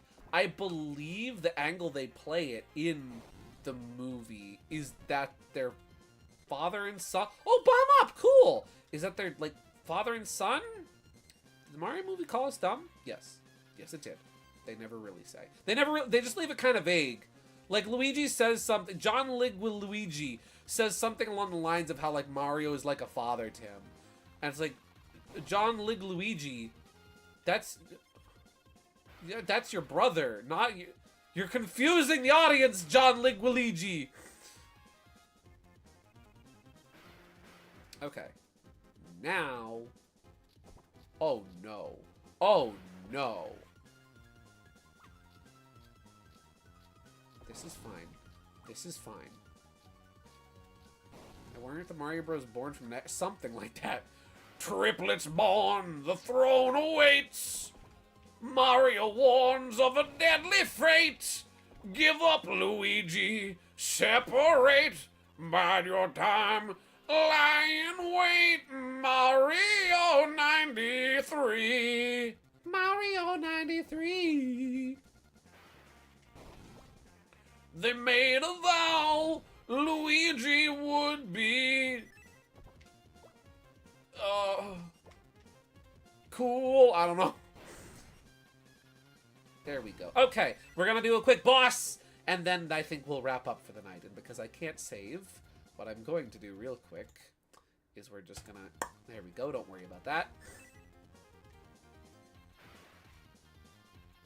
Oh! No Mujo this time? No boss introduction? Who are we fighting? Oh, a robot! Okay, he's got a lot of health. And these are the slow bombs. Let's see. Shoutouts to the fact that none of Bowser's Koopa Troopas even remotely look turtle-like. Yeah, the Goombas are giant freaks. They made a vow that Luigi would confuse the audience. Trust the fungus! Okay. Well, here we go. Oh, I have a fourth bomb to play. Oh, he's like a beetle. Okay, Ice Bomb didn't do anything. We'll try Fire Bomb next. Actually, maybe water bomb. Not you. Not you.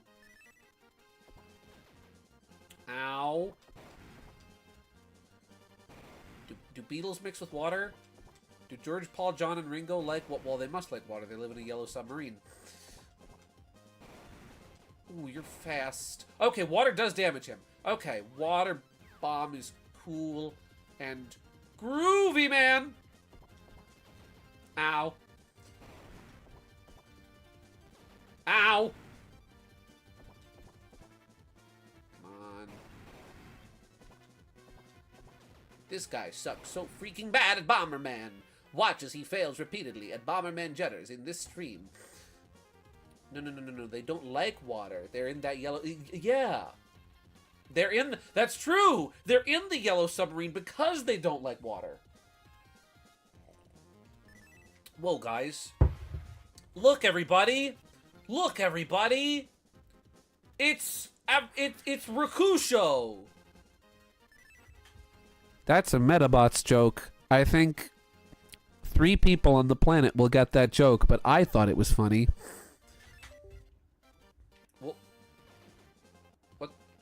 What? My controller. Controller. Why controller unplug? Ah! My controller unplugged. Controller, please. I fix. Can I live? Can I live? What? One moment. One moment. Come on. There we go. Okay.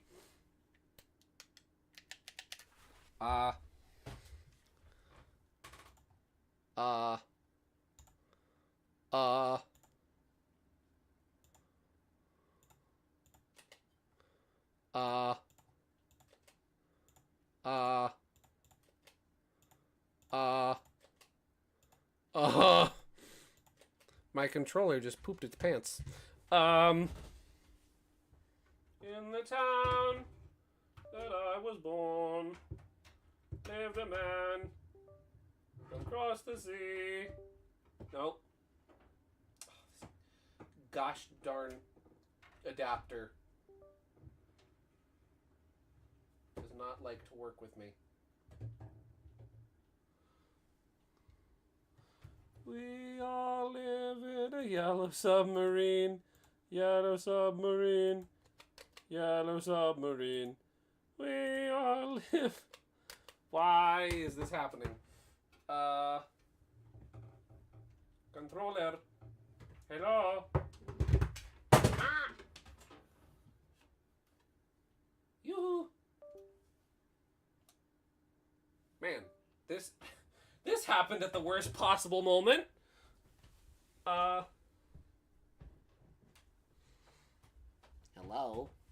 Controller?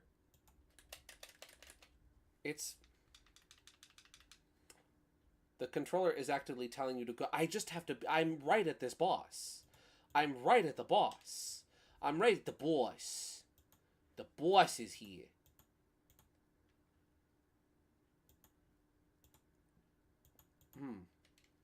Well, I have a solution. If part of your solution isn't ending the pollution, then I don't want to hear your stories told. I want to welcome you to Scatman's world. I have second controller. Alternate backup controller. For this exact situation. My GameCube adapter. I have an official one, and I really should be using my official one, but I'm still using the crappy third-party one that I bought, like, I don't know, 10 years ago. And it's been a little on the fritz lately. Hopefully, my other controller will work, and we can beat the boss. Ow. Peter, the controller is telling you to go to bed. Holy crap, Lois. This reminds me of the time I was trying to play Bomberman and my controller stopped working.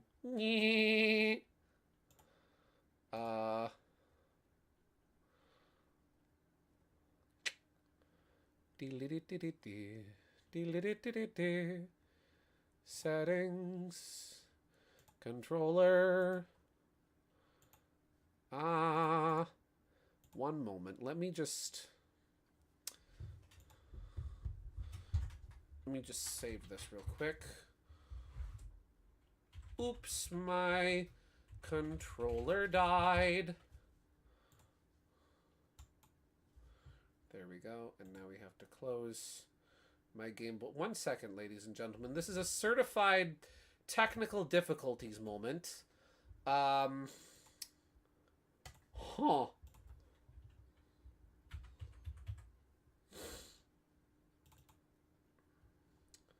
Let me just... Can I use my controller now? Settings. Controller. Here we go. There we go. Okay. We're back in business.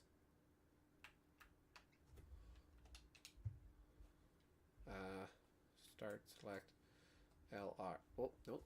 This is L. This is R. There we go. Okay. We're back in action.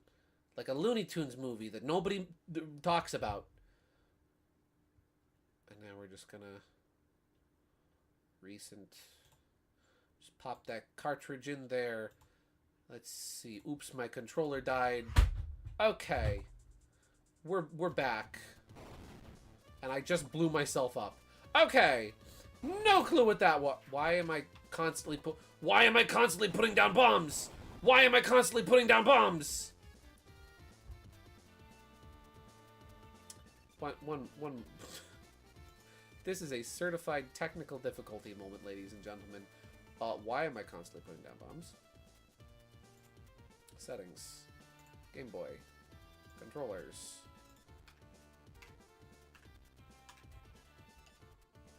Let me clear this. Clear analog. Refresh. Clear button. Clear button.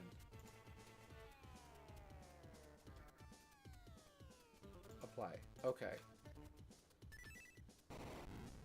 Okay, there we go. That was bizarre. I have no clue what happened there. Okay. No clue what happened. But we're back. A dinosaur story. Alright. We're gonna try that again. Take 2. Or 3. We'll finish this boss, and then we'll head out for the night. Terribly sorry to be going a little overtime. I figure with this... We might, you know... Why leave this dungeon incomplete and then just finish this at the start of next week? Take something. We're taking something. What are we taking? I don't really know. Oh. It's funny, riding the cat doesn't actually change my movement speed that much now. Take on me? You're driving me bananas, Teeter. Oh, wait, I need to use water bombs to damage him. That's right. He is only damaged by Walter White. He is the danger. Ooh. There we go. There we go. And I think I still have a potion, so I can heal a little. Ooh. Ooh. Ooh. I need to use that potion. No, wrong button. There we go. That's only gonna give me 1 heart, but it's better than nothing.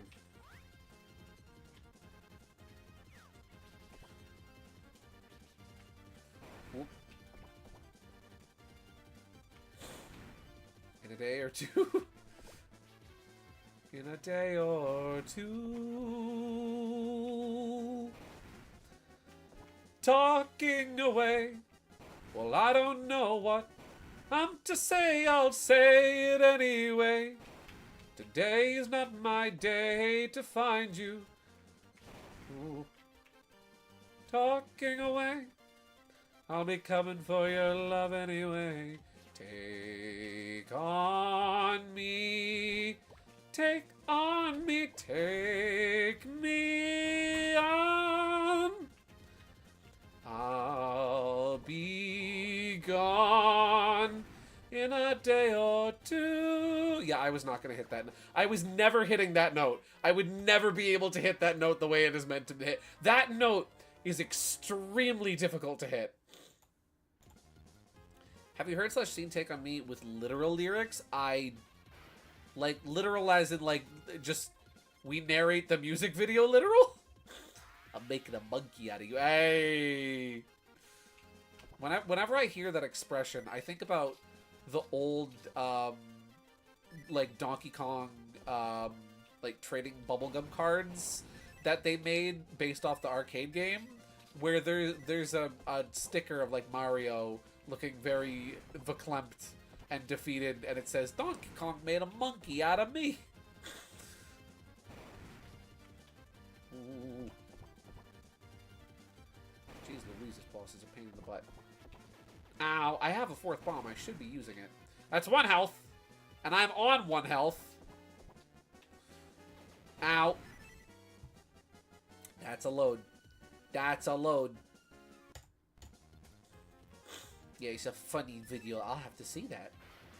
Okay. We can do this. Let me mop the floor with this chump. Ooh, ow. Jeez Louise. He's freaking huge, for one thing.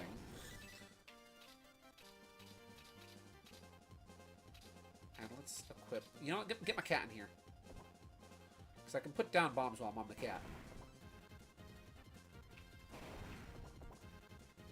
Come on. There we go. That's one.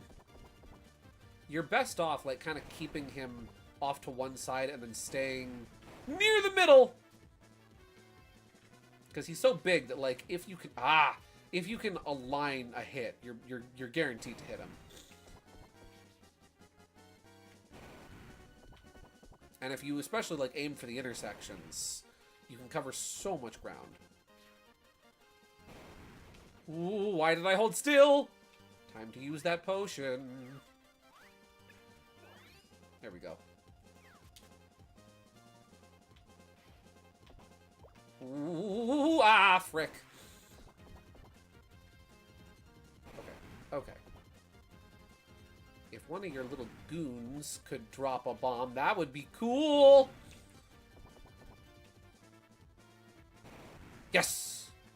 A power emerald. I can feel the power! Okay. Ah, frick. We've almost got him. I've almost got him. You know what was one scene I actually really liked? One scene that I really liked. Also, hello, Bladed Fox. Welcome to the stream. Shouldn't you be in bed now, Giggle? I should, but we're at a boss, and it's like, I can't just leave the boss unbeaten. I'll give it, like, 3 more attempts. What was I gonna say? One scene I really liked was when Mario and Luigi and Yoshi get left in charge of the kingdom, right, while Peach is gone. Or rather, Mario's left in charge of the kingdom while Peach is gone. I really liked the little, like, the level montage of them doing, like, stages, essentially, little challenges. I thought that was really cute. I really liked that whole sequence. I had a big ol' smile on my face during that. It's like putting your bookmark in 1 page before the end of the chat. Exactly. It's like, I can't stop here. It's like pausing at the end of the episode and saying, ah, I'll finish it tomorrow. Ow. I greatly dislike this boss fight.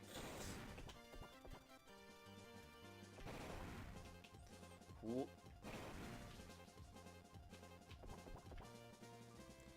Come on. There we go.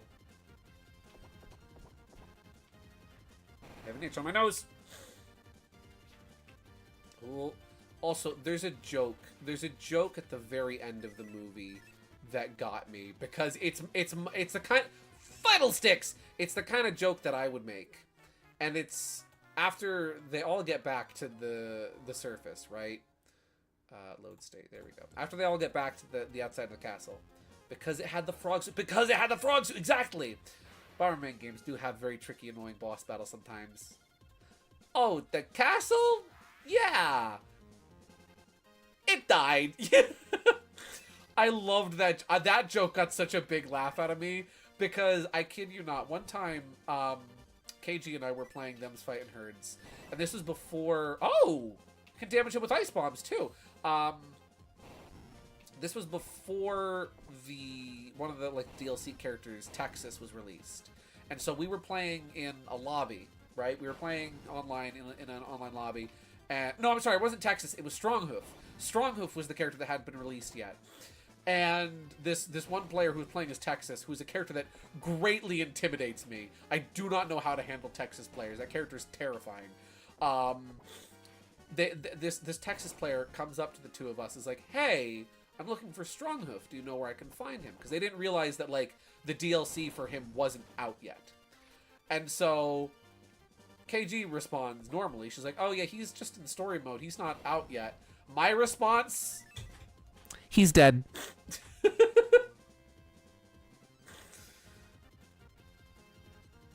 Yeah. Ow! Oh. I despise this boss. He is quite loathsome. What a bothersome creature. Oh! He's so freaking big, too. It's like, what do I do with this guy? What do I do with this guy? I gotta switch back to my friggin' water bombs because he's got his little fire goobers out. But yeah, that was very much that was one of those moments where I thought to myself, Luigi is me, and I'm okay with that. I love Luigi so much. I love Charlie Day. Mario, are we motorcycle guys now? Ah! Please tell me I still have a potion. Please tell me I do. Good. Whoop! Don't you Cutter Kirby me, mister. Please just explode. Please just explode. I feel like Bomberman is the only acceptable circumstance to just look at somebody and say, please just explode. Can you explode, please? I would sir or ma'am. God, even OBS is like, Gideon, you need to go to bed. Bugsy, when did you show up in this guy? I know, right? Bugsy, who hurt you? Bugsy, is this what happens? Is this why the last Kirby game you were in was Star Allies, and before that you took a big break? Is this why, Bugsy? Bugsy, who hurt you? Okay. That's one. Okay. Whoop! Please just blow up. Please just blow up. Please just explode yourself now. He is very Boomer Kawanger adjacent. That is a very funny name. Very fun character name, Boomer Kawanger. They're like, hey, what do we call this guy? Boomer Kawanger. Yes! I like that. That's good. That pleases me, said John Capcom.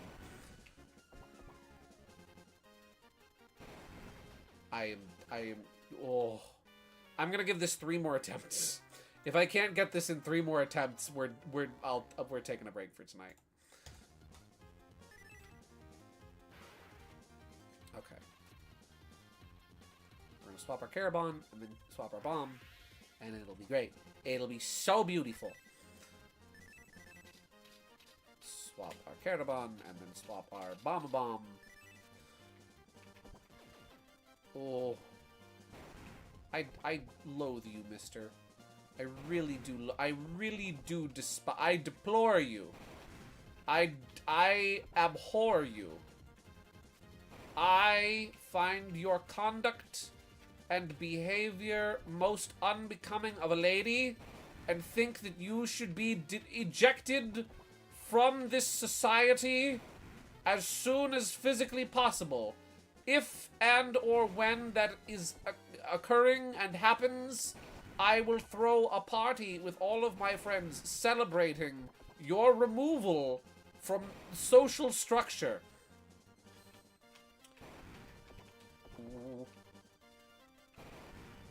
Can you please just let me win? Just let me win! Let me win! Ah! I did that to myself. 2 more attempts! Mariox believes in you. Boomerangs are legit in my S tier of character weapons. No, boomerangs are freaking cool. Boomerangs are awesome. I'm totally down with boomerangs. Boomerangs are great. This guy sucks, but his weapon is cool. Okay. I don't have the right Kettle Bomb equipped. There we go. There we go. Please walk up. You live to bring me pain. There we go. That's one. You kind of just gotta hope. Like, he has moments where he stands still, and that's kind of... I just don't... I'm gonna do something stupid. We're gonna use fast bombs and hope for the best. Oh. Please don't let me die. Please don't let me be Kill. I do not wish to be Mr. Kill. Ow. Let's just swap over to our potion. I own one. Now to... Oh, you own one? That's sick! You own a real boomerang. You're like Sokka, but real. Okay. Fast bombs might... Fast bombs might be the way to go for this boss because of how quickly he moves. Because of how much gosh darn health he has. Oh, jibba jibba jibba jibba, habba jibba, habba jibba, habba jibba. Okay, hi Macarena. He's on 1 health. Oh, we got him! Oh, we got him! Oh, we got him! Ha! Oh, max life increased by 1. Sick!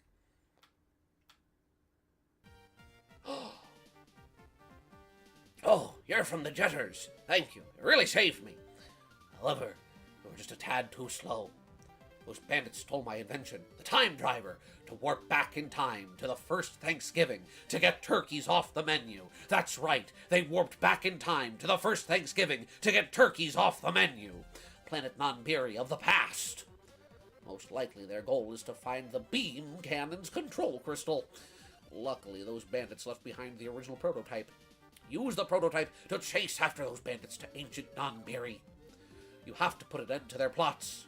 Good luck! Woo!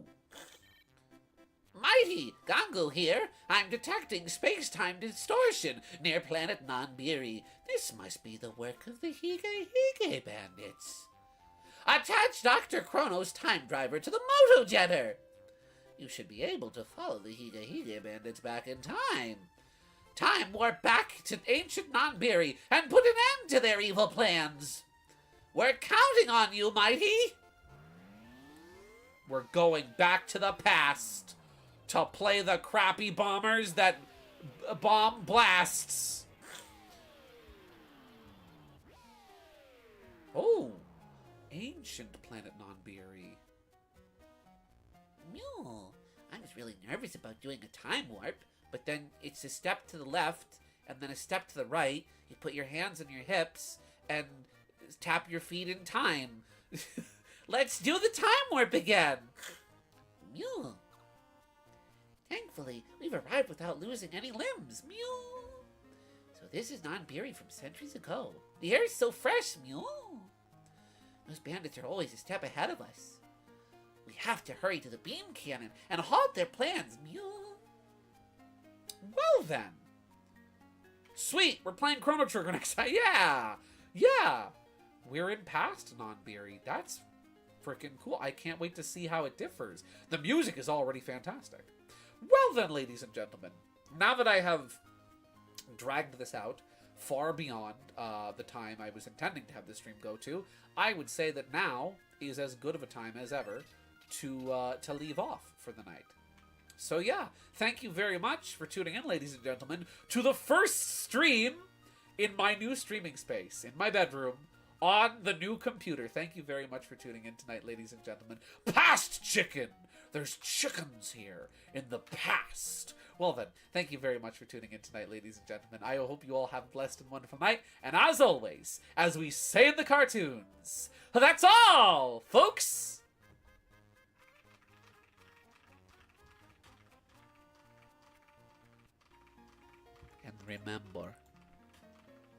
remember,